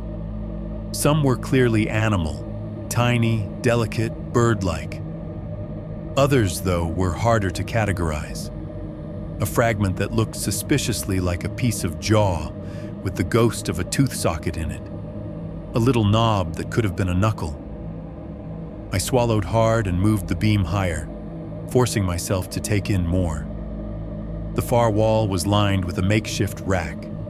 It wasn't fancy, just 2x4s bolted into the concrete at uneven intervals, with nails and hooks driven into them at random heights. From those hooks hung tools. Not woodworking tools, not car tools, surgeon's tools. There were scalpels, some with thin, wicked blades, others with broader tips. Bone saws with thin, toothed strips of metal stretched between arched frames. Heavy shears that looked like they were designed to cut through more than just fabric. Pliers of various sizes. A rib spreader that made my whole body flinch when I realized what it was. Some of them were clean, at least at a glance. Others weren't. On one of the bone saws, the metal teeth were clogged with dried reddish-brown buildup, like rust but thicker, chunkier. On the hinge of a pair of shears, something dark and flaky had collected. One of the scalpels had a strip of dark material along its handle, where someone's gloved thumb had apparently rested over and over. A cheap plastic jug of generic bleach sat on a crate below the rack, half empty. Next to it was a bundle of rags so stained they were almost black. I swept the light farther, my breaths coming shallow and fast now, half from the stench and half from the growing realization that this wasn't just some place where bad things had happened once. This was a room built for it. There was a wooden cabinet against the wall opposite the stairs. It had glass panes in the doors, spider-webbed with cracks. One of the doors hung slightly open, the latch broken. My light hit the glass and bounced, then pierced the gap. Inside, on the shelves, were skulls. Not Halloween decorations, not plastic. 3 of them sat in a row on the middle shelf, each resting on what looked like an upside-down mason jar lid, like someone had taken the time to display them instead of just stacking them. They were cleaner than the jagged half-skull I'd picked up on the floor earlier. No random clumps of flesh clinging, no loose dirt. The bone was a yellowed ivory, the kind of color you get when something has been boiled and scrubbed and then left to dry. Each one had a hole in the top, perfectly round, about the diameter of a silver dollar. The edges of the openings were smooth, beveled slightly, as if a circular saw had taken them out. Next to each skull, on the same shelf, lay a matching disc of bone, the part that had been removed. They'd been placed carefully, like coins, inner side up. One of the skulls, the one on the right, wasn't as pristine.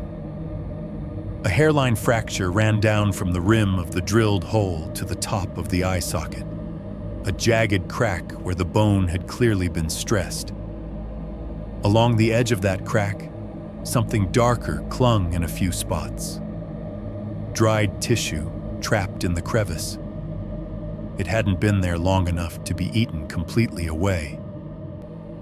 My hand shook so badly the phone's beam jittered, making the empty eye sockets seem to twitch and shift. Below the shelf with the skulls, on the next shelf down, were jars. Not the random assortment you'd see in a hoarder's basement. These were all the same size. Big glass jars with metal lids, each one filled with cloudy liquid. In some, shapes floated, pale bands that might have been tendons, twisted knots of something fibrous, dark clumps sunk at the bottom. I didn't look too long. My brain was already trying to slot those shapes into the human body diagram I'd half remembered from high school health class. Tendons, ligaments, organs. The air felt thicker now. My head buzzed, a combination of adrenaline, the impact from the wall earlier, and the overwhelming smell. I almost didn't see the plastic tub. It sat on the floor to the left of the cabinet, half in shadow. Just a regular storage bin, the kind you'd find stacked in the aisles at any Target. Opaque gray sides, blue lid snapped on one end and askew on the other, as if someone had closed it in a hurry. Something dark had spilled down one side and dried there in streaks. I knew what I would find if I opened it. Every part of me knew, but that same stubborn, stupid part that had walked down into this basement in the first place pushed my hand forward. I crouched, grabbed the edge of the lid, and lifted. The smell that hit me was a wall. If the rest of the basement had been bad, this was a different category. It was thick and oily and immediate, punching into my sinuses and clamping down. Rot, full stop. Not the early stages, not the faint tang of something gone off in the fridge. This was meat that had moved through all the recognizable steps of decay and into something else. There was the sour burn of ammonia, strong enough to make my eyes and nose sting.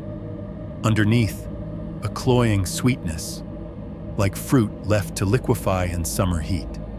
And layered over both, the dense metallic tang of blood that had once been fresh and was now breaking down into whatever comes after. I gagged instantly.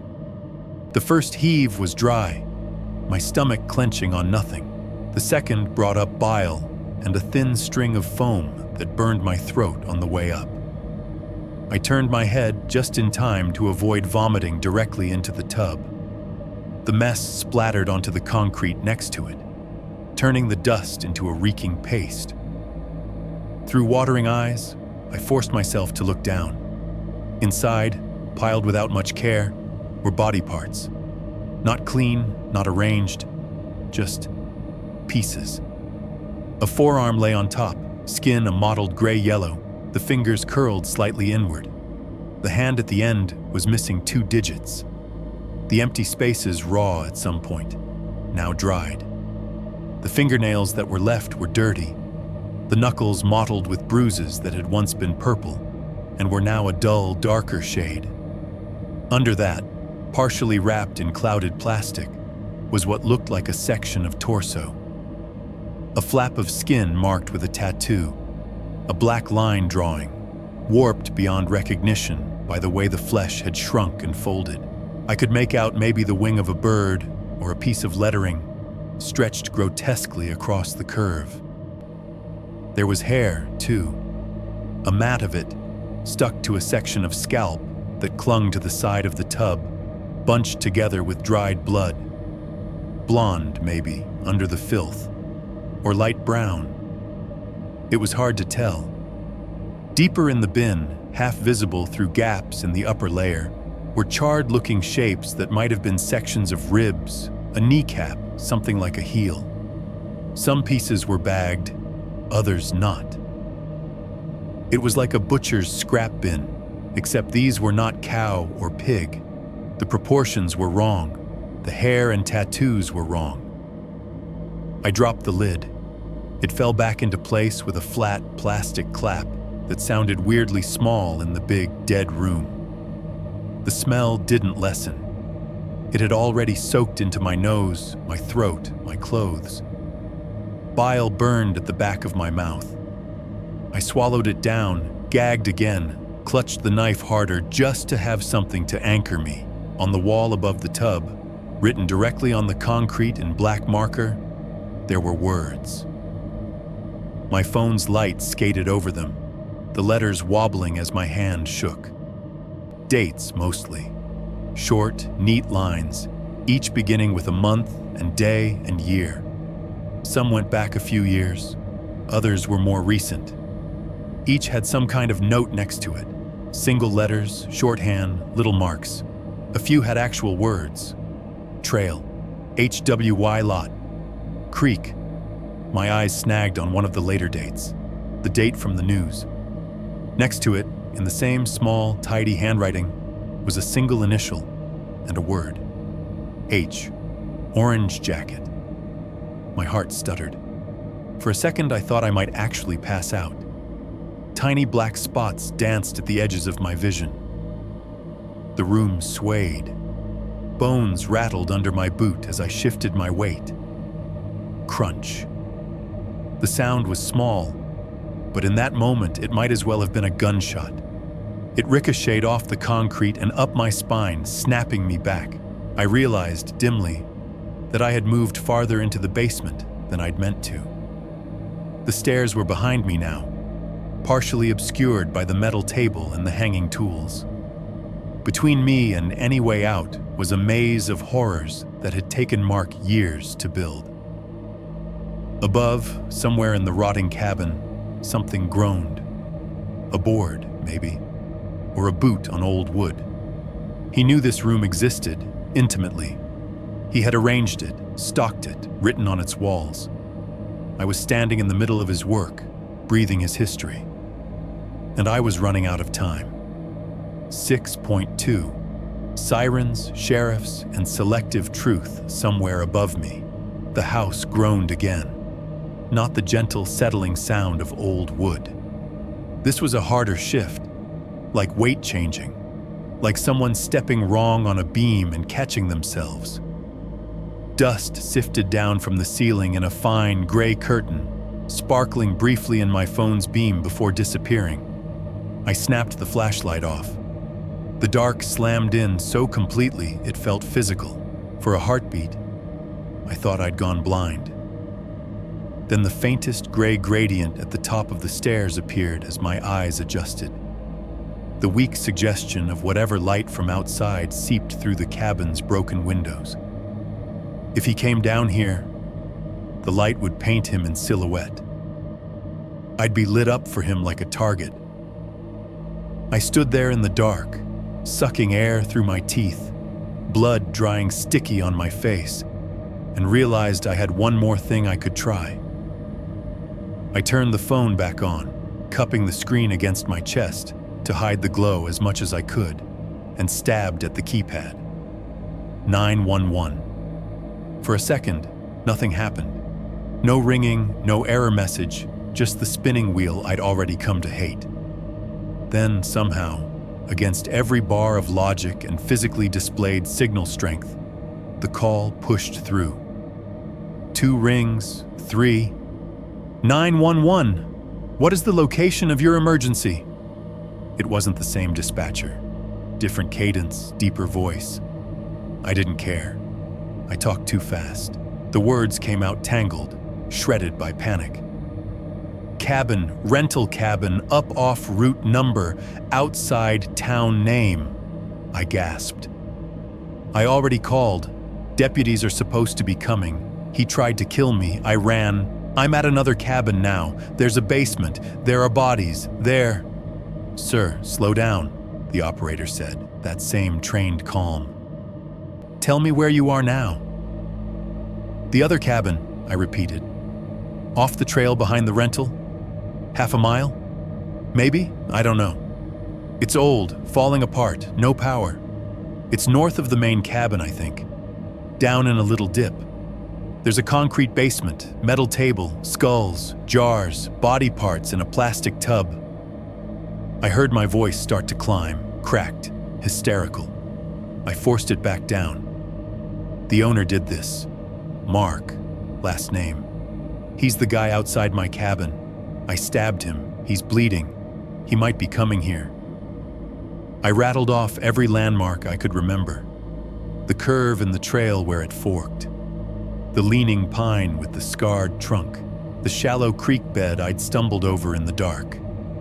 The operator kept me talking, repeating myself, confirming the same pieces from different angles until he could at least triangulate me on a map. Units are en route to your original address, he said finally. I'm advising them now about a secondary structure north of the rental. I need you to stay where you are for your own safety. The idea of staying in that basement, with those skulls and that tub and the marker on the wall, made my skin try to crawl off my bones. But the idea of staggering back into the open, bleeding and half-conscious, while Mark moved through the trees made less sense. Okay, I breathed. Okay, I'll try. Time lost shape after that. I remember the sound of my own heartbeat too loud, the high, constant whine in my left ear, the smell, the occasional distant creak from upstairs, every one of them making my fingers clamp tighter around the bent knife handle. At some point, faint and far away, I heard it. A siren. It was thin at first, high and keening in the distance. It didn't fit here. Sirens are city sounds, highway sounds, attached in my brain to strip malls and apartment complexes and drunk drivers, not to black pines and snow and cabins with kill rooms underneath. The operator must have heard something in my breath change. You hear them? He asked. Yeah, I whispered. Yeah, far. They're getting closer. Stay where you are. The siren grew louder, multiplying, layers of it overlapping as more vehicles joined in. The sound bounced strangely through the trees and the hollow the old cabin sat in, warping, making it hard to tell direction. Then, slowly, headlights joined it, ghostly beams stuttering through trunks, smearing across snow. Blue and red flickered against the cracks in the basement ceiling. When boots finally thundered across the floor overhead, it sounded like the whole world was collapsing. Voices shouted sharp and clipped, words echoing through the rotten boards. "Sheriff's office!" someone yelled from above. "Anyone down there? Hands where we can see them!" I wanted to call back normally, but my voice came out shredded. "Down here! I'm coming out! I'm coming out!" I held my hands up as high as I could with the phone and knife in them and moved toward the stairs. Every step felt like it took an hour. My legs had turned to heavy, trembling sticks. The first thing I saw when I reached the top was the barrel of a rifle. The deputy holding it had his face half covered by a balaclava against the cold, eyes narrowed. Behind him, The doorway glowed with the strange, pulsing light from the cruisers outside, snow swirling pink and blue. "Knife!" he snapped. "Drop the knife!" I let it fall. It hit the floor with a dull clack and skidded a few inches. My fingers didn't want to uncurl from around it. When they did, the empty feeling in my hand was almost as bad as holding it. "Come up slow," another voice said. "One hand on the rail, keep the other where I can see it." I did exactly what he told me, because at that point all I wanted in the world was for someone else to be in charge. Hands grabbed me as I came up, gloved, firm, spinning me gently to face away. I felt the brief, impersonal sweep of someone's hand along my sides, the pat down for weapons. My head throbbed when they touched the tender spot where I'd hit the wall. When their fingers came away, they were darker. "Head laceration," one of them called out. "We got a bleeder." "I'm fine," I lied, voice a mumble. It's not mine. Most of it's not mine." Then they saw the basement. Flashlights speared past me as deputies moved around, forming a human wall between me and the hatch. The beams sliced through the dark, landing on the metal table, on the straps, on the tools on the walls. One of them dropped straight onto the open plastic tub, where I hadn't had the strength to snap the lid completely. Two officers swore, almost in unison. "Jesus Christ," one muttered. "What the hell?" "Get crime scene down here," another snapped, already reaching for the radio on his shoulder. "And the coroner, and everybody. We've got multiple remains. This is a goddamn house of horrors." They hustled me out. The night outside felt unreal, bright almost.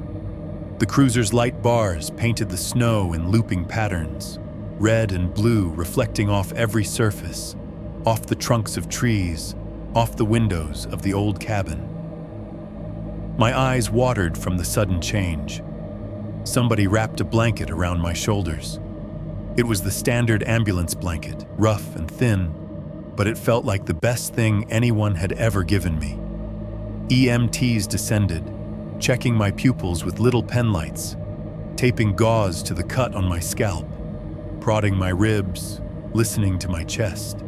"Name?" one of them kept asking, in between questions about nausea and dizziness and, "Do you know what day it is?" I must have told him 3 times before it stuck.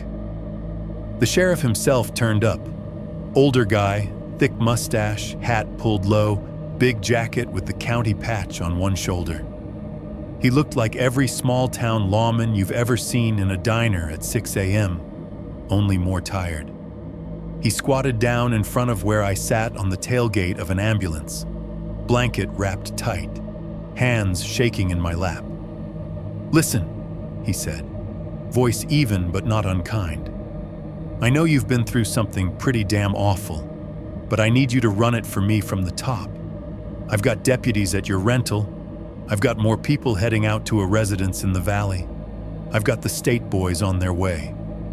The more detail I get from you now, the better chance we have of making sure this doesn't go sideways later. All right?" I gave him the version I could manage. I told him about the cabin I'd rented, about the trail, about finding the old cabin, the basement, the skull fragments. I told him about texting Mark and getting that "no other cabins out there" message, about the locked room in the hallway, the smell under the door. I told him about the footsteps in the snow, the shape circling my cabin, the text chime on the porch. I did not tell him every detail of what I'd done to Mark. I said there was a struggle, that he'd swung a hammer at my head, that I'd grabbed something and hit him in the face, that I'd stabbed him once or twice to get away. I didn't tell him about how many times I'd tried, about the cheap blade bending, about the mess his chest had become under my frantic, incompetent stabs. I could hear, even as I spoke, the way it might sound later in a courtroom. Alone in a cabin. Altercation with the owner. Owner missing. Out-of-state tech guy, stressed and recently dumped, claims self-defense. Selective truth came easy when you were terrified of ending up on the wrong side of the story. We'll sort the exact angles out later, the sheriff said when I stumbled, covering my mouth with his hand for a second, like he could push the hysteria back in. Right now, I just need to know. When was the last time you saw Mark breathing on his own 2 feet? I gave him the timeline. The look on his face when he said, "You shouldn't have gone off the trail." The way he'd still been moving when I bolted for the back door, blood streaming from the wood jutting out of his cheek. "And you ran here," the sheriff said. "You didn't see him on the way." "No," I said. "Just trees. Just snow." He studied me for a second, eyes flicking over the blood on my clothes. Some of it light, my own. Some of it darker, smeared in weird patterns that only made sense if you'd been under a man when you stabbed him. "Okay," he said finally. "Okay. Sit tight with our paramedics. Don't go anywhere. I'm gonna go have a look at your rental with my guys." The world blurred after that into fragments. Deputies going in and out of the old cabin like ants, voices clipped and professional, trailing yellow tape behind them. More cruisers pulling up near where the trees opened enough to let their tires bite. A second ambulance arriving, lights spinning just in case. Eventually, another set of headlights swung across the clearing from the direction of the main road. More uniforms, jackets with state police and crime scene on the back. People in coveralls hauling cases down to the basement, faces tight. At some point, someone put me in the back of a cruiser, and we drove. The main rental cabin looked different with half the county parked around it. The cozy profile from the listing was gone, replaced by a crime scene, porch taped off, living room lit up by portable lamps set in the snow, deputies moving through with cameras and evidence bags. They saw a lot. They saw the blood on the hallway walls, on the door frame where Mark had slammed the hammer and where my skull had connected. They saw the streaks across the floor where we'd fought. They bagged the hammer where it had finally come to rest in the bedroom, slick with drying red, crust built up on the claw. They saw the bedroom itself, the soaked mattress, the stains, the drag marks to the closet. They found the ripped trash bag and its contents, the finger still lying on the floorboards, where I'd left it after half kicking it under the bed. One tech knelt down and snapped photos of it from 3 different angles, the flash popping each time and freezing that little piece of horror in perfect detail. In the hallway, they cut the padlock off the storage room. The smell that rolled out made even the most stoic deputy swear and back away, hand over his mouth. Inside, their flashlights threw shapes into awful relief. A chest freezer humming in the corner, lid crusted with frost. Inside, packages of meat wrapped in butcher paper, some labeled with sloppy Sharpie deer, others unlabeled, their shapes undeniably human. Too narrow for livestock, too long, too fragile in the wrong places. They found clothes in there too. Women's jackets, men's shirts, all with stains that lit up under luminol. Backpacks stacked neatly against one wall, some brand new, some worn. One of them had a laminated trail tag still clipped to it, the name matching the missing hiker from the news. The sheriff came back out of the storage room with his jaw clenched so hard a muscle ticked in his cheek. He had a lot of evidence now. What he didn't have was Mark.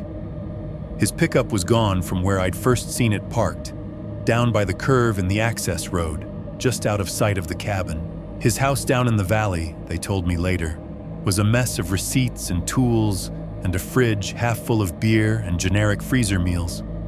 But no Mark. Neighbors said they hadn't seen him go anywhere. His phone pinged a tower once, miles away, then stopped.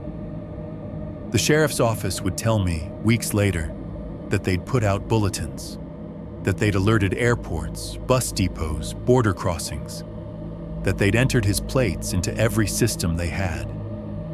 But that night, sitting on a plastic chair outside an exam room at the small-town hospital, wrapped in a clean blanket and wearing someone else's sweatpants while my own clothes sat in a paper evidence bag, the nurses' station TV played the late news on low volume. They were already calling it the cabin killings and a possible serial investigation. They had my name spelled wrong in the ticker. They had Mark's photo up, that same fake smile beanie shot from his Airbnb profile, with the words "person of interest" under it. Person of interest, not suspect, not killer. They had the sheriff on camera, saying all the right things about ongoing investigations and asking the public for help locating this man, who may be armed and dangerous. They praised the courageous actions of an unnamed guest who had managed to escape a dangerous situation and alert law enforcement. Nobody said the part that lodged in my brain and hasn't moved since. He walked away from all of that. From the skulls, the freezer, the fingers, the beds and the bags and the dates on the wall. The system had showed up, finally, sirens and floods of light and evidence bags and procedure. It had scooped me up, taped me together, written statements, opened case files. And the one person who had made all of this, who had stood 2 feet from my face and told me I shouldn't have gone off the trail, was a ghost in the trees somewhere. Officially, I was the victim. Unofficially, I was something closer to a witness with a concussion and a story that sounded, even to my own ears, like something you'd hear on a late-night horror channel. Mark had a head start, a truck, and an intimate knowledge of every back road and logging trail within 50 miles. I had a bandage on my head, someone else's sweatpants, and the faint, nauseating sense that for all the cops and sirens and blue lights, the woods up there still belonged more to him than to any of us. 6.3. News reports and a message that shouldn't exist. The days after felt fake. I was technically alive, technically safe, but my brain and my body had very different opinions about that. I was staying at a rundown motel on the edge of town, the kind that has doors that open straight onto the parking lot and a big neon sign that buzzes half the night. The room smelled like stale smoke and industrial cleaner. The bedspread had that shiny floral pattern every cheap motel seems to have, the one designed to hide stains instead of prevent them. The heater in the wall rattled like there was a handful of pennies stuck in the fan. Every time it kicked on, it sounded like someone jiggling a doorknob. The sheriff's office had paid for the room for the duration of the immediate investigation, which, in real terms, meant until they were done wringing my memory out like a wet towel. By day, I bounced between the motel and the small brick building that housed both the sheriff's office and a courtroom. They had me in a little interview room with wood paneling and a table that had been carved up by decades of bored people with pocket knives. Every time I thought I had told my story as completely as possible, someone new would come in with a notepad or a recorder and make me walk through it again. Uniformed detective, someone from the state police, an investigator who did not say who he worked for but had the look of federal about him. They all wanted the same thing, in slightly different words. Dates, times, descriptions, what I had done, what Mark had done. I got used to the scrape of pen on paper when I said something they thought mattered. The worst part was figuring out which parts of the story to leave out because they sounded crazy, and which parts to lean on because they sounded like useful evidence. The metal table, the straps, the skulls with the drilled holes, the tub. I noticed they always stopped me when I started describing the smell. Just the facts, one of the agents had said, when I started gagging just talking about it. We will get the sensory stuff from the scene photos. The motel TV ran on a loop when I got back to my room each night. Local news at 6, national at 7, reruns of some crime procedural after that, which I turned off because listening to actors read off sanitized versions of what I had just lived through felt like some kind of cosmic joke. The local station could not stay away from it. They did not call it what it was, not out loud.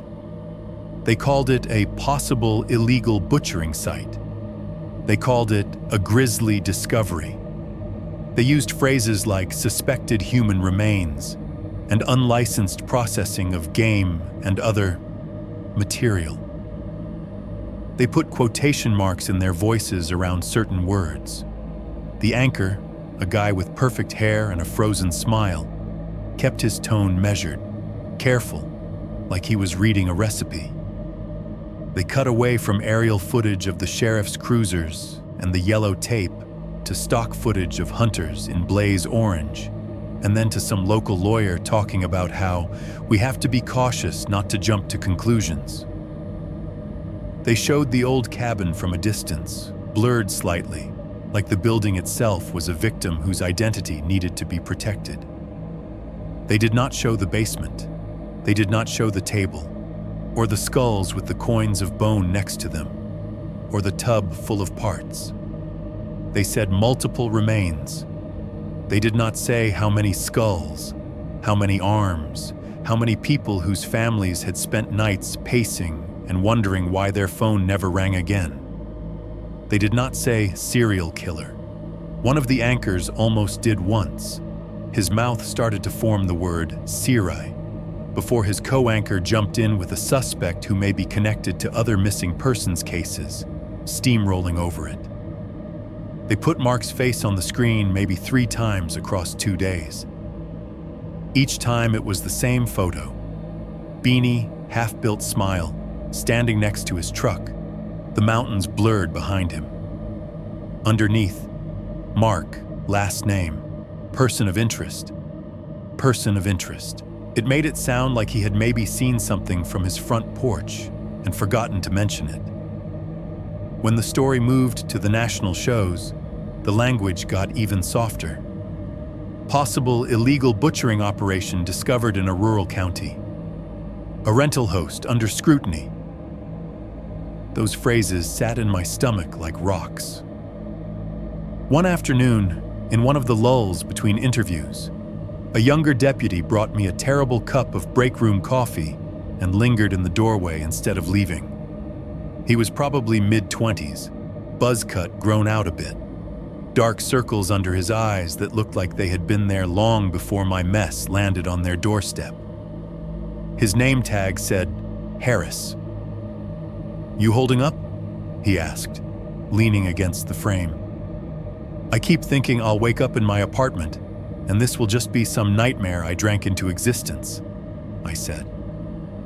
My voice sounded flat, even to me. Then I remember my apartment doesn't smell like bleach and rotten meat. He gave a huff of air that was almost a laugh, then glanced back at the hallway like he was making sure no one was right there before lowering his voice. "Off the record?" he said. "Everything I've said for the last 3 days has been on the record," I replied. "Off sounds nice." He scratched his jaw, the stubble rasping. "We had 3 open missing persons that fit this area before you ever showed up," he said. "No one's saying it outright yet, but the dots are not hard to connect." He counted them off with his fingers. Trail hiker, last seen at a popular overlook, early summer. Car found at a trailhead, boots gone, no sign of her. Every dog from here to the res walked that forest, zip. Local hunter. Guy's truck was parked on a logging road to the north. Folks figured he fell, broke something, got stuck. They never found a body. Just nothing. And a guy who rented from Mark a couple years back. Booked a week to get away and write, according to his profile. Checked in. Never checked out. Bank cards never used again. Family in Ohio. They filed reports, made some noise, but jurisdiction issues, no evidence of foul play, adult male, mid-30s, history of depression. He tilted his hand. You can guess how that went. I stared at him. You think they're all down there?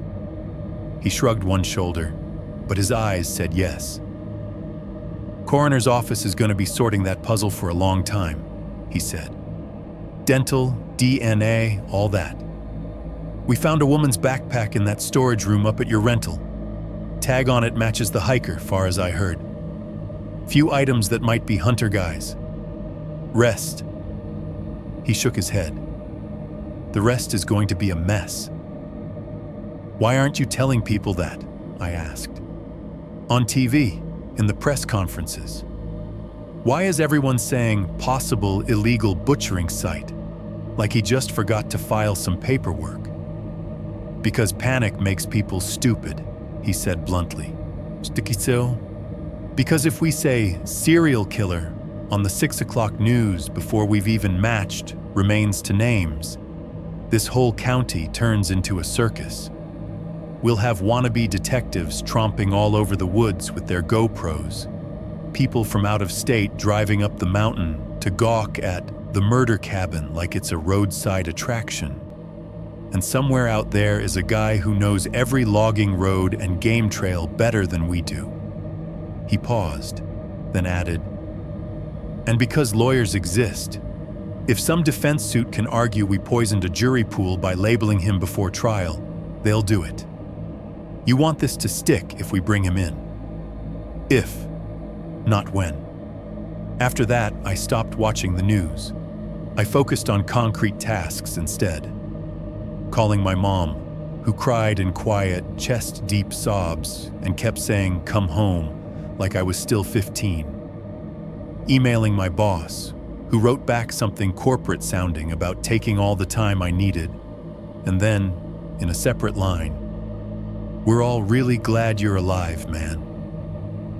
I rebooked my flight, Denver-bound.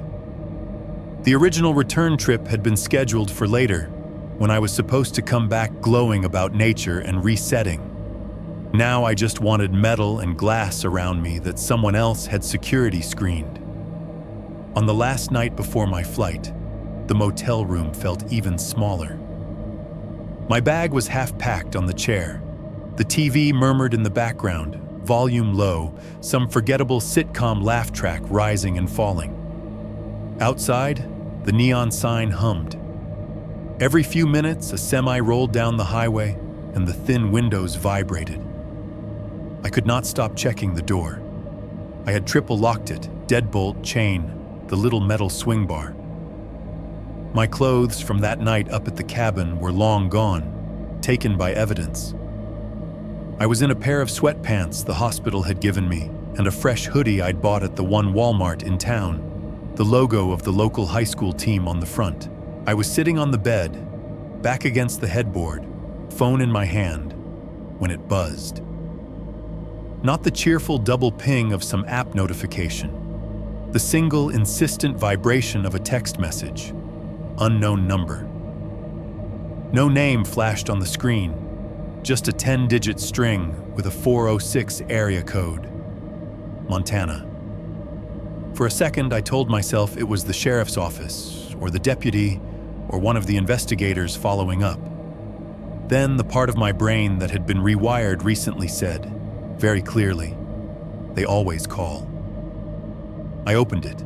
There was no text, no words, just a photo. It filled the screen. The first thing I noticed was the trees, tall black-green pines close together, their trunks dark against a background of snow. The light had that late afternoon quality, flat, blue-gray, shadows long but not yet fully merged into each other. The air in the picture looked cold. You could almost feel the temperature through the pixels. The second thing I noticed was me. I was in the center of the frame, a few yards away from the camera, my back turned. Same jacket, same jeans I'd been wearing that first day. My shoulders were hunched slightly against the cold. In the picture, I was staring at something ahead of me, head tilted. The old cabin. It was in the foreground of the shot, off to the left. Sagging roof, crooked door, snow drifted up against its walls. From the angle, you could see just enough of the doorway to sense the darkness inside, not enough to make out any detail. Whoever took the photo had been standing behind me on the trail, at a distance, the way you would if you did not want the person you were photographing to know you were there. I stared at it, my heart doing that weird stutter-skip thing it had started doing whenever something big landed. My first irrational thought was, did I take this and forget? I went straight to my gallery. There was nothing there from that angle. No photo of my own back, obviously. The few shots I had taken up there were awkward interiors of the rental cabin, a couple of half-hearted pictures of the trail with my boots in the bottom of the frame, one blurry image of the cabin doorway from the front. Not this. I checked the details on the photo. The metadata said it had been taken 2 days ago, around 3 in the afternoon. The time I had been up at the old cabin the first day, when the sky had gone that same washed-out color. The file was not in my camera roll. It had been sent from outside, dropped into my life from some other device. Outside the motel, a truck downshifted on the highway, engine growling. Somewhere in another room, somebody laughed too loud at something on TV.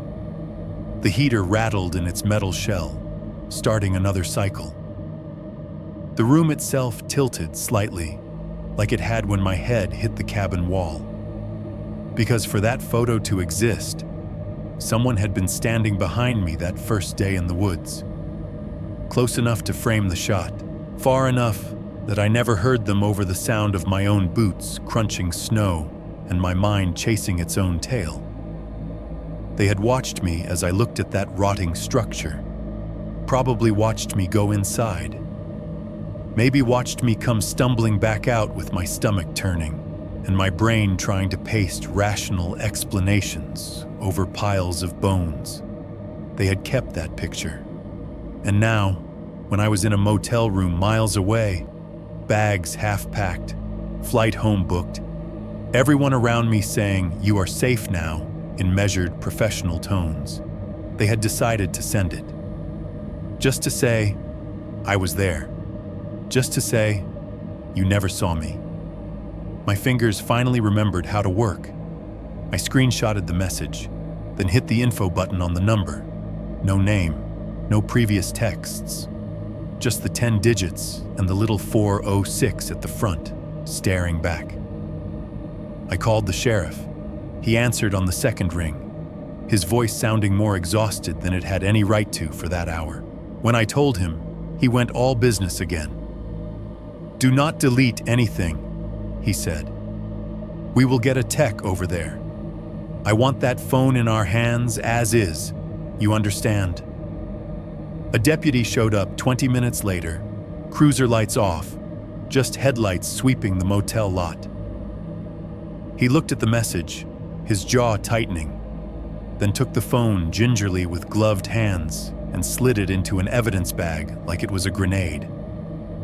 "We'll see what we can get off it," he said. "Number, routing, whatever's still there."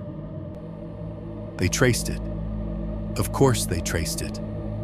That is what you do, in 2020 whatever, when someone sends you a threatening text. They ran it through whatever systems they had, pinged whatever towers it had hit. The next day, the sheriff sat down at the end of my motel bed, hat in his hands, and told me what I already knew from the way his mouth was set.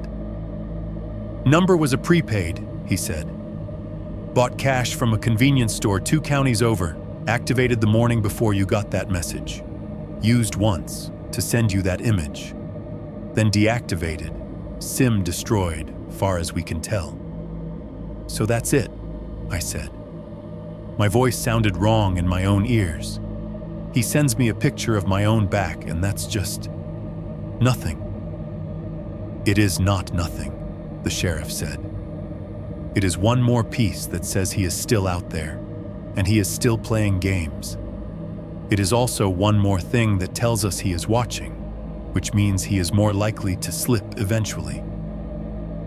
Eventually. The word landed like a stone. I changed my flight that afternoon to the earliest one I could get. I sat in the plastic chair by the motel window, watching snow start to fall again, and went through every account, every number, every connection I had. I called my carrier from the motel landline and told them I wanted a new number as soon as I hit Denver. I emailed my boss from the motel's spotty Wi-Fi and told him I would be working remote from somewhere else for the foreseeable future. I texted the few friends I trusted and told them I would send them new contact info when I had it. I did not tell them why.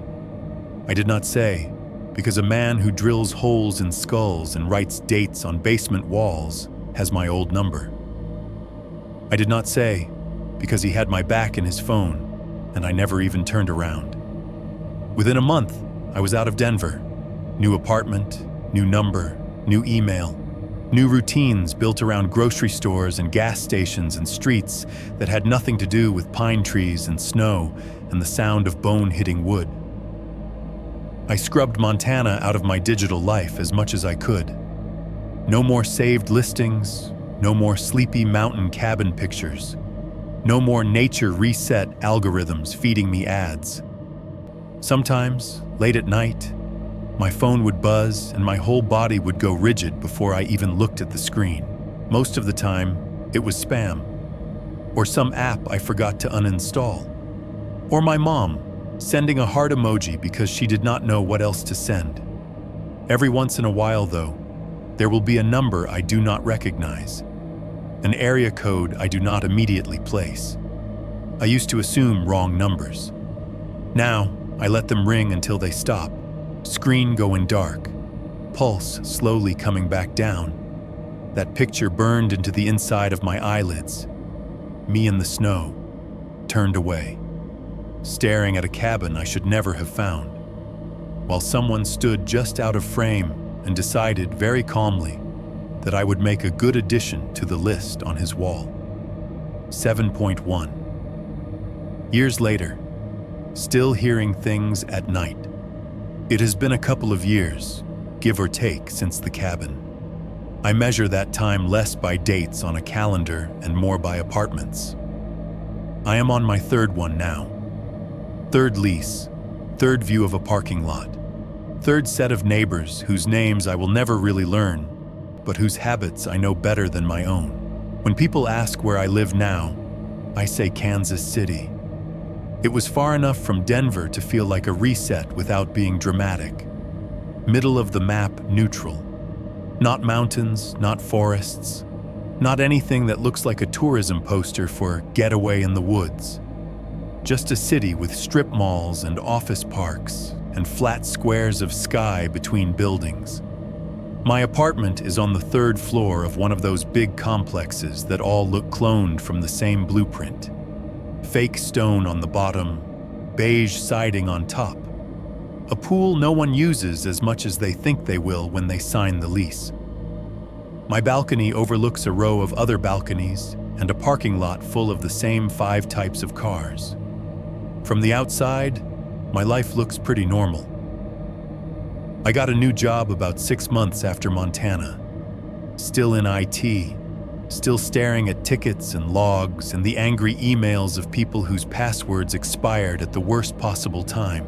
Different company though, smaller, locally owned, with an office that has windows instead of fluorescent lit cubicles in the middle of a building.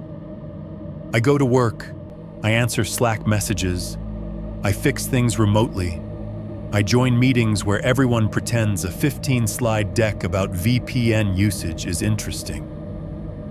On Fridays, if I am feeling especially human, I might go with a couple co-workers to the bar down the street and nurse one beer for 2 hours while they complain about the same things I complain about, only louder. If you met me at that bar, if you were a friend of a friend dragged along after work, you would get the surface version. The guy in his early 30s, jeans and hoodie, faint scar near the hairline on one side if the light hits right, a little jumpy when the door slams too hard. You would hear me joke about burnout and needing a vacation, and you might even hear the short, sanitized story about that time I accidentally booked a murder cabin on Airbnb. People laugh at that. They think it is a bit, a true crime fan exaggerating. I let them. What you would not see is what my nights look like. My bedtime routine has become a checklist, not a cute self-care one with candles and gratitude journaling. Mine is more like a pre-flight inspection on a plane that has already had one engine fall off. Lock the front door, turn the deadbolt, slide the chain, tug the knob twice, hard, to feel the resistance. Check the patio door. Lock engaged, handle secure. Step out onto the balcony for exactly 3 seconds. Scan the railings above and below. Scan the parking lot. Scan the tree line at the far edge of the property, looking for a silhouette that does not belong. Step back in, lock the door again, pull the vertical blinds all the way shut so there is no seam for anyone to see through. Kitchen window, bathroom window, both on the 3rd floor, both small, both with latches that probably do not need checking every single night. But I do anyway. Finger on the metal, press, jiggle. Closet doors closed. Bedroom door half open, never all the way, never shut. There is a sweet spot in the middle where I can see the hallway if I am in bed, but anyone standing in it cannot see all the way in without committing. Phone on the nightstand, screen face down. Ringer on, vibrate. Emergency alert volume still on. Old habits. The heater in this place is one of those central systems that kicks on with a low whoomph and then rides for a while. The first week I lived here, I barely slept.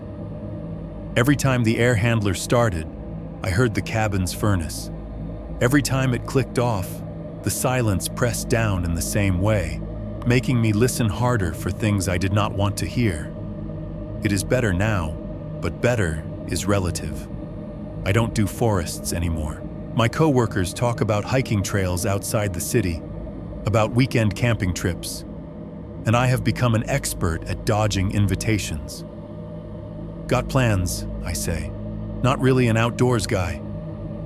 They look at me like I am broken, like who does not like fresh air and trees? I do not tell them that the sound of wind moving through pine needles still makes the back of my neck prickle. I do not tell them I had a full-blown panic attack once in the seasonal aisle at Walmart when I walked past a display of rustic cabin decor and the fake wood smell hit me just wrong. My sleep is a patchwork of half hours. I use white noise now, an app on my phone that plays fan sounds or rain or city hum. Mostly I pick apartment at night because it feels less like lying to myself. Even with that running though, certain sounds cut through. Footsteps in the hallway outside my door, for instance. In a building like mine, you get to know the cadence of your neighbors without even trying. The lady at the end of the hall, who always wears heels when she comes home late. The guy downstairs whose boots hit the stairwell like drum beats every morning at exactly 6:45. The kids on the 2nd floor who run laps on Sunday afternoons. I have their patterns memorized in a way that is not healthy, so when it is 2:13 a.m. and I hear a single set of footsteps stop right outside my door, I am wide awake instantly. Most of the time, it is nothing. Someone drunk trying the wrong apartment. A delivery left late. A neighbor fumbling with their keys across the hall and the sound bouncing weird. I lie there staring at the ceiling, counting the seconds until they move on.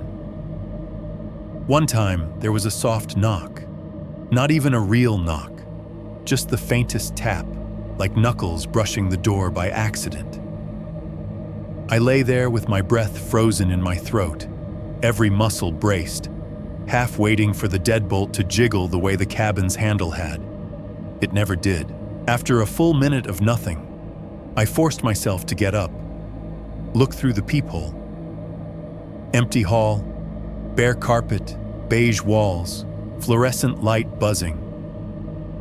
I stood there for a long time, forehead against the wood, telling myself that if he wanted me dead, he had already had better opportunities. It does not help. I hear things in the heater too. When it shuts off at night, the vents click and tick as they cool. Sometimes one of those clicks arranges itself into a pattern my brain does not like. 3 in a row. A pause. 3 more.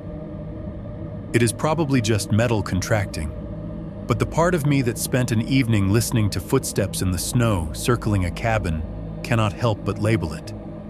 Knocks. The worst, though, is the phone.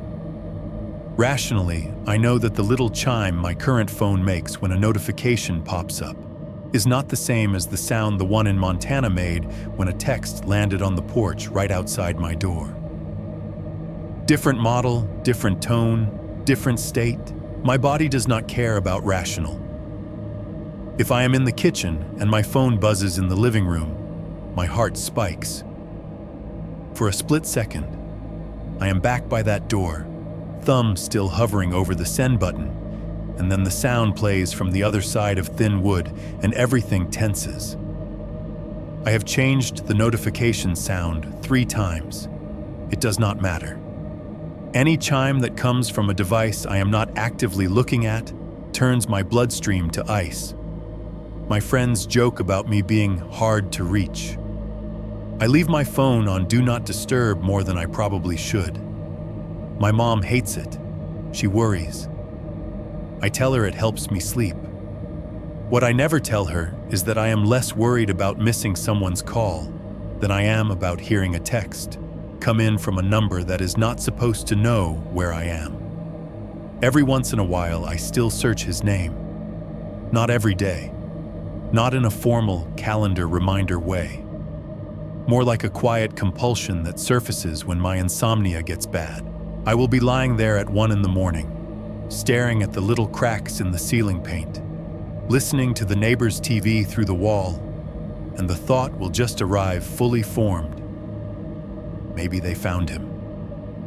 So I pick up my phone, dim the screen, and type his name into the search bar. First name, last name, then the county, then cabin, then remains. Most of the hits are the same stale cluster of local news articles from that first week. A couple follow-ups from true crime blogs that got hold of the story and tried to spin it into content, using words like alleged and potential and possibly. A forum thread on some message board where people argued about whether the sheriff's department had done enough, and whether Mark was a mastermind who vanished into the wilderness or just a dumb killer who got lucky. The dates on those threads stop about 6 months after it happened. No updates, no arrests, no trial. There are no newer articles. No suspect apprehended in out-of-state traffic stop or human remains identified pieces, just echoes. I know rationally that silence does not mean nothing is happening. Labs take time, cold cases get shuffled and reopened, but the fact remains, if they had caught him, it would be on the internet. It is not. Sometimes, when I am feeling particularly masochistic, I search my own name alongside his, just to see if any new blogs have speculated. Most of the time, it is just the same handful of pieces, plus my LinkedIn profile, which I really should lock down more than I have. Most nights, I just close the browser and go back to listening to the heater. The thing that makes all of this worse is that I still use Airbnb. Not often. Not for cabins, but business trips, conferences, the occasional cheap room in another city when hotels are too expensive.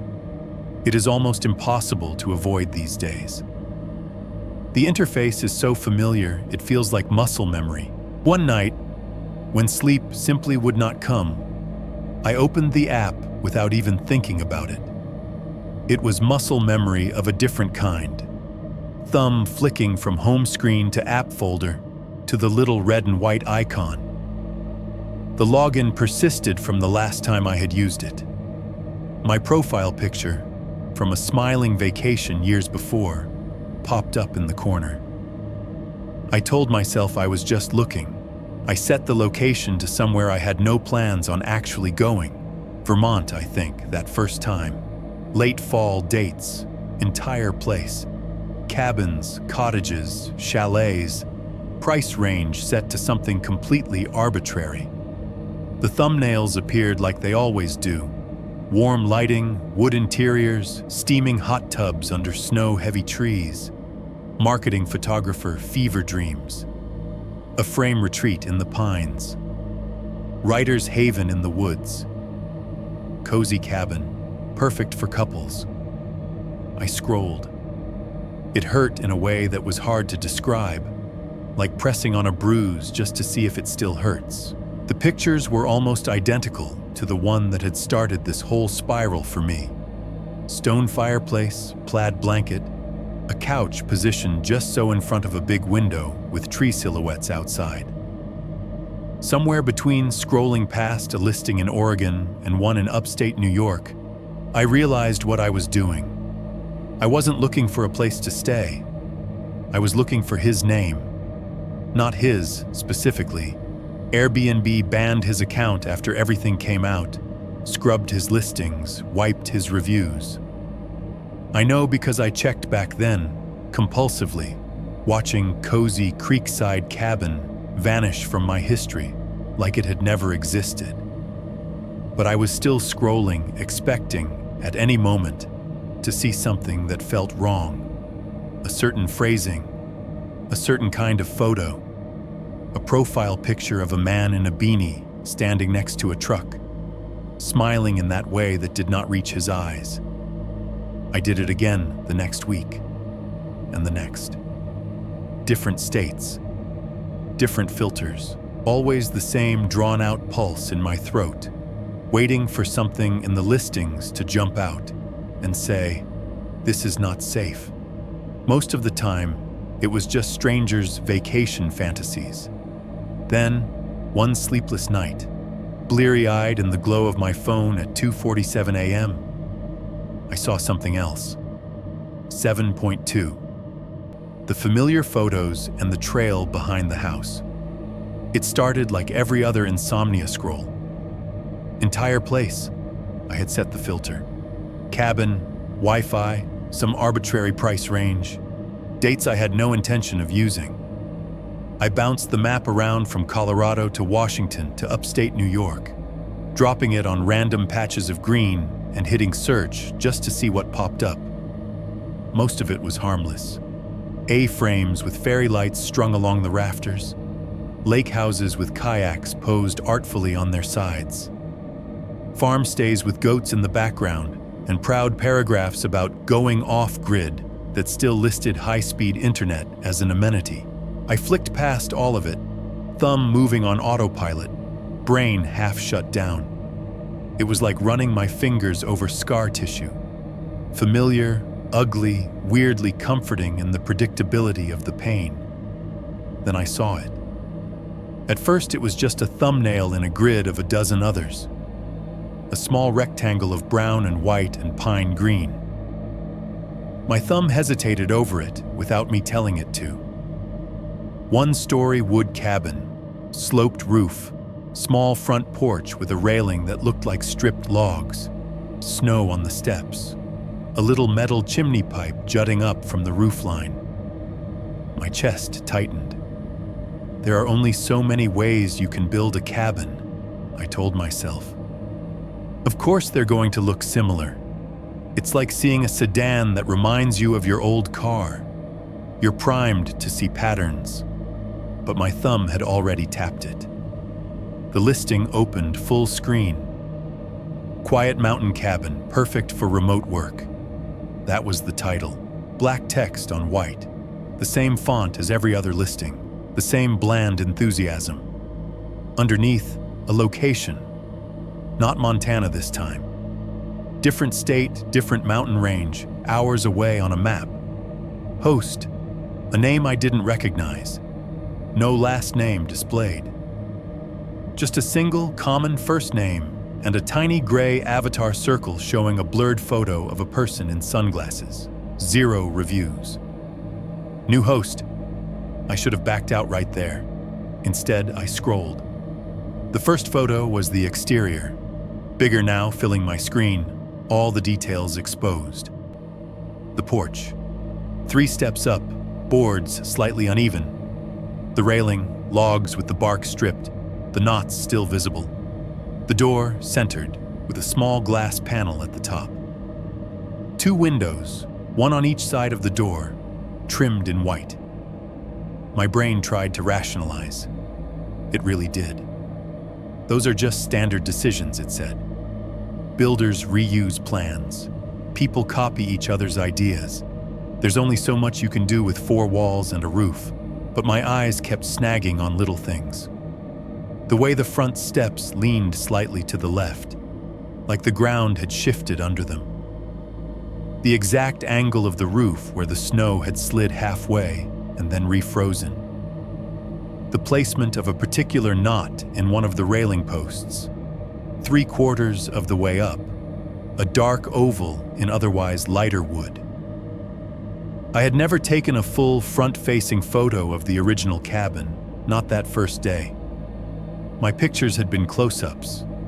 The stone fireplace, the kitchen, a shot off the back porch. So I could not say with absolute certainty, yes, this is it. But my body knew. I scrolled down to the text. Take a deep breath and get away from it all in this quiet mountain cabin, the description began. Strong Wi-Fi, stone fireplace, fully stocked kitchen. Perfect for remote workers, creatives, or anyone needing a reset from city life. Nothing unusual there. I'd read that same paragraph 100 times, worded 100 different ways. It was the last line that froze me. There's a beautiful little trail right behind the cabin, it said. Just don't go too far off it. I stopped breathing. I read the sentence again, slower this time, making sure exhaustion wasn't scrambling my perception. Just don't go too far off it. He had said that to me once, half smiling as he pointed at the crude map by the door. I hadn't thought much of it at the time. A weird little local warning, like don't feed the bears or watch out for black ice. Later, after the basement, after the list on the wall, it had come back to me in a different tone. Now it was in black and white on a listing, written by a new host in another state. Could be coincidence, some part of me whispered. People say things like that all the time. Trails, cliffs, whatever. But of all the words in all the listings, tonight, my insomnia and my thumb had dropped me onto this one. My fingers felt numb when I tapped into the photo gallery. The interior shot loaded. Kitchen first. The layout punched me in the gut before any of the details did. Stove on the left, small window over the sink straight ahead, fridge tucked into a corner on the right. Narrow strip of countertop between. Same angle, same distance. Like the photographer had stood in exactly the same spot I had that first day and raised their phone to exactly the same height. In this picture, the cabinets were a different color.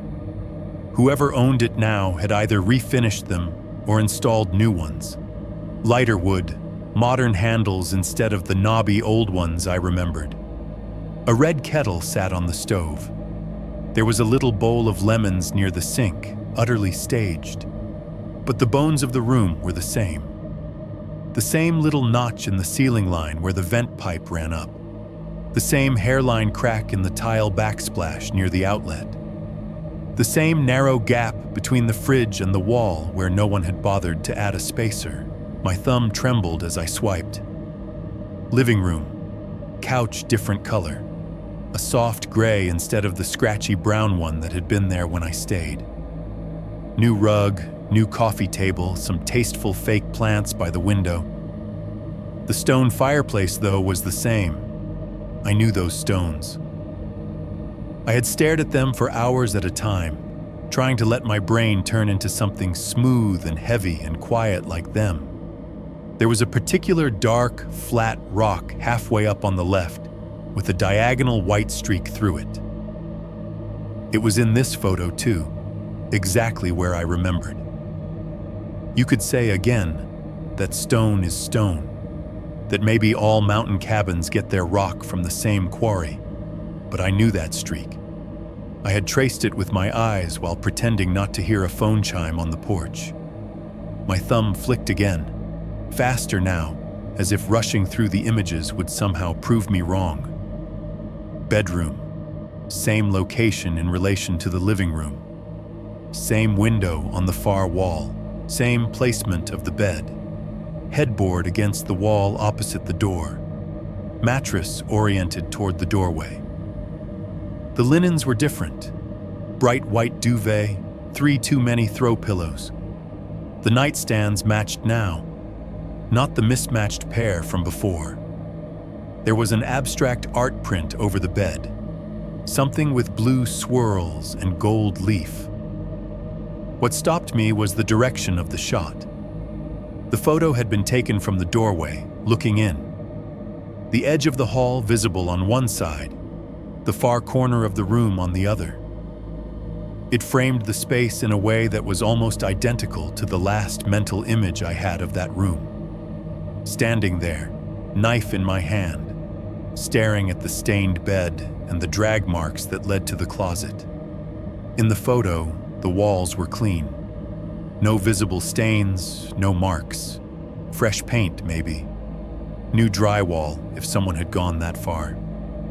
But my brain layered the old image over the new one anyway. Like a transparency you hold up to the light. I swiped again before I had to sit with that too long. Hallway. The camera was low to the ground in this shot, angled so that the wood floorboards led your eye from the living room down toward the bedroom. Someone had thought they were being artsy. Natural light from the bedroom window spilled down the hall. On the right-hand side, halfway down, was the storage room door. Fresh coat of white paint. New hardware, a brushed nickel knob instead of the crude padlock that had hung there when I'd stayed. The frame around it was cleaner, too. No scuffs, no visible pry marks. It looked like any other closet door in any other rental, if you didn't know what had been inside before. My thumb zoomed in, 2-finger pinch, until the pixels started to break apart. The trim around the door was new, but the wall beside it still bore a faint, discolored patch, where something had once scraped deeply enough that even sanding and paint couldn't fully erase it. In the scuffed area on the floorboards just in front of the door, I could almost see the ghost of where I had knelt, ear pressed to wood, listening to dripping. I felt sick. I almost backed out, almost shut the app, and threw my phone onto the other side of the bed, like that would make the listing unexist. Instead, I kept going. There were a couple of throwaway photos, close-up of a mug with steam by the window, shot of the little dining table set for 2, then one more exterior picture. View from the front porch, the caption said. In the foreground, the wooden railing cut across the bottom of the frame.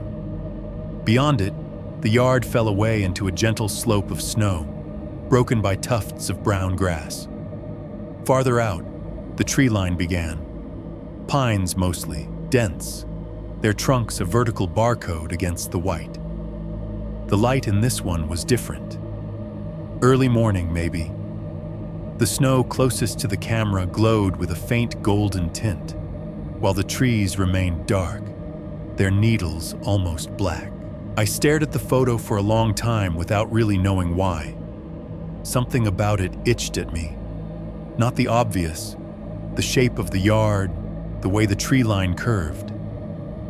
I recognized that, yes. The trailhead was just off to the right, out of frame, where a gap in the trees started. No, it was something in the shadows. I zoomed in. The resolution wasn't great. This was a phone camera, not a professional DSLR. The pixels chunked up the more I pinched. Snow turned into blocks of white and gray. Tree trunks became vertical columns of digital noise. But in the darker space between two of those trunks, to the left of center, there was something. At first, it was just a slightly lighter smudge in the dark. A shape that could have been nothing. A glitch, an artifact. The camera lending more light to a patch of underbrush. I zoomed farther. The smudge resolved into a more specific arrangement of shapes. A vertical line that could be a body. A smaller sphere on top that could be a head. The suggestion of shoulders.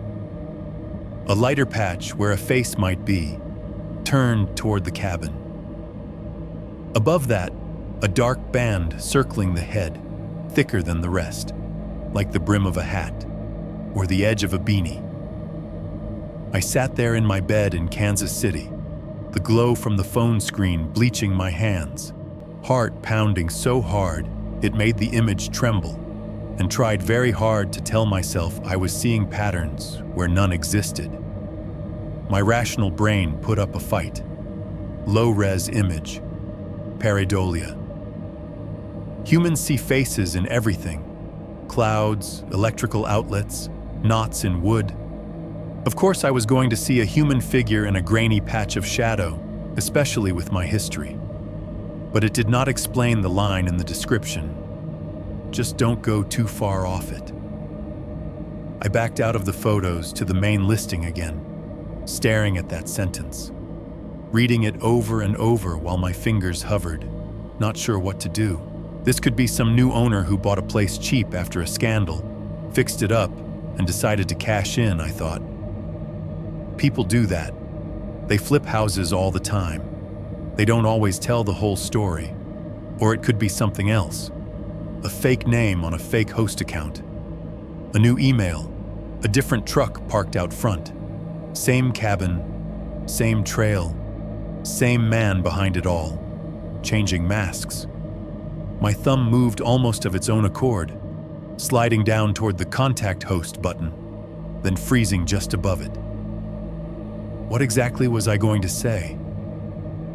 Hey, I think your rental is the refurbished set of a serial killer's hobby room.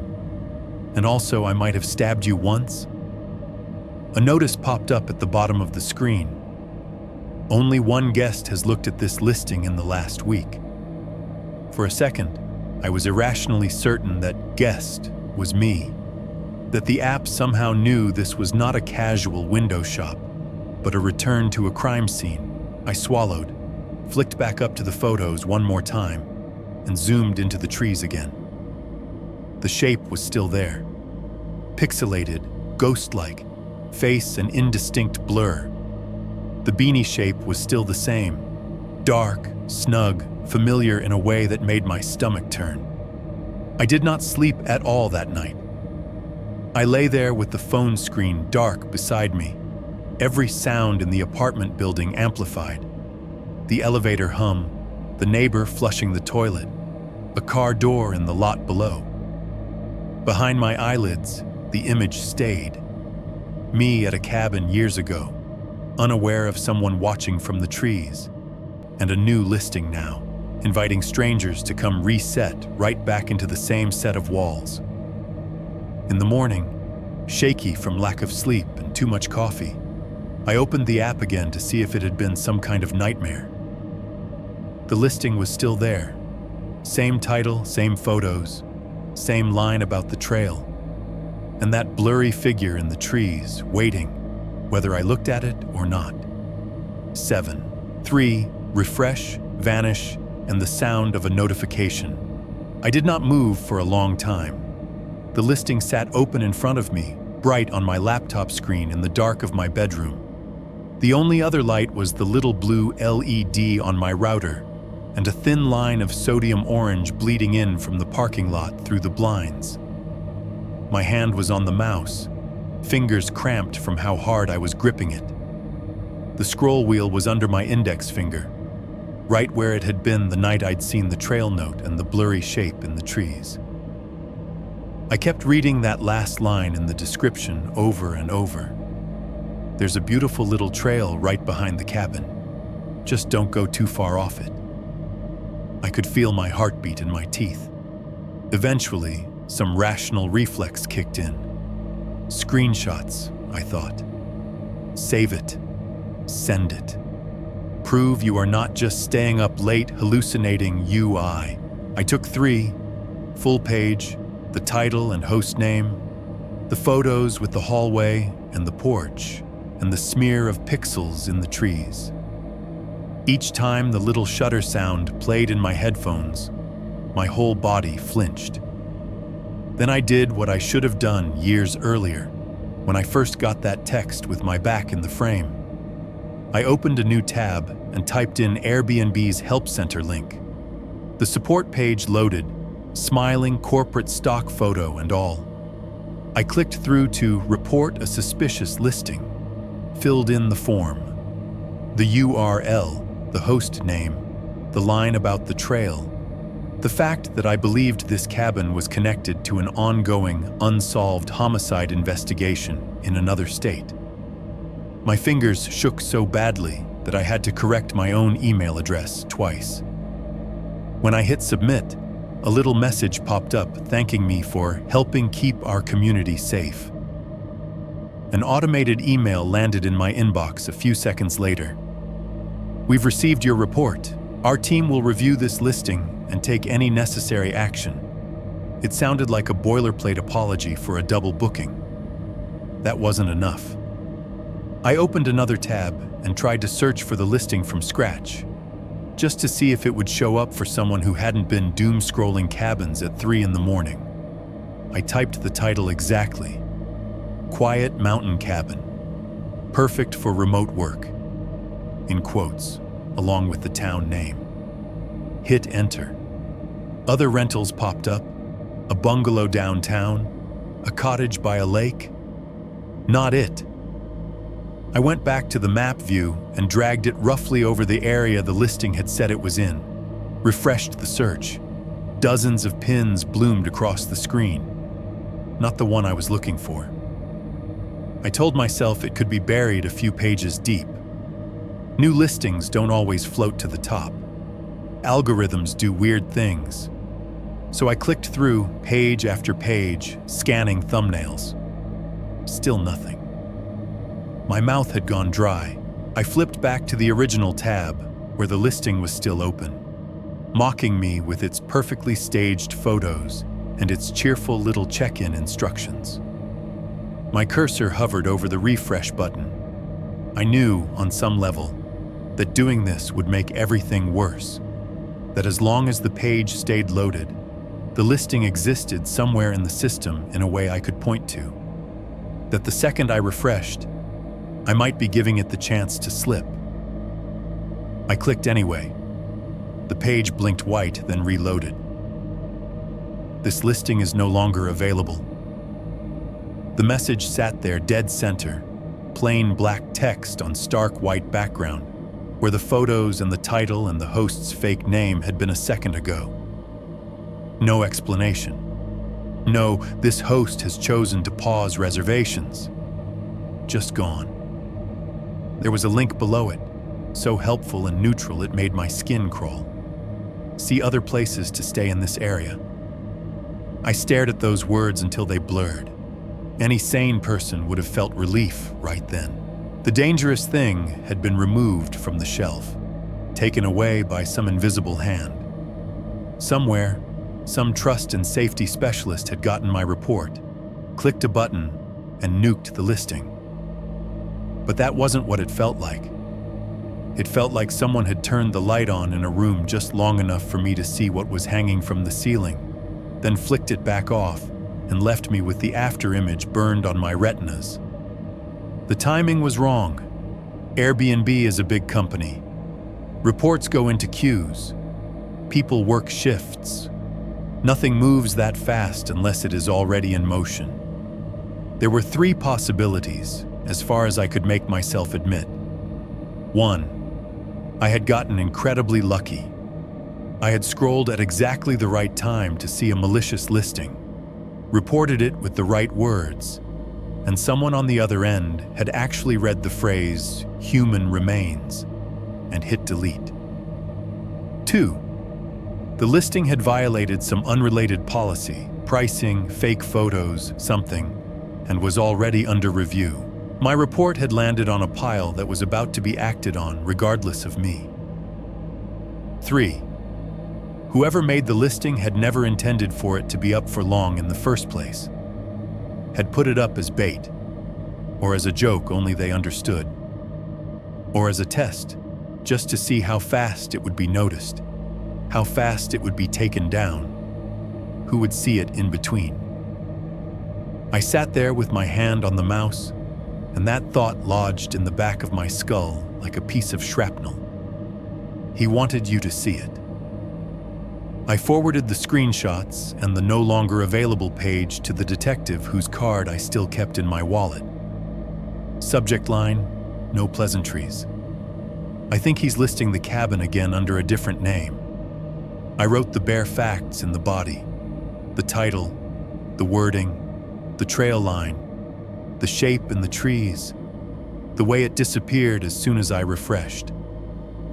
I didn't expect a response that night. Cops have shifts too.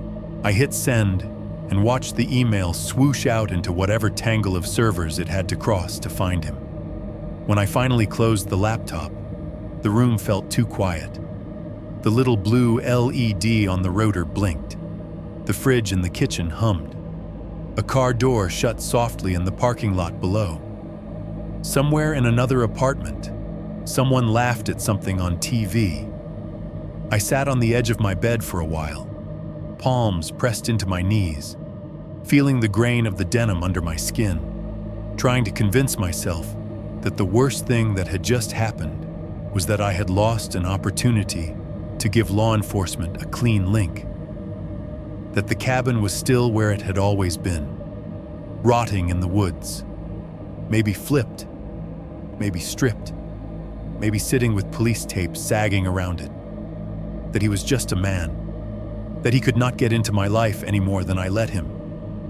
And then, because I am apparently incapable of learning, I thought about you. Not you specifically, just whoever ends up hearing this. You in some apartment that probably looks a lot like mine. Walls painted landlord white. Hallway outside your door with carpet that has seen too many cheap shoes. A neighbor whose TV you can hear through the wall when they fall asleep with it on. You might be on your bed right now, or on your couch, or at your kitchen table with your laptop open.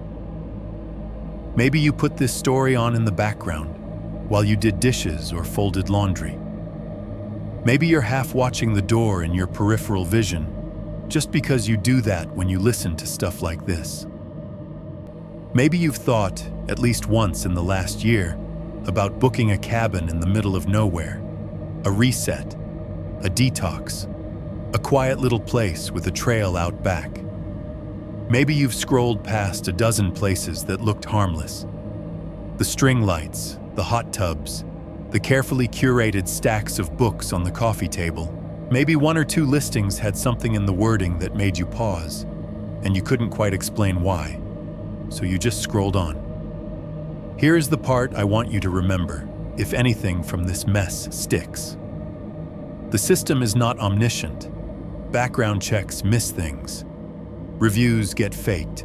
Hosts can change names, photos, emails, bank accounts. Cabins can be cleaned, walls repainted, mattresses replaced, freezer swapped out, all without anyone putting a little badge on the listing that says, "By the way, this used to be a place where people died." If you ever find yourself up too late, phone in hand, thumbing through photos of wooden porches and stone fireplaces, and people telling you about the little trail behind the cabin. Read every word. Notice who tells you not to go too far off it.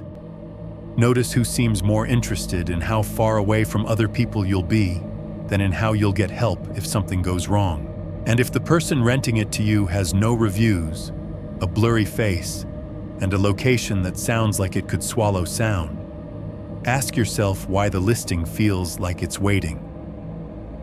I am not telling you this to give you a moral. There isn't one. The man who drilled holes in skulls and labeled dates on basement walls is, as far as I know, still out there somewhere. Maybe in another county. Maybe in another state.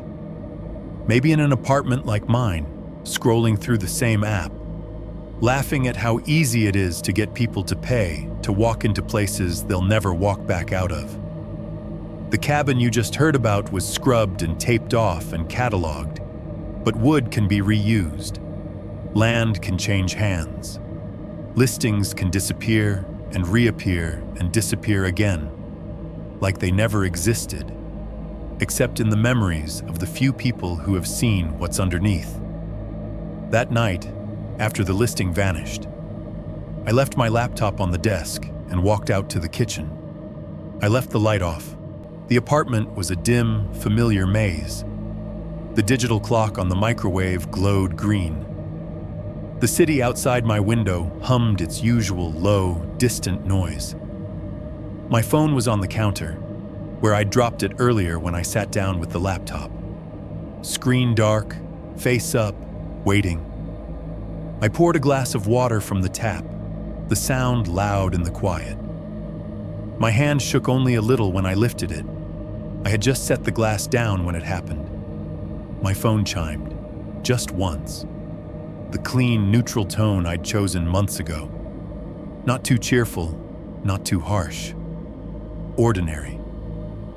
The sound came from 2 feet to my right, exactly where the cabin's porch had been the night my message to Mark went out into the ether and came back as an echo on the other side of the door. Every muscle in my body locked. I turned slowly, expecting God knows what. A banner on the screen. A number I didn't recognize. A photo of my back from 2 days ago, or 2 years, or from tomorrow. The screen was still black. No notification preview. No glow. Just my own faint reflection in the dark glass. The ghost of my face overlaid on the kitchen ceiling. I tapped it. The lock screen came up. No missed calls, no messages, no app badges, nothing in the notification shade when I dragged it down. The last thing on the list was an email from hours earlier. I stood there in the middle of my kitchen, the hum of the fridge suddenly too loud, and I tried to convince myself that phones glitch, that sometimes you get one phantom sound for an old alert clearing, that apps bug out and echo tones, that there is always a rational explanation. In the end, it does not matter. Because here's the thing, as long as they never find him, as long as no one can point to a mugshot and a case number and a date of death on a line in some database, the story does not end. It just waits. In listings that go up and then vanish. In trails behind cabins that are a little less beautiful than the hosts say. In the quiet between your apartment's heater shutting off and your neighbor's TV cutting out. And in that tiny, bright sound your phone makes from the next room when you are sure you are alone.